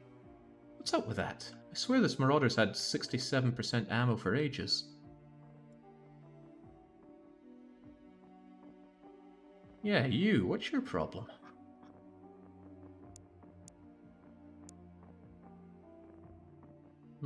Very suspicious, isn't it? We'll send out the Marauder and 2 Foxtrots on you in the hopes that you can chase it down. Sending triple Foxtrot on you since you're just a carrier. You, on the other hand, I'm going to make sure you're done dead brown bread with 3 Marauders. And then there's you. Try the triple Foxtrot on you. Oh, they try to run.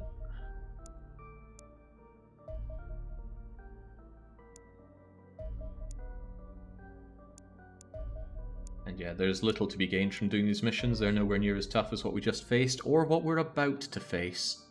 I don't want to delay the inevitable.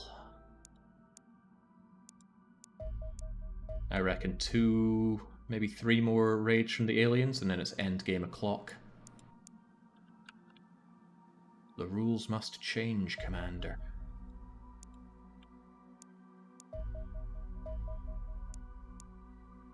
Okay, not getting a lot of airstrike money, but we're already pretty heavily in the black, so it's not a concern. So, who was the Marauder that was sitting around at 60-something% ammo? I feel like it was Keeper.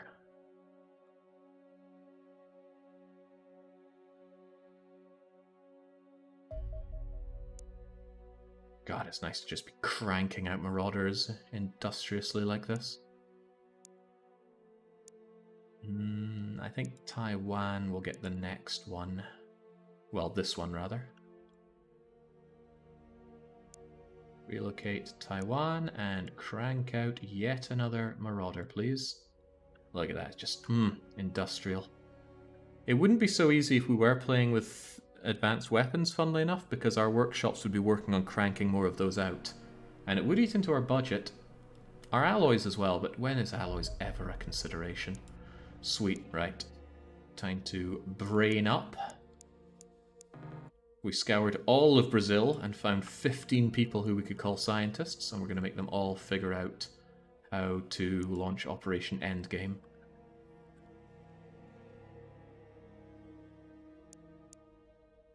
Okay, that mysterious 60-something% weaponed Marauder got fixed. I don't know what that was about. And we got them, right. Tell us more about this praetor.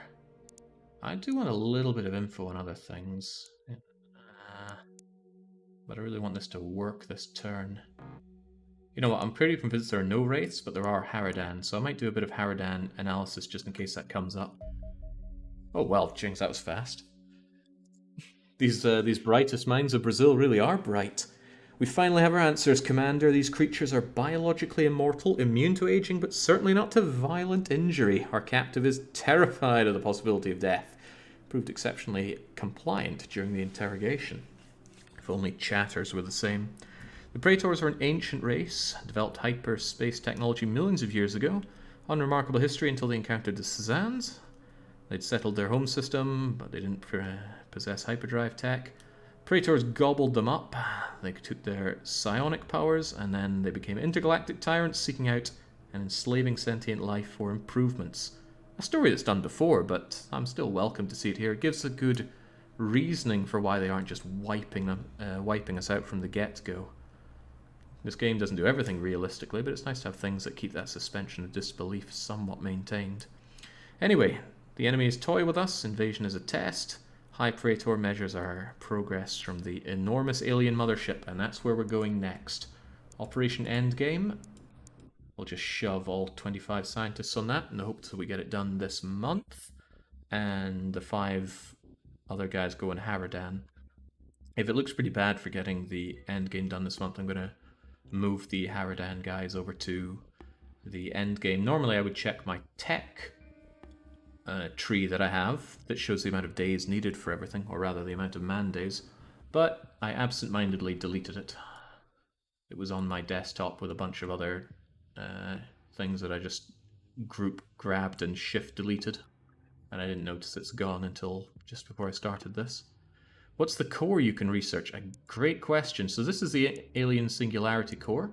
I don't think we have the Xenopedia entry on it, but it's the power source for the alien battleship, and it basically captures a singularity in a moment of collapse and keeps siphoning the energy out, and it feeds the energy back in a closed loop, and then you tap that for power. That's the in-game explanation for it, at least. I'll buy it. I'll buy it for $1.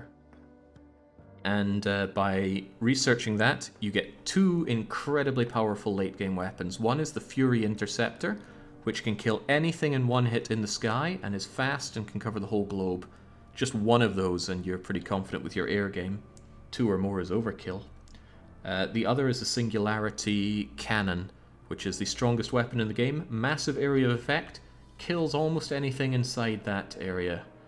But not 100%. I believe the damage it does is 500. I have seen a highest level Andron stand up to one of those shots, but that's the only thing I've ever seen stand up to it.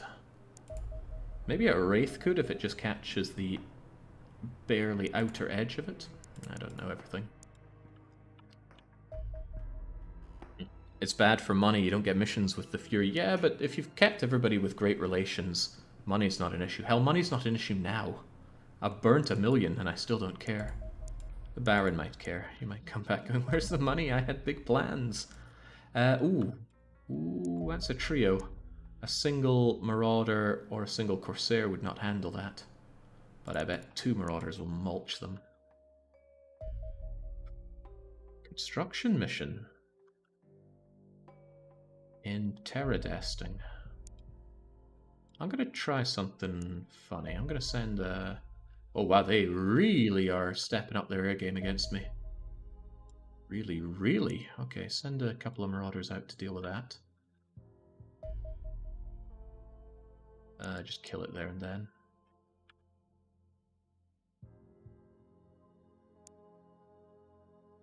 Damn it, right. Squadron, you go and deal with them. You take it upon yourselves to deal with that. Because the construction is more of a priority than a ground attack guy, as callous as that might sound. Oh, easy peasy. Tell you what, it was so easy. You might as well try and unload on another target. In case this one could go south, couldn't it? There's 2 Marauders. It'll be fine. Huh. You know what, I'm feeling lucky. Well, I'm not feeling lucky anymore. Well, those are 2 Marauders out of the game for a wee while. Right, so no chance of the Corsair winning, but what if we engaged anyway? From a tail target position. Corsair... Hey, it's Dennis Wolf again. Don't worry, I'll treat you well. Engage. Manual. And now...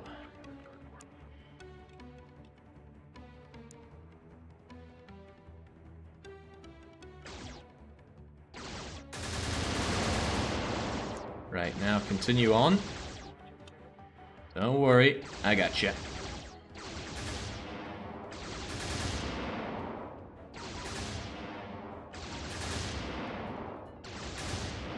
Nice! So that might look pretty bad, he died, but the whole point of that was to wipe out the interceptors. And now, you guys, even though you're relatively low, actually maybe you're full on ammo, I can't remember. Either way, you're going to take care of that construction mission. Kaboom. Return to base, job well done.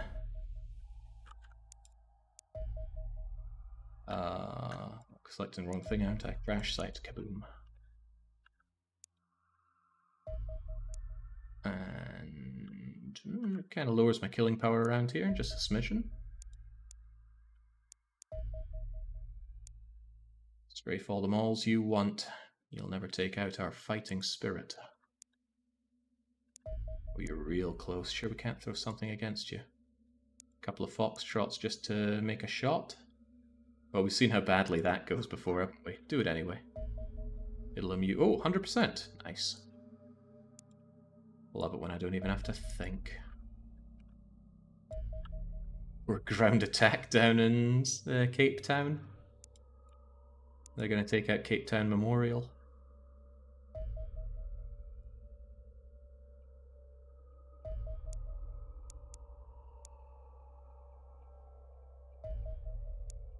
Easy peasy. Yeah, so mag weapons and fusion explosives for our air game is just so nice.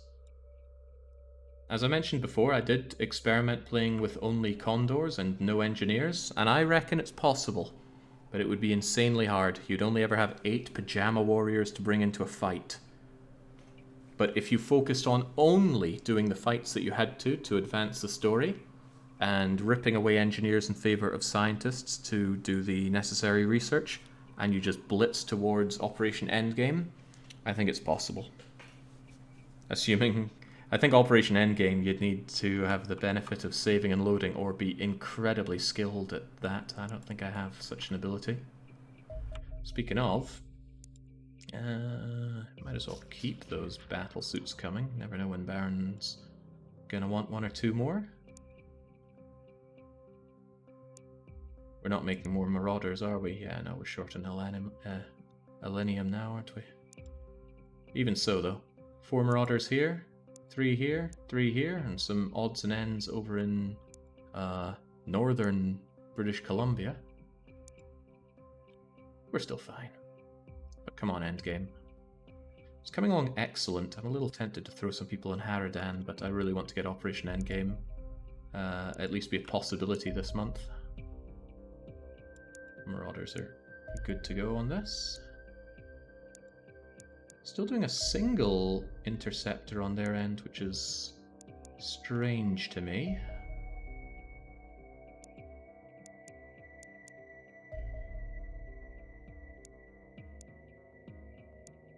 I forget if 2 Foxtrots were enough for a carrier or not.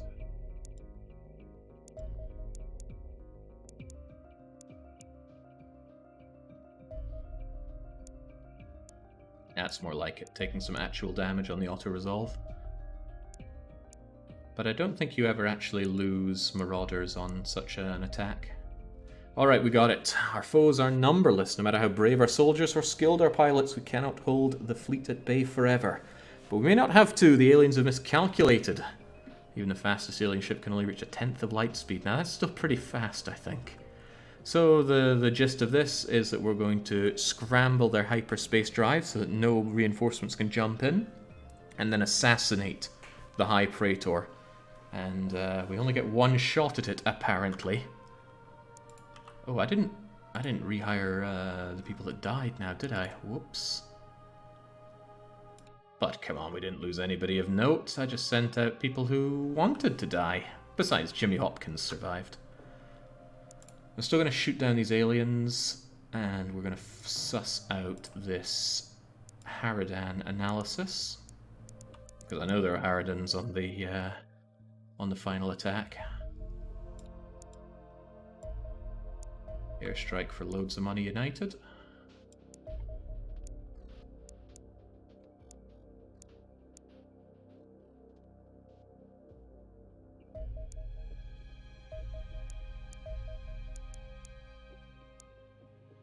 you ever play this game into the mega late game, it is a lot of just pop-up management because of all of the UFOs and that. Oh, that's not very nice. Still not very nice. I don't think they're going to magically turn north for me, so just engage them and pull away. A short shot at them, but I didn't get it.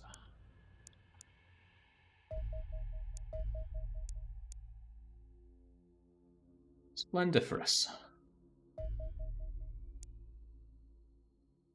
Now, I would quite like the Haradan analysis done, and then we engage in the end game. Yeah, sadly no Baron Dark Young. Ah, good. We got Haradan just in time. Right, time to compose the team. But we're going to make this our save, so it's going to be pre-endgame. I don't know if it takes hyphens. Of course it does. It does for our ballistics only stuff. Might as well say Jake. I'll stick with that. So, one shot, huh? I haven't decided if I want to take multiple shots at this or not. I reckon if I come really close and still fail, I'll just say, well, I couldn't do it, but surely Baron can, and then he'll take over. But we still have to comprise a team for this, and this I'm very antsy about. So, there might be no stopping Jimmy Hopkins, but I think he's had his good time in the limelight. Even so, I'm going to take all 4 of my assaults. And whilst you ponder why, I need to take a quick water break. I'll be back in a moment.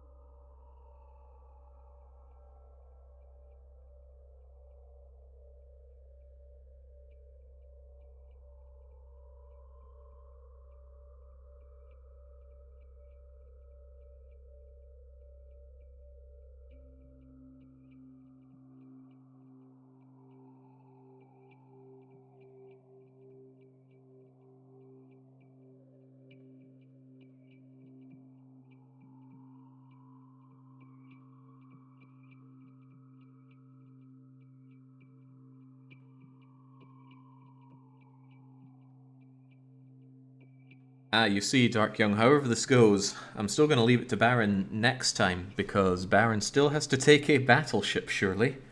And he'll want to fight Operation Endgame as well, I'm sure. And it's very unlikely that I win this too, it's hardcore. Right, so 4 assaults. I might as well just unassign everybody else, so I can think with a clear head who's being brought in.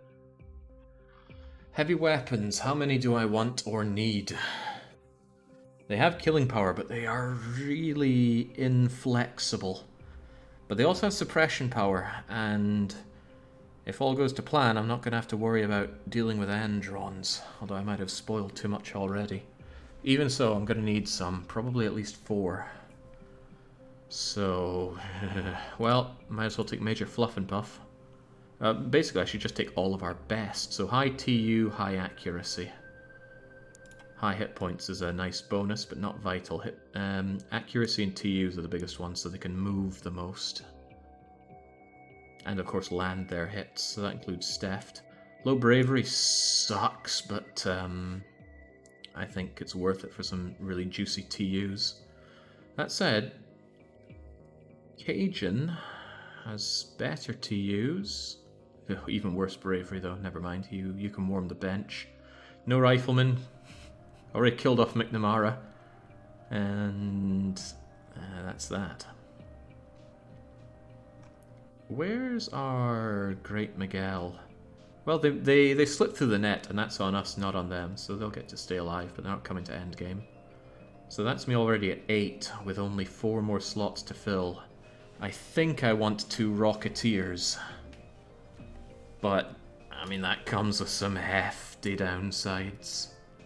Because rockets don't even guarantee the kill. And they are very inflexible. Not to mention there's some real collateral problems there. I might prefer just 2 more heavy weapons to bring us up to 6, which might seem excessive, because it is.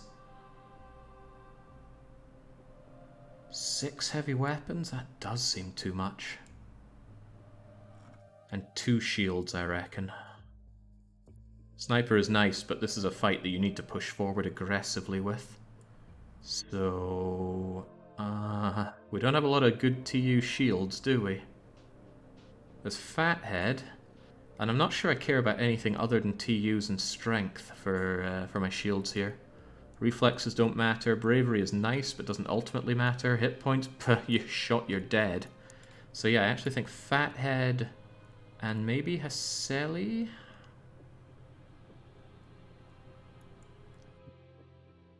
They have good strength. I mean, Haseli's got pathetic strength, but it's hard to argue with all those T. Actually, Avenue Philanthropist is a much better match. Haseli and Avenue. Those are our 2 shields. So, geez, 6 heavy weapon is madness. And that really does not offer us a lot of grenading opportunities. I might take 5 heavies and 3 shields then, because smoking is going to be of vital importance. Of course, assaults can also smoke, and I will be giving them smokes. Don't you worry, girly.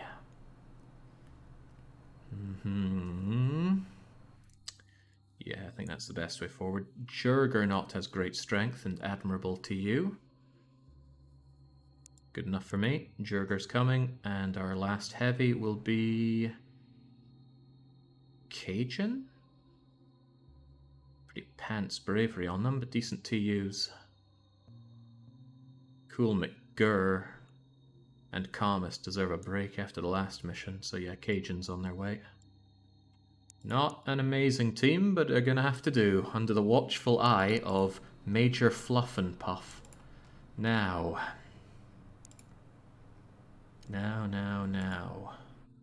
Oof, what a horrible default. Right. Let's just ignore everything we think we know about assaults for now. Heavy weapons. I don't think I want any flashbangs where I'm going. And if I need more than this amount of ammo to win this mission, I'm already in a bad state. You should probably carry spare fusion rockets and spare smokes and spare fusion grenades. And that's probably it. Now, it would be a huge advantage if we were using better guns, because check the difference between adding... Here's the carried weight. Check the difference between adding that... Actually, I'll make it clearer by bringing it up to maximum. The difference of adding 1 more machine gun ammo, yeesh, or adding 1 mag ammo. Yeah. Yeah, these things are heavy, and they both provide the same amount of ammo for the mag storm. Well, the heavy machine gun, however you cut it. So. We're not bringing Rocketeers, though, are we? Didn't I say no rockets? Yeah, I'm probably going to regret that a little bit. I'm probably going to regret that a lot. Because there's always a giant Roomba. And he's hard as hell to kill without a good, well-placed rocket. But if I bring 1 Rocketeer, who's it going to be? I'm not going to test Xenonauts 2 at all. I will play it when it's released, and hopefully it's good. My days of beta testing games is hopefully long over.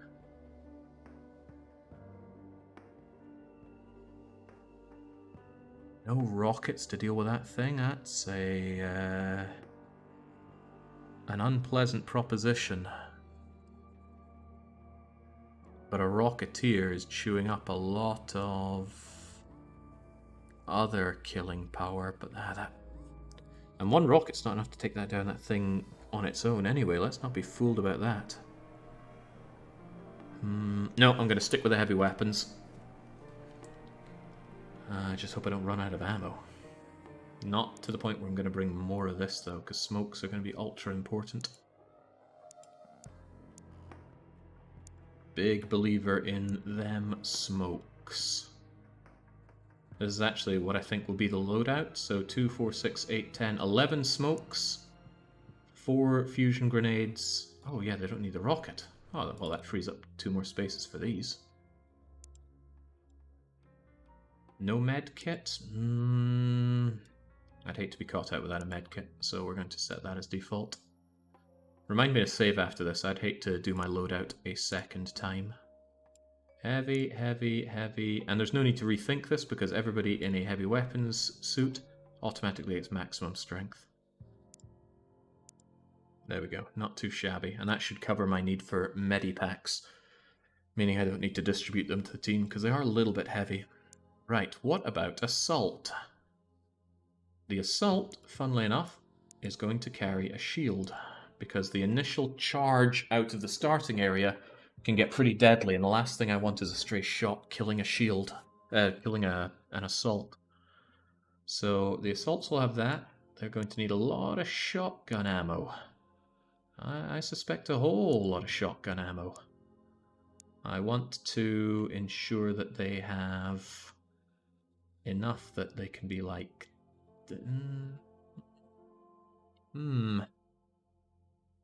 Tell you what, maybe that's a bit overkill. There are a lot of rounds in these things. How about instead of that...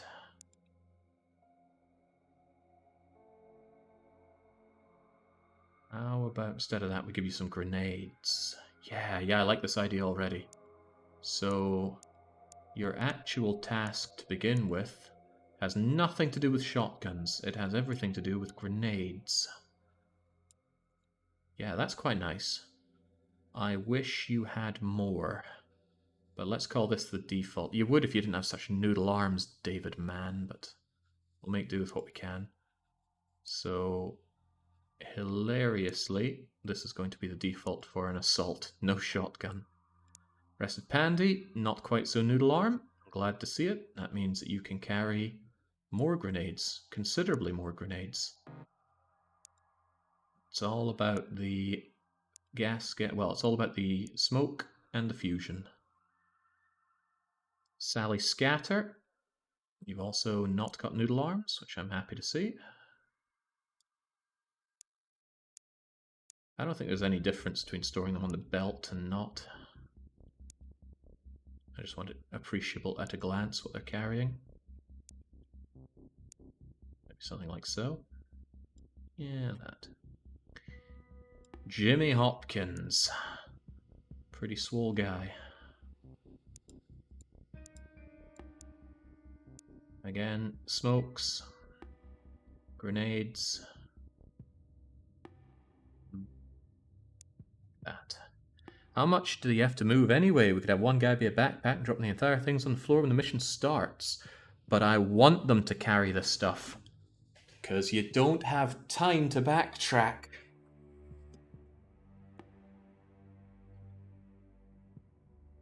Juggernaut. Oh, shields. I need to think about shields. Well, that's all I have left to think about. They're the last ones around. Right, so shield, shield, shield. Well, for one, you certainly need that sentinel armor, don't you? I really only have 3 shields? That's scary. Right, shotguns are not on the shields diet today. No way, no how. Why bring a shotgun ammo with no shotgun? Because they will bring a shotgun. The reason I didn't have shotgun here was so that I could load them out without a shotgun, and then they carry the shotgun, although I suppose it does make sense to give it to them now. They will drop the shotgun in the setup phase, and they will go and grab it as soon as the initial charge out of the initial area is done, because you immediately charge out into 4... Let's see what I remember about this. You charge out of a door that you have to manually open, invoking reaction fire, of course. There are 4 civilians there. Warrior civilians in armor who have a mix of rocket launchers and heavy plasma. Rocket launcher is actually the good thing to see because they can't reaction fire. 2 doors to the side with androns that I hope to God I don't accidentally open, because I don't think I have the time to handle androns. Behind that are 2 or 3 Haradans shooting you with, I think, mixed precision and rocket launchers. Behind that is a room full of, I think, 6 Cezannes and a heavy Roomba. And behind that is the High Praetor flanked by even more Haradans. And of course, if you take the side shoots, there's even more civilians. And after a number of turns, I think 10 or so, 6 Reapers spawn every turn to chase you down. It's hardcore, even with good equipment. And I've failed it with good equipment plenty of times. Purple haze grenades for area denial. We need to move faster than area denial. Right, let's get back to it. It's just 3 shields I need to kit out, but thinking about what they get, I don't know. The pistol is almost certainly not going to do anything here. It's just too pathetic.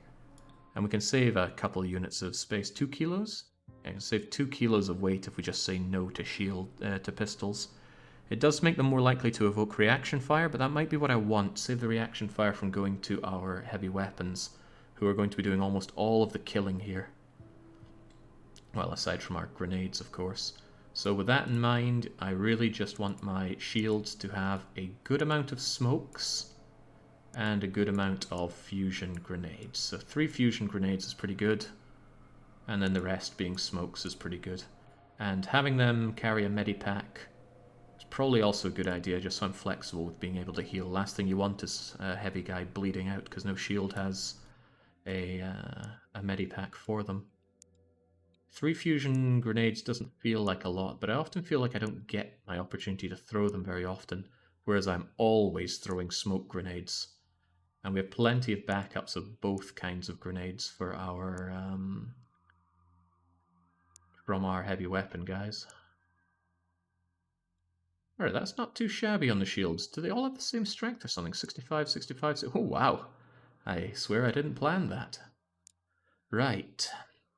No, I don't care for Battle Brothers Premium Countertop Juicer. I played the game for about 30 hours, and whilst I enjoyed the first 20, beyond that I found the game a slog. I don't know how people managed to play that game for hundreds of hours.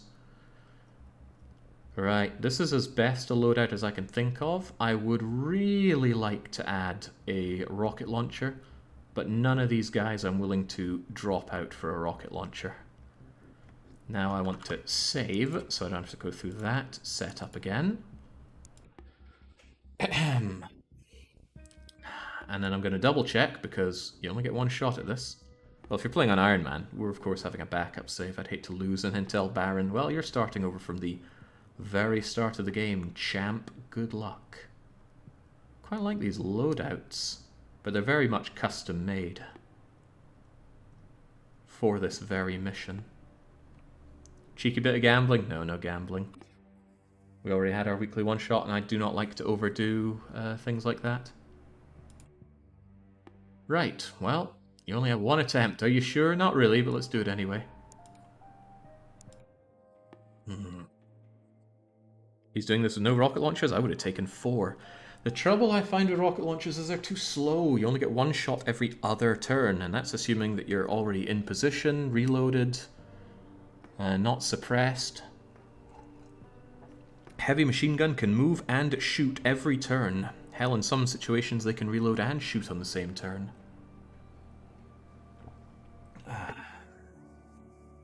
And there's a big problem I have with using rocket launchers early, and that's opening up these 2 doors. If you miss, or if your splash damage is just a bit too big, you can rip off the door and then suddenly have 2 additional androns to fight. They won't normally come out and fight you, but... oh yeah, and we are going for the assassination here. Let's not delude ourselves with ideas of taking out the engines and saving the crew. Or will we?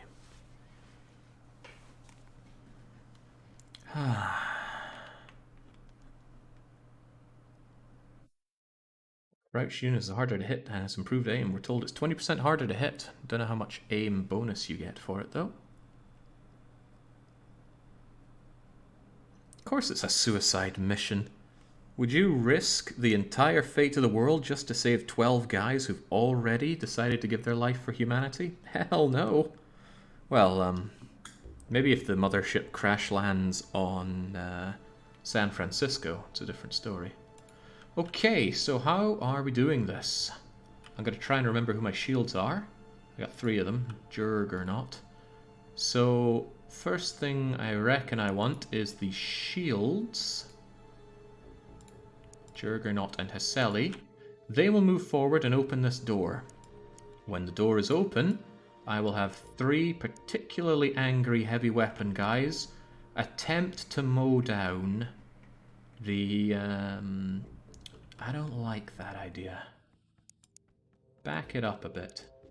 Where are our shotgunners? Jimmy Hopkins is here. And Rested Pandy is here. Reflexes are middling for you. Jimmy Hopkins, middling for you as well. Okay. Okay. I drop the shotguns here. Very easy place to know about.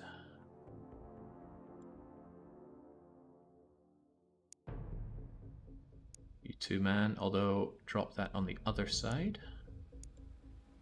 Now this is why the setup phase is wonderful. You can just move your units around and drop items, pick up items, crouch units. It really is a setup phase. Right, so what am I thinking here instead? I'm actually thinking I want to charge in with my... So. Oh, I've got another heavy gun around. I'm spoilt for choice here. So, you guys move here and here. You guys take 1 step, 1 step, 1 step, 1 step, 1 step, 1 step. Everybody takes a step forward, basically. We open the door, and then Rested Pandy and Jimmy Hopkins charge forward to bait out all reaction fire with that shield. If they somehow get lucky enough for it, they can toss a cheeky grenade as well. But following that, it's up to Major Fluff and Puff, and actually the highest to you guys need to be out front here. Steft only has 61, Rugnir has 75. Fluff and Puff has 74 accuracy, Rugnir has 61. Can we do better than 61? We can do 69 with Cajun. Right, Cajun, you take the front then. So the door opens, these guys step forward, then the door opens. 2 assaults charge out to bait out all reaction fire. And then I'm actually going to close in as close as I can and gun these guys down dead with our heavies. Risky, I know, but it's how the proverbial cookie crumbles. I might have it so that the assaults can fan in through the sides here. Don't know how Serdude is going to fit into this, but he'll find a way. Alright. I can't imagine me doing this setup any differently. So just in case I do end up taking multiple stabs at this, I haven't decided if I will or won't. It'll be more tragic if I lose and can't do it again, but at the same time, I do kind of want to win, and this is hard as hell, so, endgame. So as I said, everybody moves forward a little touch. I want to do it now because doing it after we open the door is just going to invoke reaction fire.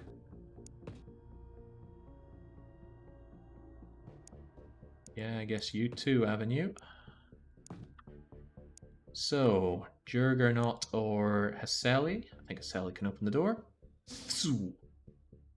Right, so, straight away, although it looks like there are only 3, there's definitely a 4th one here or here. And you're the guy with the heavy gun. Since I want 100% block on that, I'm going to run forward with Rested Pandy.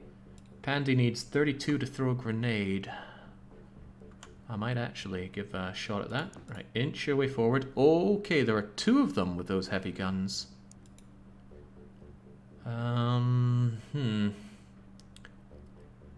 Well, James, don't you want to shoot this guy? Come on. Right, this will definitely bait out a reaction shot or two. Go and give him what's for. Yeah, come on, give it to me, give it to me. Good. Perfect. That's every reaction shot they could take. And Pandy got it done. He did bring up a bit of smoke, which is a pain. But now Pandy should just hug this wall. Maybe even from here. I might want this to be shot over from by somebody else, so Pandy, you just stay there for a wee bit. Shield out. So that did a bit of damage on him. Could probably finish him off with a pretty nearby fluff and puffing. Your position right next to that door is a pain. I'm really hoping I can just walk up and waste you. Unfortunately, that might prove difficult. That is very proving difficult. I don't want to miss and blow this door open. That would be a big problem. Fluff and Puff could go here and gun you down, maybe, but that's assuming all the shots hit. Some are likely to miss, and again, if we shoot this door open, that's just game, set, and match right there.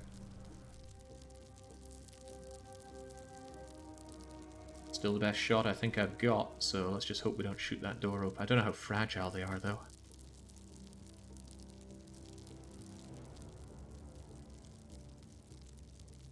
Are we quite certain they've taken all reaction shots? There's no way they could take more than 3 shots, and these guys cannot reaction shot, so let's believe it. Fluff and Puff, get here and shoot him dead. Don't miss, please.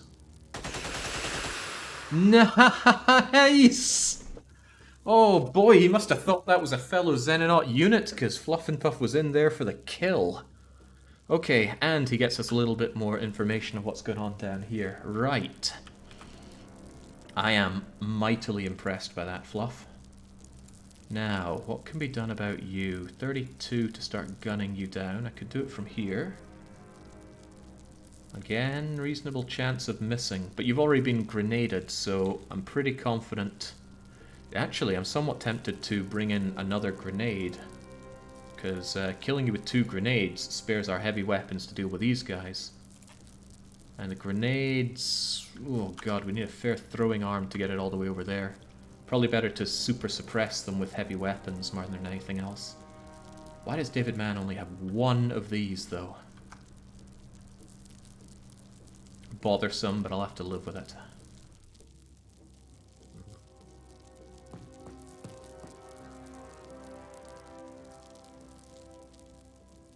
Still going to throw a little bit to the side because it's of vital importance that I don't miss and blow up that door.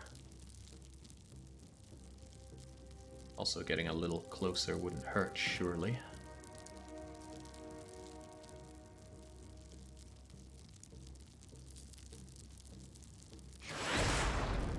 Figures.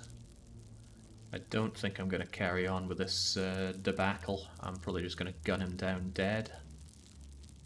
With Ser Dude, likely, because Ser Dude's in an awkward position, but at least from behind here he's got a good shot.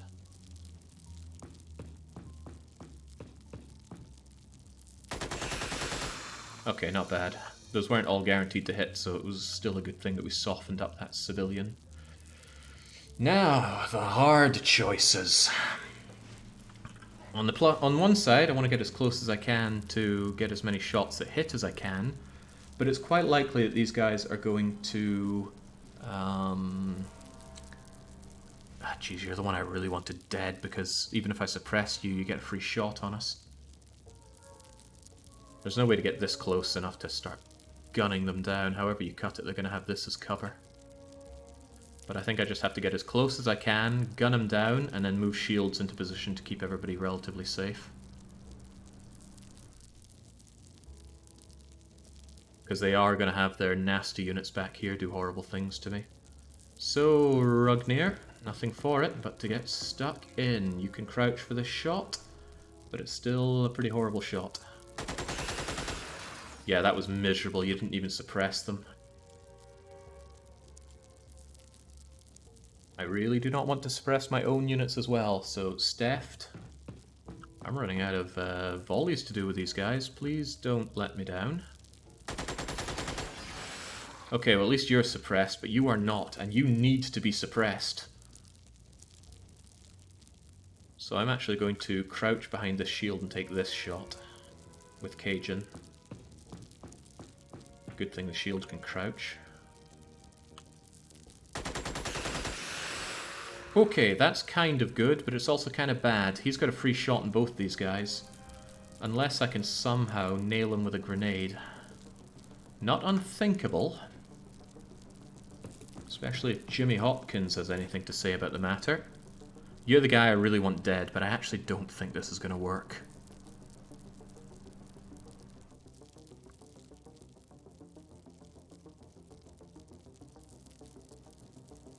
But it might be better to do it anyway. Well, no. See, I need to smoke this area and get shields into position. So I can get you two into position. And actually Juggernaut can do the smoking. Okay, so with that I am going to take the throw with Jimmy. Good. Right. At least now he probably won't be able to heal everything back.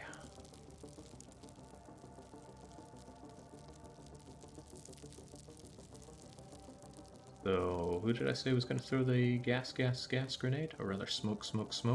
Heseli can do it for 38. But I need these shields in position first. Actually, I might even have them further up here to present better battlefield targets. Well, hello, just found one of said targets right there. 2 of said oh god, this is getting juicy. Kinda wish I'd seen them ahead of time to suppress, but I've already made my shots. Avenue, kinda want you over there to protect Major Fluff and Puff.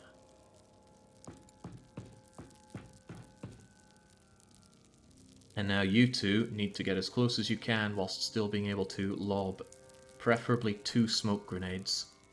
It's 33 for you to throw, and you could do one from there reasonably easily. Alley-oop. And then Heseli, you are 38 to throw. Just be absolutely sure. 38 to throw dead on. People are obnoxiously getting in the way of this excellent throw. 75. Fluff and Puff can't get down in front, neither can Jimmy Hopkins. The shot's a pretty clean one over here. Might be better just to get that smoke in. Or, you know, it's only 75% block, it might not. Oh, that got as far as I could have hoped it did. So we have to hope that those guys in the back don't shoot, especially with the grenade launcher. I strongly suspect these civilians are going to retreat. Although if the guy with the gun stays and takes the shot, that's great. The reason I think this guy's going to retreat is because he can't shoot, even if he wanted to. So he's probably going to pull back and either equip a grenade or be ready for a rocket launching. That was not too shabby as turns go. He's retreating. And the other one isn't? Oh, no, oh. Yeah, that was almost good, but it wasn't good enough. Oh, dear. Right, so those shields are taking damage already. Oh, did it miss? Well, Pandy's took damage, but that's okay. Intentional side effect, shall we say. Nice to see that they made those shots. Both of you ran over there, so it's probably a good idea to get Sally Scatter further up just to see what's going on. I need to push beyond here in case they start taking any crack shots of the rocket launchers that open these up. I think Sally Scatter is going to have to be the first one out there. You got plenty of TU. Hell, you could make it all the way over there if you wanted to, but at this point, if I can just knock these 4 out, there's not an immense rush. Go for it, Sally. Tell us what's out there. We know about them. Now we know about them. Where's the other Haradan? He's further back, the bastard. But at least the smokes are proving quite useful for keeping them out of our face. Now I reckon Rugnir's going to come up to... This guy's a significant problem. I need to be able to get to him and just completely one-shot him in the corner there. But who has the TUs to make such a thing happen?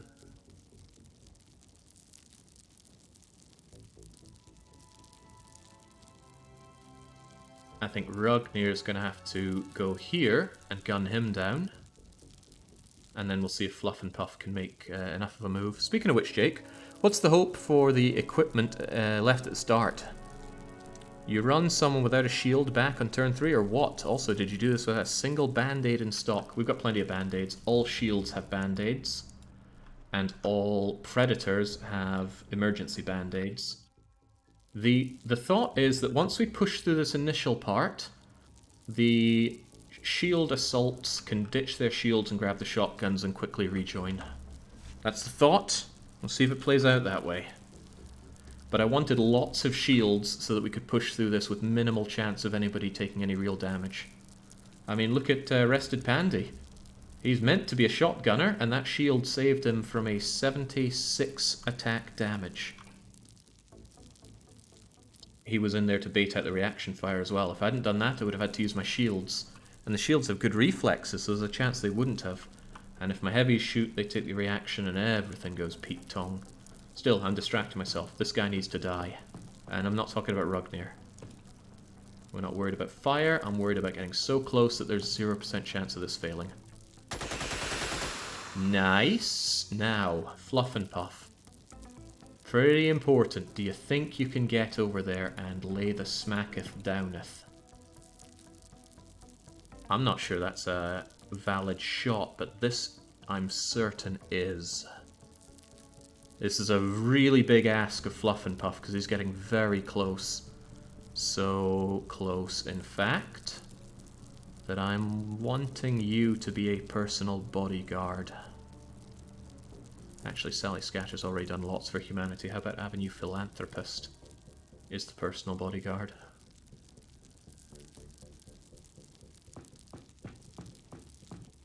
Couple of things. I wanted to bait out any potential reaction shots back here. Hang on, is that door always closed? This is great view, though, because I want to suppress these guys. Alright, you can still take another step forward here, Fluff and Puff, but if this fails, it fails really badly. So please don't fail. Okay. Whew! Okay, now. I gotta hand it to Fluff and Puff there, just charging forward for humanity. But it's not enough. I need these two suppressed so they don't get any funny ideas, and I need to super smoke up so that even if they do have funny ideas, those funny ideas fail miserably. So that means getting Stephed over here.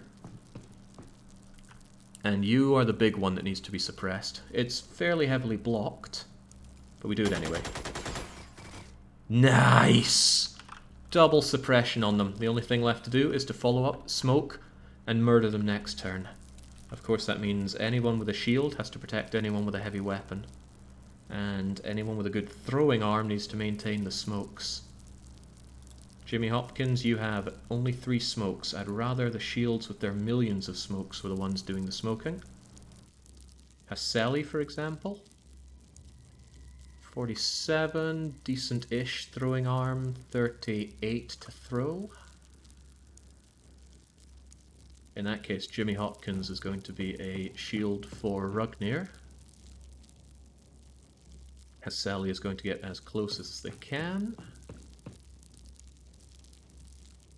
There's a lot of block chance here. There's significantly less block chance there, but it's also significantly less well-positioned. I actually hope this veers a bit to the right. I could have you take another step forward-ish, but that's too expensive for you. Maybe that'll do. Locked 75, alright, go for it. Well, right on target, so I can't complain. And these are suppressed. At best they get 1 shot. So I'm hoping I don't get 1 shot. I want more smoke, despite all this. So...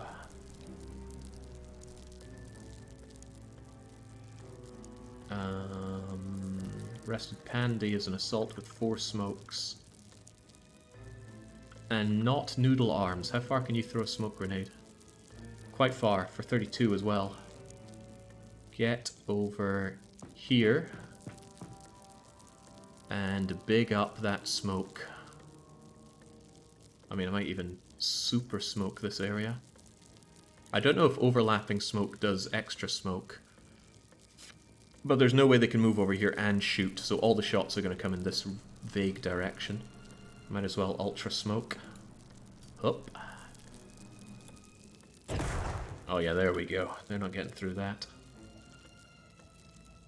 Once we push up to this point, the assaults fall back, and I hope to hell we have enough firepower with 5 heavy weapons, guys, and 3 shields. Wait, we got more than that, surely?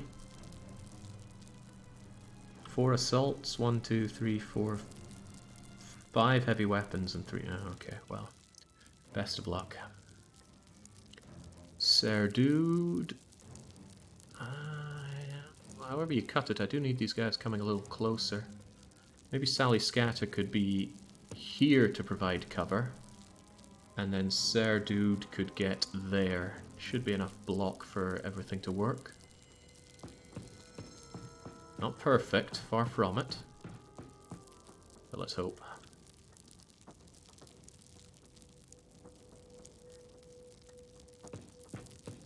Bring up the Serdude. Present battlefield targets with shields is not the worst idea, especially if they're going to be thick in the smoke.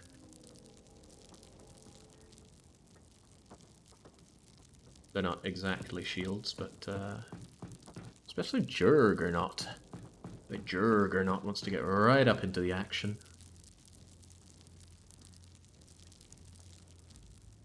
Serdude wishes he was much closer to the action. I think Serdude wants to be here instead. They're just itching to fire that trigger. Steft is a little out in the open, but I sincerely doubt they're going to make a shot on Steft from there. Even so... No, Avenue Philanthropist is already where they should be. Alright, well, this is as best as I can think to do. Next turn, hopefully these two die, and we get into position to press forward here. I'm hoping that we can actually just line up and open and close this door. I've never seen it closed, which is befuddling me. On the other hand, I don't like the idea that they could come and start lobbing grenades at us, but pretty soon I'm going to have to send the assaults back. So keeping 3 shields and 5 heavy weapons alive to this point is already pretty good. Let's try and keep it that way. Damn. Oh, double damn. Don't open those. Don't go back. Uh-oh. Whew. Well, that's actually good. What the hell? Those are some shots. Alright, now I was trying to say that's kind of good. Kind of. That smoke saved our bacon, I tell you. Sally Scatter's shield took a ding. I might need my assaults a little longer then.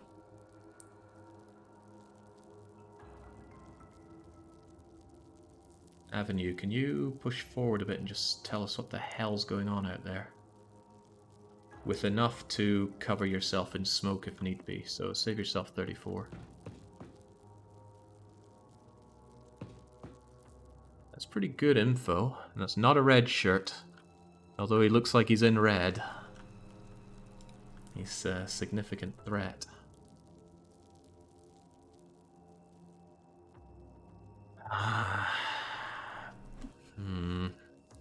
The next room is the ultimate killing floor of this Bukulu.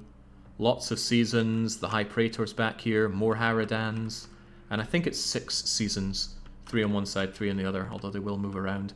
The fact that that Haradan just ran back into that room's a big problem. He's just made it even deadlier for me. And remember, I need to kill these things. Just suppressing them won't suffice. They made a real run for it. Right, so what I'm considering is Serdude over here, crouching down and shooting. I'd far rather do it pretty much point blank, like killing him from there. And that might still not be enough. But I can't get close enough to close that door. Oh, I think I can. Assuming I can close the door. And I'm willing to assume that I can.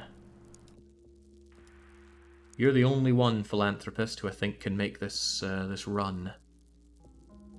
So it's pretty important that you don't get suppressed. So I'm going to keep you there as I try to gun these freak shows down.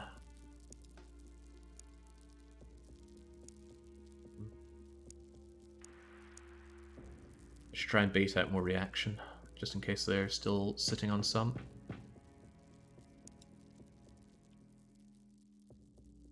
But at the same time, I don't want to block my own shots here.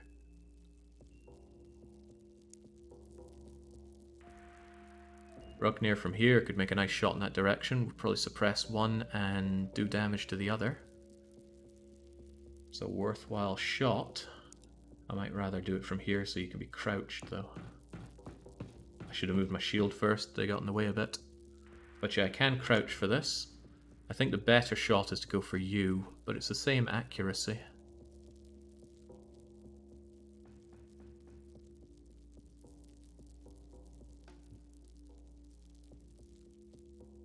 I think I'd rather get my shot on you. There's more clean shots up towards you. Especially if we look at this. He's not behind the cover, he's sitting out. Alright, have at. Double suppress, which is nice. But you don't need me to tell you that.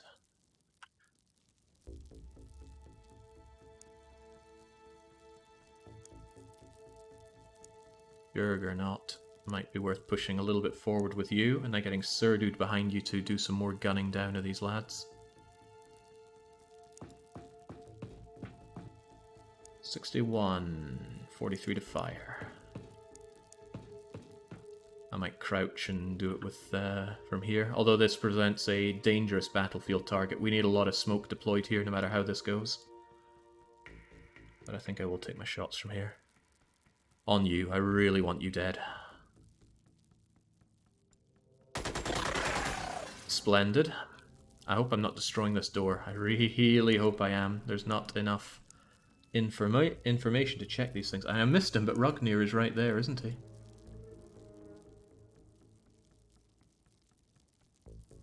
Thinking about moving Fluff and Puff here, get a shield in front of him, and then smoke this whole place. But I would love to gun you down. I'd love to gun you down as well, honestly. There's a lot of gunning that I want to do. I may have missed some decent opportunities here, but I think I might move Cajun over here to try and suppress that season. I'm running my guns a little drier than I'd like, though. 38, so I can actually crouch for the shot. Good, I didn't suppress my own guys. And I swear I heard the tunk of shooting the alien big boy, for lack of a better term. You should get over here, just shoot that guy, and then take cover behind this, and then it's time to smoke up. Don't let the world down, Fluff and Puff. Crouching adds 6 to this. I think I'll just take it standing. Nice damage.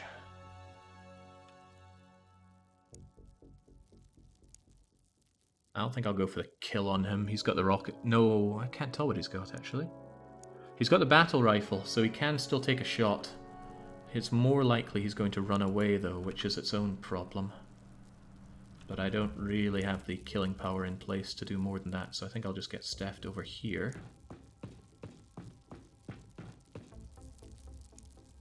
We get Fluff and Puff down behind this cover. Actually, this won't be cover, because Avenue's meant to go over and close this door, aren't they? Are there any more shots that I'm going to take? I've spent all my heavy weapons, so I think Avenue's going to take their shot at closing this door. Very risky, because if the door opens, he's going to be under heavy fire. And if he fails to close the door, he's got to go here, which is a very bad place to be. So yeah, this is pretty grim for Avenue. So grim that I shouldn't do it yet. We should smoke first. Think Croatia every time you're playing. Evoke the smoke. So if Jimmy Hopkins gets over here, right behind Rugnir, you can have some good smoking. Remember, Jimmy, winners smoke. Losers toke. It's the best I could come up with in short succession. I want my shields rather than my assaults moving up as much as possible. And Haseli, whether you want to be or not, you are a shield. So I'm going to move you over here. Gives us a bit of extra eyes on the prize there. Rested Pandy is not a shield, and I'm strongly considering turning them back to shotgun them up, because there's not much they can start adding to this situation at this point. I mean, grenades, sure. I do always like more grenades. It is sure as sugar a difficult decision. Because this is a good press so far. THC grenades would be a much better method to disperse crowds. We don't know if THC would work on the alien scum. Right, we gassed this up. We might as well get Avenue in there, see if he can close the door. Worst case scenario, he gets reaction shot and killed in one go, which could easily happen. Second worst shot, the door, he gets there but the door doesn't actually close. For science. Please close. It doesn't close. It does not close. Well, that's bad. It's very, very bad. Starting to have second thoughts about turning around for the shotguns. I'm starting to wish I'd kept the shotguns so we could actually run up and blast these guys, but the best laid plans of mice and men. Haven't watched in like 7 episodes. Is everything a disaster, says Lawyer Gamers. Just stop watching, seriously. If you have any interest in the series, don't watch this live. You should catch up. Jurger is one short of throwing a grenade because he got suppressed last time, didn't he? Sally's in a similar boat, but I still need to move on up, so Sally is likely going to go here. Ugh. I don't want Sally going here anymore. That's a potential reaction fire of death. But I'm going to move you here first. And then at least I keep the shield pointing that way. Whew, there we go. And they could easily throw grenades through all this, causing us a lot of problems as well. Andy might as well go back and grab a shotgun.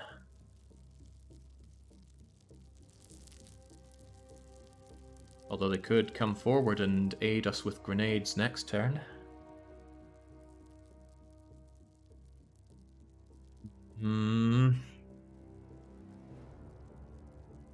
Because this room just goes really badly, really, really quickly.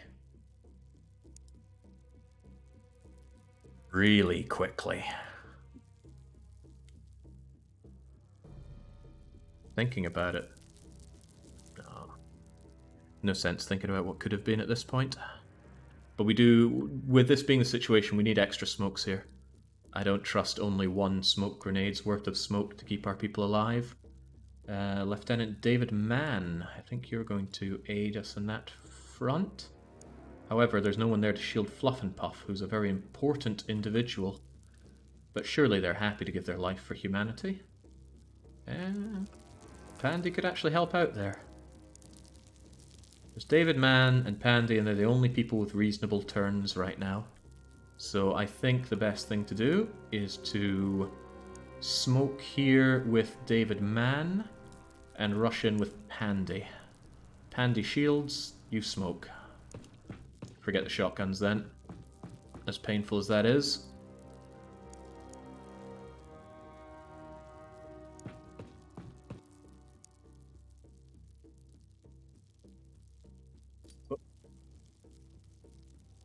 Uh-oh. David Mann doesn't have any other grenades. However, Fluff and Puff has grenades up the wahoo, so he'll deposit some for Mann. This could go wrong in a lot of ways, especially since we aren't able to close that door. They'll have shots on you, they could throw grenades. They got the big thing here. I just have to hope this is enough smoke to make them not want to shoot at us. Juggernaut is still there to provide Sir Dude cover. Best of luck. It wasn't best enough! Ah, jeez. Oh, jeez. Grenade, bye-bye. Yeah, Avenue barely died from that. That's painful. However, at least you... Please stop. Okay, right. On the positive, they took a lot of shots, so we should be able to take a lot of shots. The only person they suppressed was Sally Scatter, probably one of the better people to suppress. Sally could go and get us some eyes on the situation. But we really need to start doing some serious damage in this room, and they got both the Haradans back in there, which is really terrible for us. I'd like it if Rested Pandy just lobbed a nade at your feet, but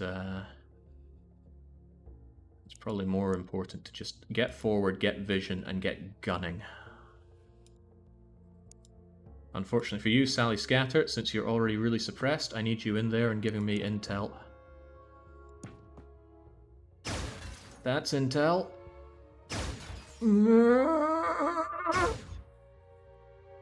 Okay, okay. Yeah, that is good intel, thank you.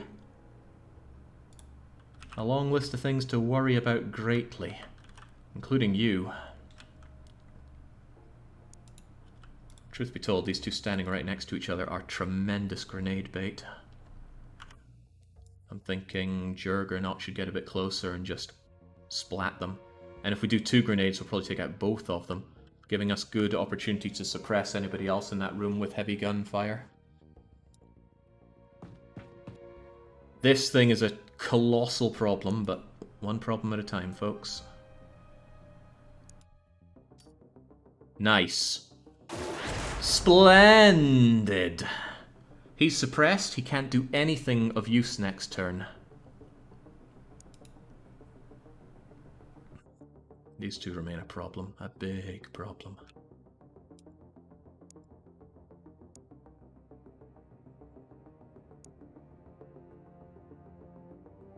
There is something to be said about focusing fire on this rather than charging in like a madman. For some reason all this smoke is getting in the way of good shots, and I'll probably suppress a bunch of my team members if I try that. But there's not much more I can do other than... We have sight on that, right? I'm not sure we do from there. As in, if I pull you back, I think I'll lose sight on it because Sally Scatter doesn't have that sight. But if I take these shots, I might suppress Juggernaut. My best bet might just be to move Serdude forward to get the sight back. Because I do want Juggernaut in a safe place, believe it or not. Yeah, I expected as much. Right, Juggernaut. Move forward until we have sight on that thing, and then we are going to shoot at it as much as possible. Actually, I'm not super sold on that idea, because these guys could suppress Serdude. Serdude's got pretty good bravery. I'm not looking to be a suppression machine. Could you go through the side door corridor? I suppose we could. I haven't actually considered that. Raking down here, running across for the assassination. I don't know if they link up though, and I'm not willing to take the risk. Alright, Serdude. Reveal all. There we go. It's not a bad shot.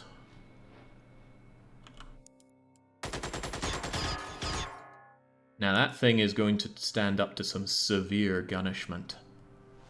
And Serdude needs to reload as well. Oh crap, he lost a sight. The point was to have him there to give us sight. Pandy, help us out with that, please. And Sally Scatter, we need you to do your best to not be scared. I know you're scared, it's a scary situation, but I think this thing's gonna laugh off these attacks. But we gotta try something.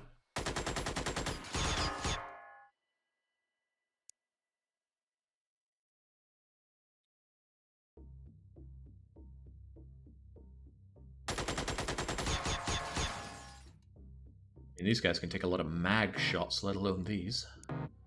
Damn, these guys can't reload and shoot in the same turn. That actually hurts pretty badly. Fluff and Puff has no choice but to reload. He can make that shot reasonably, but Rested Pandy is in the way. Also, didn't Fluff and Puff just reload there? Tell you what, Pandy could liquidate you with a good grenade here. I think it's worth a shot. Especially if you got a little closer for it. But then there's shots from here that you could be attracting. So I think you're just going to take the grenade for nothing. Terrible. Terrible, terrible, terrible. And Pandy's shield is already not in a great place. I might start retreating Pandy, actually. To go back and get the shotgun, if nothing else.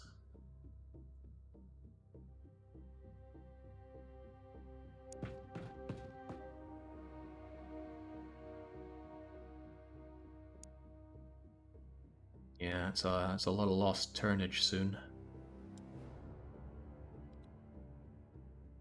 What about you, David, man? I mean, you're damn near useless right now. I really want you going back and getting a shotgun. Although grenades could really help. Since I have to anyway, I might just go over, drop some grenades, and then march on back.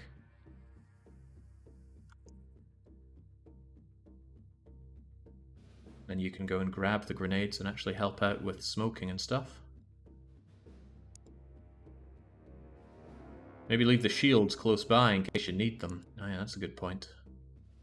A good point.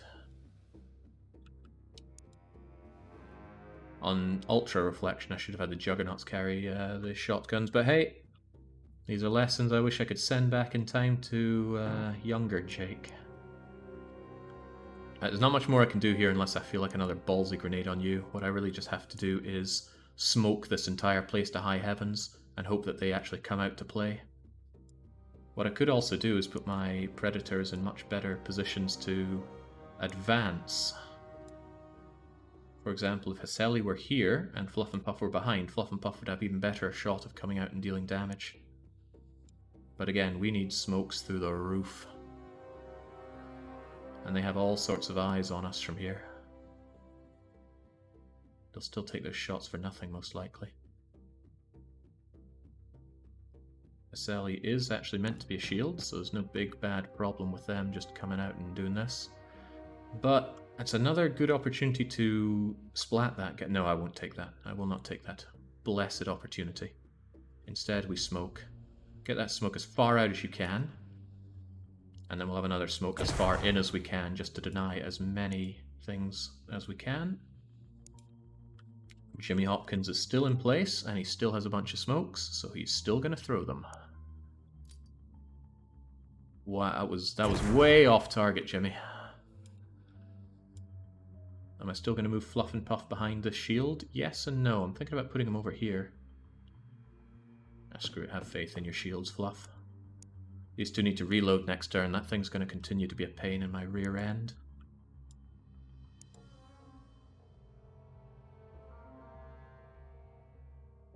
But we still got to get... Once this thing is gone, things get a little easier because I can face forward and start mulching these guys. Fluff still has a shot. Had a shot, but I moved him. I didn't want him to take a shot for nothing over there. Better to keep ammo and position for better shots. Of course, he might die next turn, and that makes me the fool.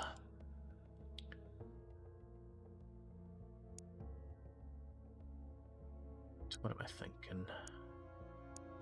I'm thinking Jimmy is low on smokes, and he could always grab some more smokes. I'm thinking it's time for just a smoke deposit by Cajun over here. Smoke. Smoke. Smokes are good. Non-smokes are good as well. You want it, you grab it. Then he gets back here to a relatively good position. Relatively. I think we're going to have him standing, though, in case I'm in a position where I want to move and shoot. But these two both need next turn to reload. Serdu does as well. It's actually a bit of a wasted turn next, so hopefully our forward shields, including Sally Scatter, who's not meant to be a shield, can make it through here. I don't like Sally Scatter's position one bit. But there's not a lot of better positions for her. I mean, I could throw her all the way over here, but then she could be shot just by that, and she won't be facing her shield out. Standing here, though, she invokes a lot of... Well, screw it. Get down, Sally. If you live, lucky you. If you don't, unlucky me. I want David Mann to grab some smokes and stuff. Smokes are good. Smokes are really freaking good. I don't want you to be overburdened, but I do want you to be able to smoke. Maybe just get rid of one of these. You'll be throwing a smoke soon, I'm pretty sure, anyway. And I want you to be a shield for Rugnir. God, all my heavies need to reload except for Fluff and Puff. That's Fluff and Tough.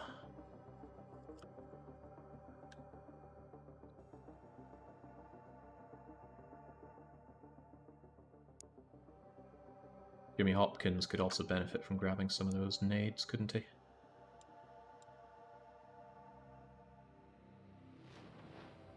Yeah, I was thinking about turning back from the shotguns, but now I think it's more important just to run in and have as many hands as possible to tank shots with shields and to lob grenades when needed. And if things are looking well after that, then we can make a march back for the shotguns. But it comes with plenty of its own risks. Tons of them, even. Yeah, if only I brought rocket launchers. Well. What if I get you all the way over here? No, I don't really want people here. They'll attract too many shots. What about here, though? I could get you over here and just face that way. You're a grenade magnet like that, though. I don't think there's anybody to particularly block. What if you just present a good battlefield target in the thickest of all the smoke? That might not be too bad. Alright, have at. That was a grenade. Oh, what a horrible way for Sally Scatter to go. Fortunately, though, they have just offered up some pretty delicious targets. Rugnir now is not the time for that. Also, what kind of flea was that? Not much of one. Right. Unfortunately, I need to do a lot of reloading. Fortunately, another season has just offered themselves up as a target. There are many more unfortunates with that, sadly.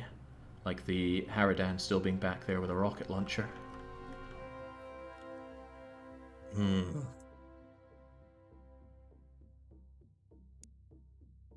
considering moving you up, bringing you over here. But I'm bothered by their desire to smoke.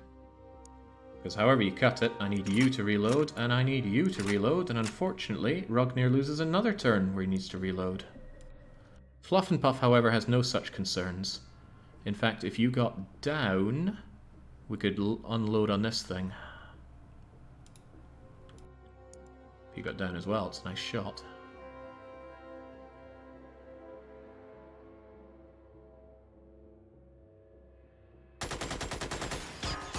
Wow, that was pretty awful. David Mann, what do you think about throwing that grenade again, but better?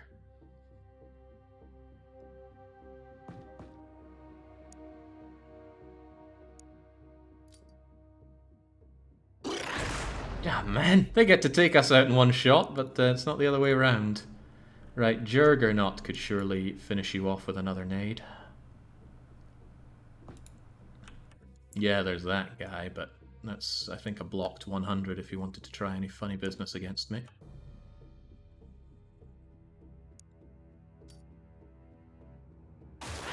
Okay, well, there's that at least.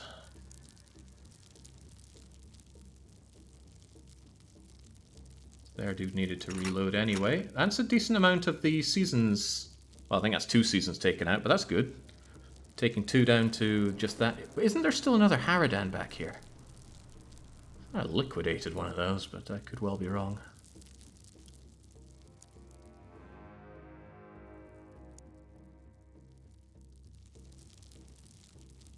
Sadly, these guys do not have their shots. They're just one TU off for Cajun, if nothing else.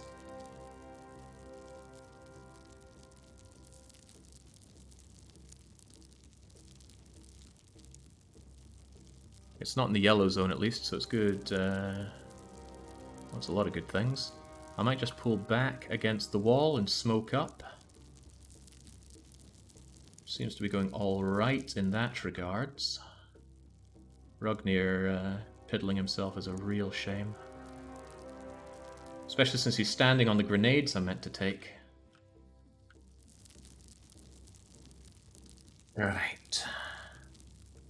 Yeah, I know I can't take all the time in the world. I don't know what turn those Reapers come, and I've not been keeping track of it. But I think it's about 10.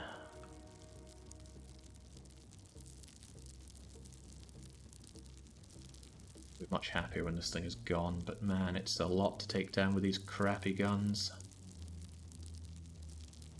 At least we still have gas grenades, and we're fully loaded. I could march in and start shooting that thing next turn.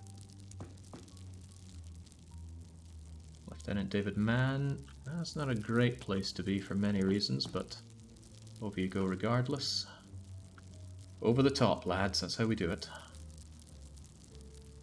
It bothers me how well they're doing, even with their... even with all the smoke, they're just lobbing in grenades and making shots, but at least they're having to come out to do it. And this guy doesn't seem too hot on making his shots now that we ultra smoke the place. Wow, all of those veered off to the left. That's very unfortunate for these two. Oh boy, do I want another smoke from Pandy just to keep them covered. I really want to start turning back for my shotguns. No, well, much as I want that, I don't think I can have it.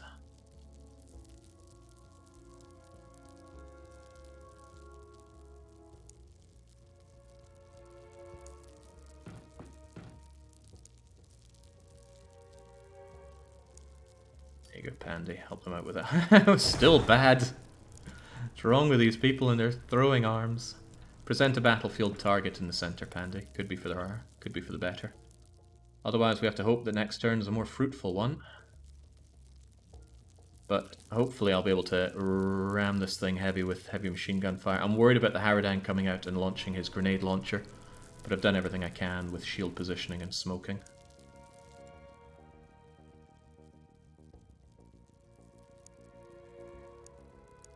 Rugnir's going to go and grab his gun and hopefully join the fray.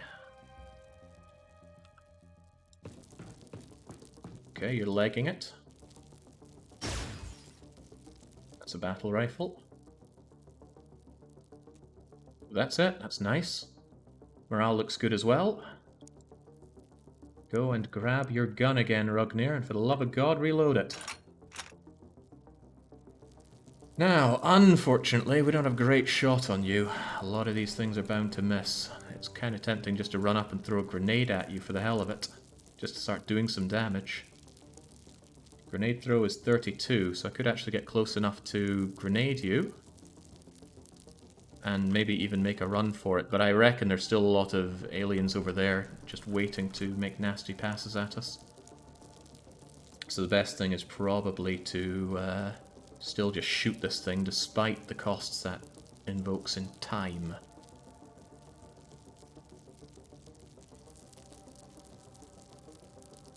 It's cheaper to get you out of the way by moving over here. Now, best of luck, we need this thing dead. Don't suppress our own units, and preferably actually land your hits. Oh man, that thing's proven hard as hell to hit. It's a little tempting just to march out so I can get a clean shot on it, but I tell you, the clean shot would be on us. I think I'm getting too impatient, but I am impatient. All the time that's passing, the Reapers are wriggling their way forward.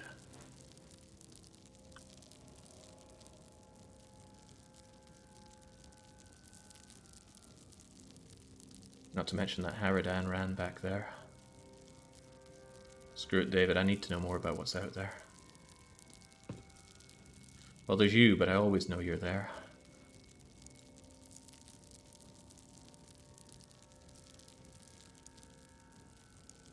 I'm thinking going here, making the shot, and then getting in somewhere like there.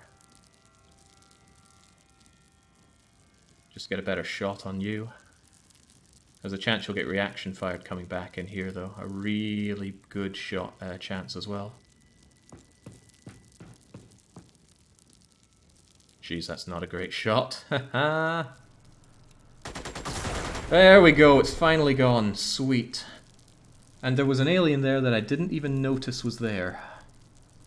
Sir dude, this is dangerous, but I want to park you around this corner. Do you mind? Yeah, he minds. He minds a lot. Stop! No! Oh, there goes the captain. That's going to hurt morale pretty badly. I don't have a grenade to take you down with, but I do have a major Fluff and Puff. I bet Fluff and Puff would like to get real close and angry with you. I should make sure it's relatively safe to do so by moving in Haseli.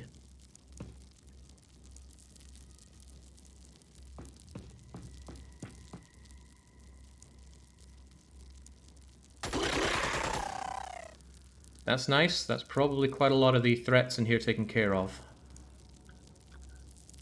Probably. Yeah, there's you and God knows what on this side. And that guy's got the rocket launcher, which we really do not care for. But Fluff and Puff can get back here. Ready to jump out and ruin that guy's day. But he might be able to run over here and make a shot. He was able to do it before, but I think he was right there before.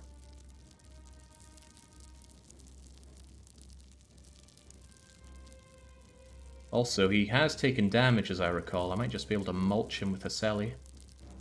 I bet Haseli would rather do it more point-blankety than that, but sorry, Haseli. Needs must. That was pathetic, Haseli!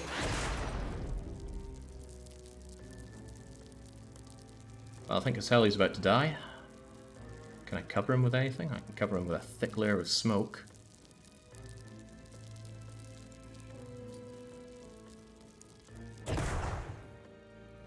Right, much as it pains me to say, I need to start thinking about these Reapers.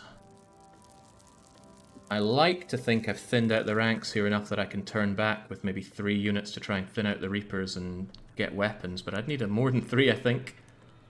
I think I'd need like all 4 of you. Wait, how did Rugnir get suppressed again?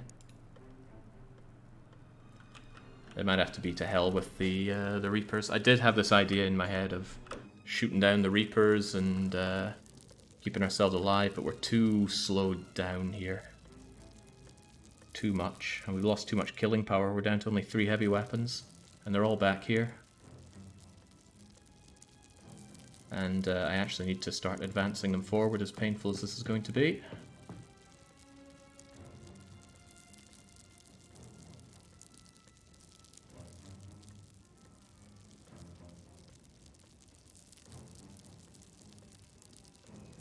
Including you, Jimmy.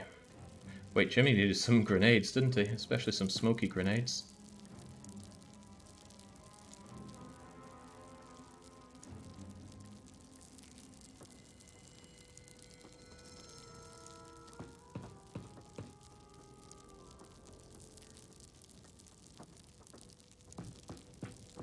Yeah, next turn I actually do need to start just charging in, gunning things down.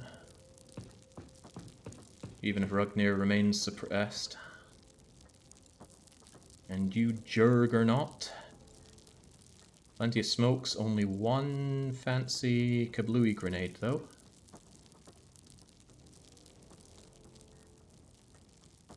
Tempted to bring you over here.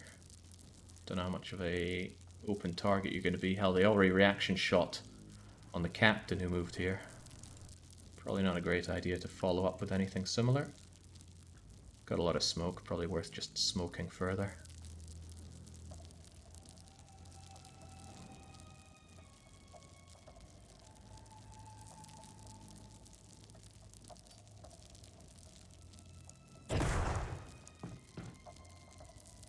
Alright, let's hope for the best. But that's what we're always doing. What the? He suicide grenaded! Huh, well he killed himself, but Who took damage there? Someone's bleeding. Wait, who's bleeding? Oh Christ, I didn't even see Fluff and Puff there. Well, I got 4 heavy gunners then. That's nice, I guess.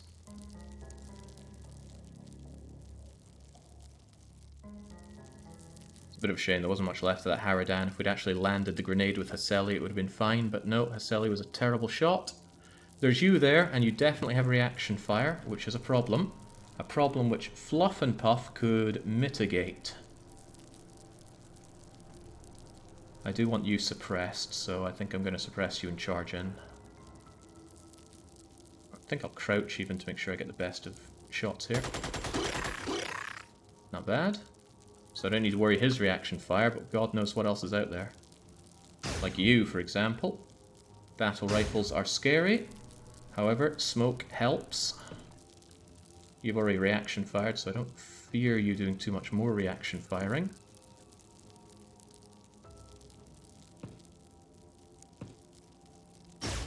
There we go. Now you cannot reaction fire anymore. Unless there's someone way out in those far corners. We're pretty clear here. There is.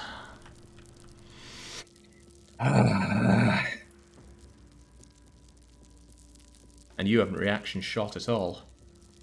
Pandy's shield is a little shaky. Man could get over there, but it might just be better to spray in his direction to suppress him with Steft.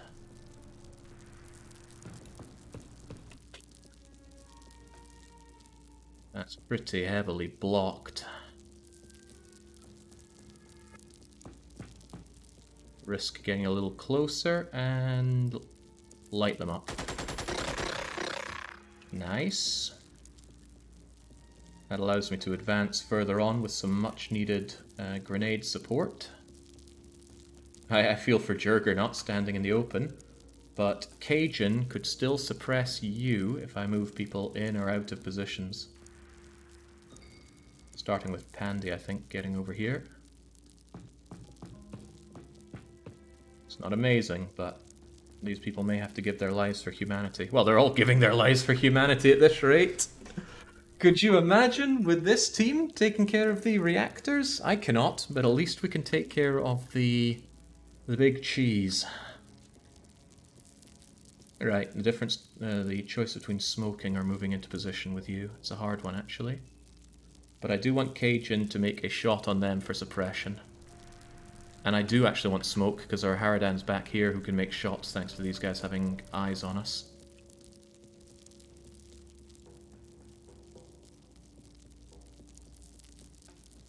That probably means getting you over here.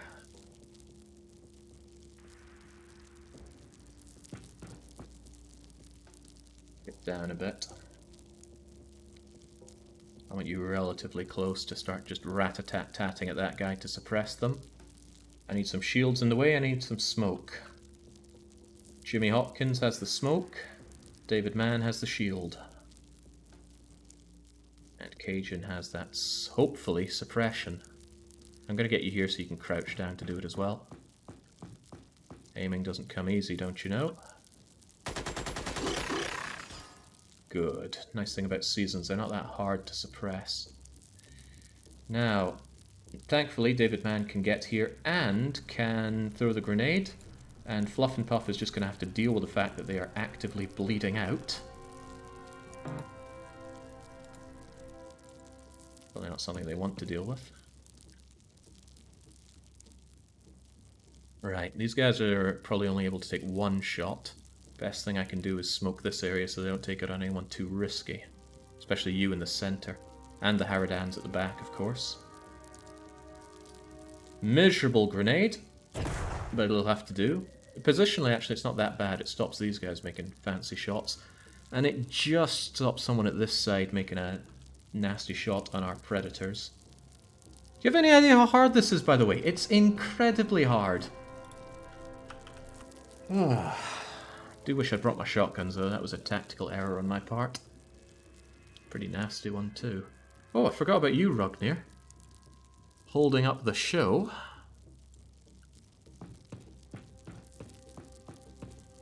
Any of our shields have a med pack? Anyone who's actually a shield does. So not you, not you, not you, and you. Okay, so Juggernaut is the only person with a med pack. But the Predators all carry emergency med packs on them.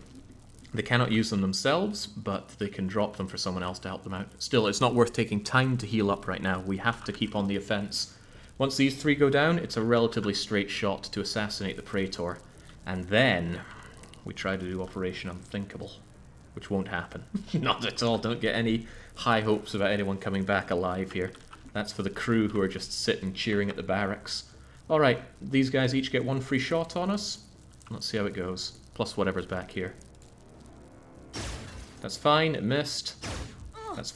Well, bollocks. Bye, Arrested Pandy. That might cause panic. Ah. Oh, no! Oh, God. There was stopping Jimmy Hopkins. He couldn't shrug off alien control. Right. This is bad. However, Jimmy Hopkins has no weapon on him, so I don't think he's actually going to do anything too deadly for us. And all of our heavy gunners have a load ready. So what we can do is, as long as we don't accidentally shoot Jimmy Hopkins, is move forward, kill and suppress these guys, and just generally press forward. But we need more smoke. Juggernaut. Ah, Juggernaut got suppressed. No smoke out of you. David Mann is the one that has to smoke. They're going to have to move forward and do it. No! No, no, no, no, no, no! God, thank God I had nothing equipped. I tried to select Jimmy Hopkins, but of course he's under alien control, so he's a target if I click on him. I reckon Cajun should go here and just try and shoot that guy to death. I do want this killing power to deal with you, though, so I am taking some immense risks here.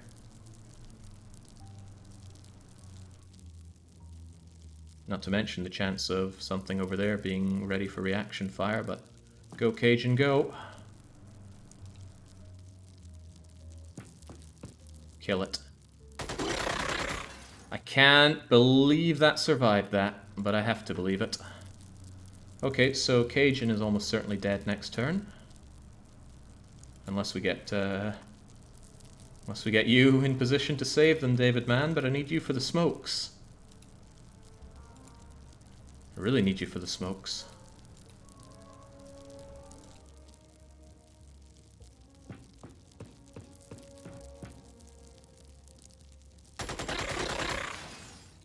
Jesus, these guys are hardy. Wait, I said smokes? I have a smoke.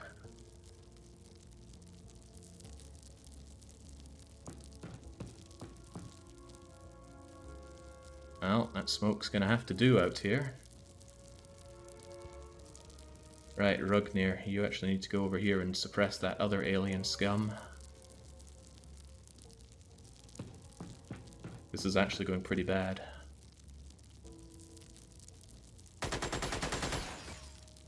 Didn't even hit, but at least you suppressed. Oh, I forgot about Fluff and Puff, but Fluff and Puff needs to reload.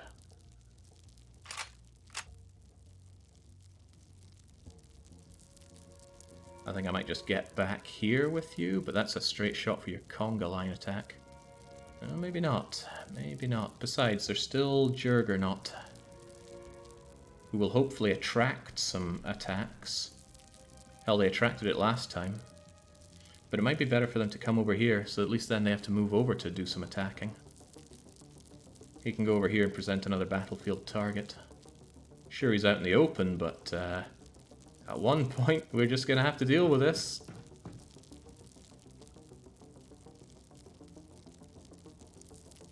Alright, David Mann.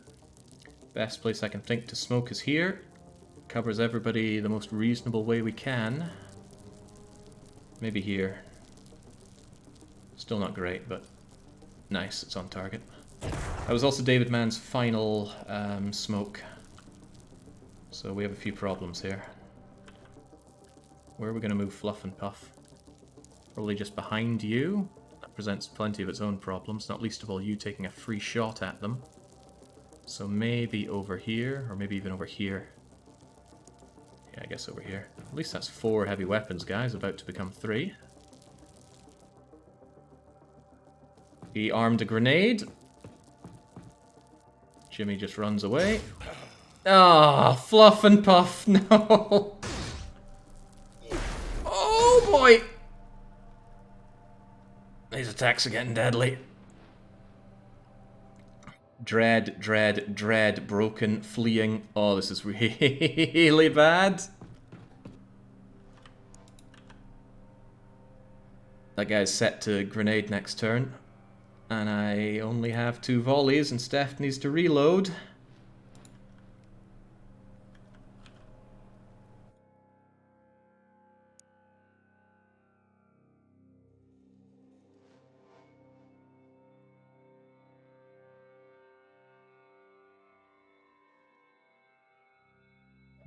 You took a bit of damage. I could just throw a grenade at you. I can't believe they made those shots through all that smoke as well. Jings. 33, huh? Get a little closer. There's the High Praetor. There are so many aliens. Even at this late stage. Right, well, one step at a time.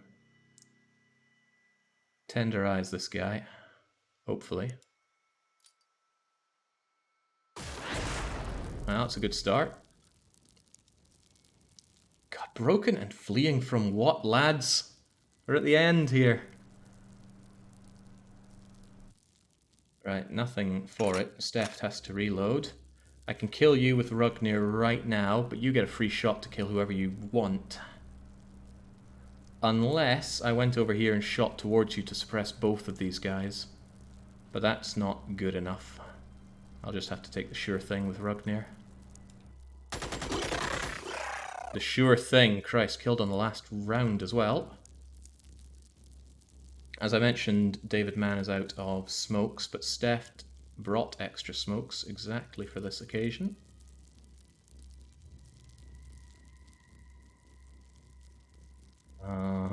David Mann can step back, grab one, and smoke this area in the hopes that these things stop making their ridiculously accurate attacks. But I also need to smoke against you, and there's no defense that I currently have against you. Are you in a gigantic empty room again, says Double Danger Dan. It's funny how that works out, isn't it? Alright, Steph, at least you're reloaded. David Mann, if nothing else, we need you to be able to smoke next turn. So grab and grab. These shotgun rounds are doing you no good.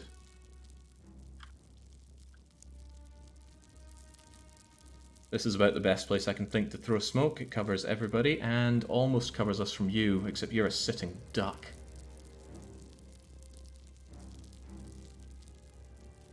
That actually might not be too shabby. It still gets you in the smoke. And we'll go here. Right on target. I'm at the alien's mercy to not destroy my entire team this turn. We're down to 3 heavy weapons and we're about to be down to 2, and they could just reduce us even further. Now at this point, if you had the singularity cannon, you win. Just fire at him and he dies. But I don't, so no can do. Nice, they went for Jimmy. Not so nice, they went for Jimmy. Please stop. Okay. Alright, alright. Don't break. Do not break. There's the High Praetor. He needs to die. Regardless of everything else, that Praetor needs to die. And I just heard the crunching of the approaching you-know-whats. Right, Cajun. You need to grab your gun. You could actually quicker grab this gun. But I actually want to hug this wall and stay away from all those shots. Block 75 on that MG. Yeah, I know. Blocked by our own unit. I was just checking the hit percentage chance from here. Whatever comes our way, we need to assassinate him. So I'm actually thinking that we line our guys up here. we go along this wall, and then next turn, we just jump this guy, heavy machine gun him till he dies. This guy is unlikely to die this turn, though. Juggernaut cannot... Juggernaut just cannot.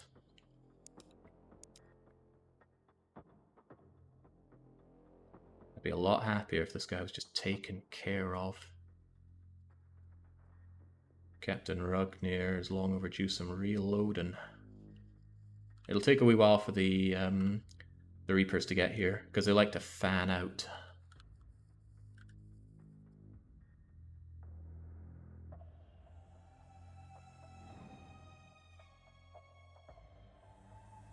But yeah, I think smoking this and being along here is our best bet. You're the main problem with all of that. Sure, I could suppress you, but I want you dead. Getting close enough to kill you is a tall order. It's not a bad shot from here, though. In fact, I think I'll take it. Splendid, Rugnir. Oh, that's why you're captain. Of course, the game won't tell me if I can or cannot reload here, but it's better to go up against the wall, I think. Go up against the wall, try and make use of all this cover that we can get. And before we do any movement, I want this stuff smoked to hell and back.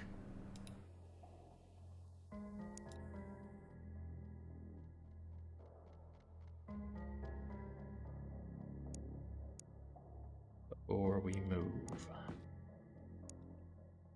Right, how about there? That's pretty good block on every shot that comes through. And you made it right on target. So now I want you over here, Juggernaut. Yes, yes, I know they have guns, lots of guns, it's scary. I don't have a lot of options here. I might get you over here just facing that way. Shield has a good 60% chance of aiding you. Cajun, grab the gun. Oh god, it needs reloaded. Of course it needs reloaded. Maybe this one didn't, but I could not have been sure. That's alright, we plan on reloading next turn anyway. We'll reload and march over here, hopefully unabated.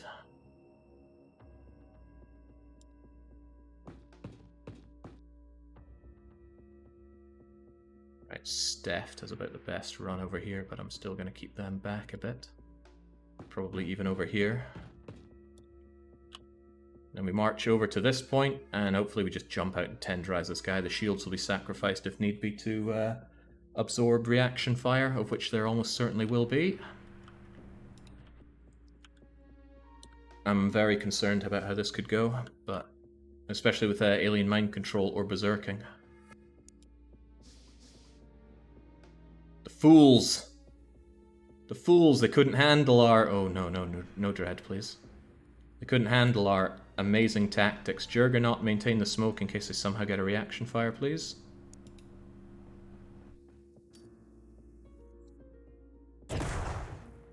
Can't see the Reapers. Don't fear the Reaper.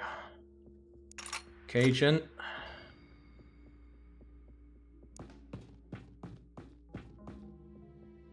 Ooh, I don't love coming here.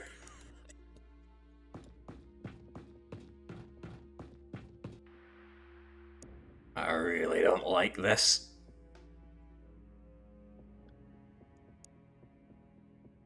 David Mann, to throw that costs you 40. I think I want you over here or so.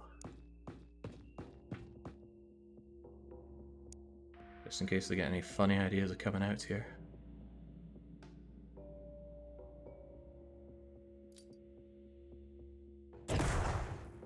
Lieutenant Steft, wow, you don't have what it takes because you got dreaded. This is actually quite risky to move you in, but maybe we have to believe that they're not going to take that shot. They would have that shot, I'm quite certain of that. But they didn't take the shot when you were over here. I think it's blocked. I should scout this place for blocked 100s. And see if I can hold a blocked 100.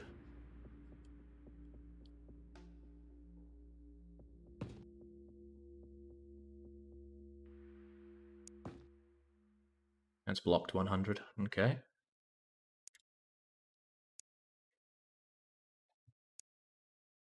Could Juggernaut still be here? He's in great grenade throwing positioning. And he gets us further intel on the approaching Reapers.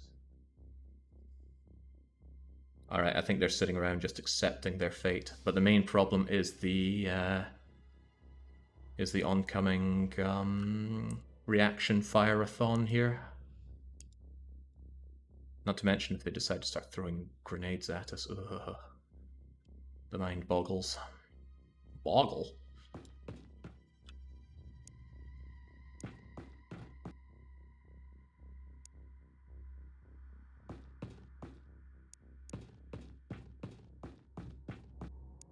I might have to just get up real close, but the odds of grenade sensation are very high.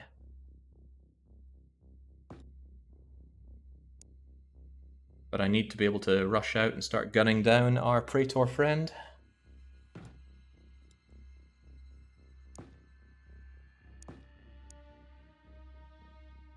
Just run out as close as possible and da-da-da-da-da-da-da-da. Problem with those reactions, team once the first member eats all these reaction shots and bites the dust. Yeah, I know there are problems associated with this brilliant strategy of mine. We're just gonna have to like it or lump it. You know, Juggernaut could get a little closer this turn, but I think the best thing he can do is just approach from quite far out. Very good throw. The throw of a man who knows he's about to die. Oh man. This is so few team members for the High Praetor. 5! Ah. No grenade. Ooh. Hurry up, guys. Oh, crap. Juggernaut was someone I was meant to throw at them. That was a terrible time for Dread as well.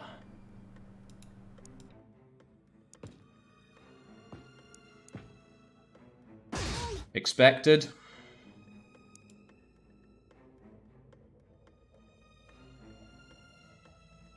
What do you think, David, man? You do have a grenade, and it's of vital importance that that thing dies, so take it. Nice. Reaction? No reaction. Check more for us, please.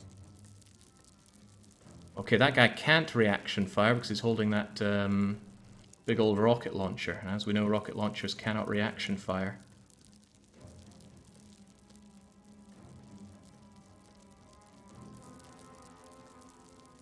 I still worry about this. Reflexes are brought down by heavy weapons. I might send in some guys just to bait out more reaction fire so that Rugnir just gets a point blank on him. On the other hand, I would like others to be able to fire in case this goes Pete Tong. I mean, just going here and shooting him is the best, but that Dread hurts a lot. Also, there's you. I don't want to move into your field of vision.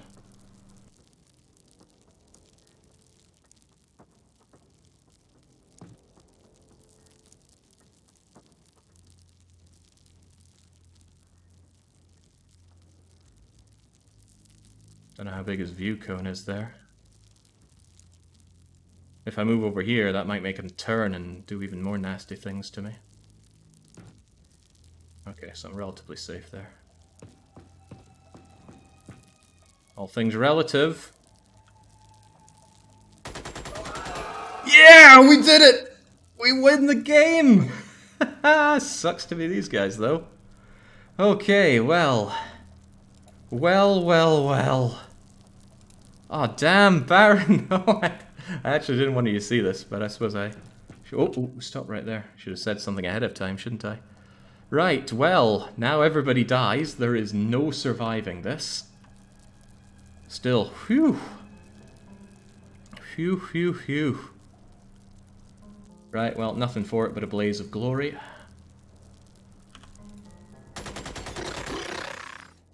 Take these alien scumbags straight to hell with us. Oh yeah, Juggernaut. What was his problem again? He fell under alien control, but actually we freed him by killing the High Praetor. Sadly, he's still TU'd out.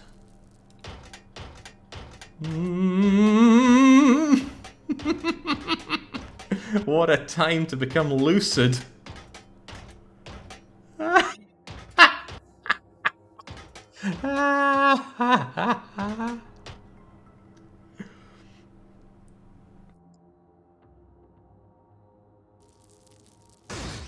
What the hell? Oh well, bye-bye, both of you. Wow. Amazing will to live. Not amazing enough. Bye-bye, Rugnir.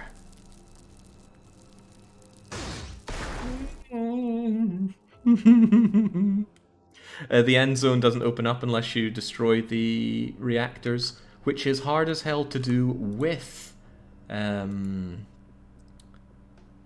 I was hoping he would have a big grenade to just go down swinging. And you know what? I think he will. Yeah, we all want to be part of this assisted suicide. They just nod at each other. Don't let those bastards eat me. There's no need for shields where you're going, Juggernaut. No need for much where you're going. Yeah. How about some of this, you alien bastards? Get off my planet!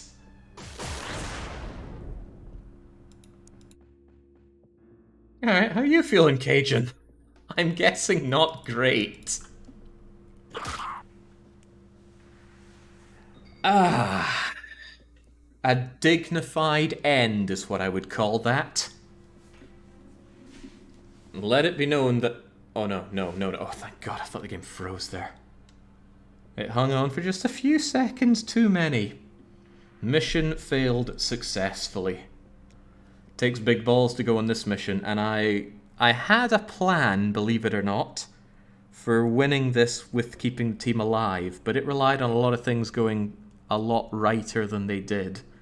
I had it in my head that the big empty room would have somehow gone a lot better. It didn't. Big problem was Haradan retreating. But I actually planned to bring the shotgunners... Oh, right, Baron, mute. I don't want you hearing my brilliant strategy here, because it's really brilliant. Alright, I'm going to trust Baron's not listening right now. So my brilliant idea was those shotguns I left behind, and all the times I was like, oh, I wish I brought my shotguns. A little bit, but the main plan was once the initial charge was done and those shields were spent, the shotgunners drop the shields, get those shotguns, and they hold off the Reaper menace, whilst the rest of the team obviously mow down the High Praetor and all of his guards, and then turn around and take care of the engines, and then we retreat. But that plan was only going to work if almost everybody survived. And as soon as we got into that big room, it was a killing floor. The start was impeccable. The mid was really shaky. But again, it's so hard even with good weapons. And then the end was just a whew. Thank God for Rugnir. Taking out that High Praetor. Of course, nobody back home gets to know that. All they know is that alien invasion has been defeated at the cost of 88 soldiers. Radar screens are silent. Death of the High Praetor has reduced the aliens held in our labs to a catatonic state, and even our Praetor is utterly unresponsive. The war is finally over. Humanity is rightfully celebrating our victory, and the sacrifices the brave men and women will echo throughout the ages. Though nobody has done more than I to ensure the survival of the human race. I like to think this is Baron telling me how everything went. I have little doubt your name will be written into history just below my own. Freaking Canadians. This does not mean our mission is over. Yes, it does. I will enjoy my evening. So, for me, this long play is concluded. But this is just one of the many multiverses of Xenonauts. When we come back, assumedly next Thursday at colonial-friendly times, Baron will show how it will work under Canadian High Command. He also has unfinished business with a regular Praetor, let alone the High Praetor. So, whilst this might be me being able to sit down in my comfy seat, the show will continue to go on. So, until we are back for more of that, it's a very big cheers from all of humanity, and a cheerio.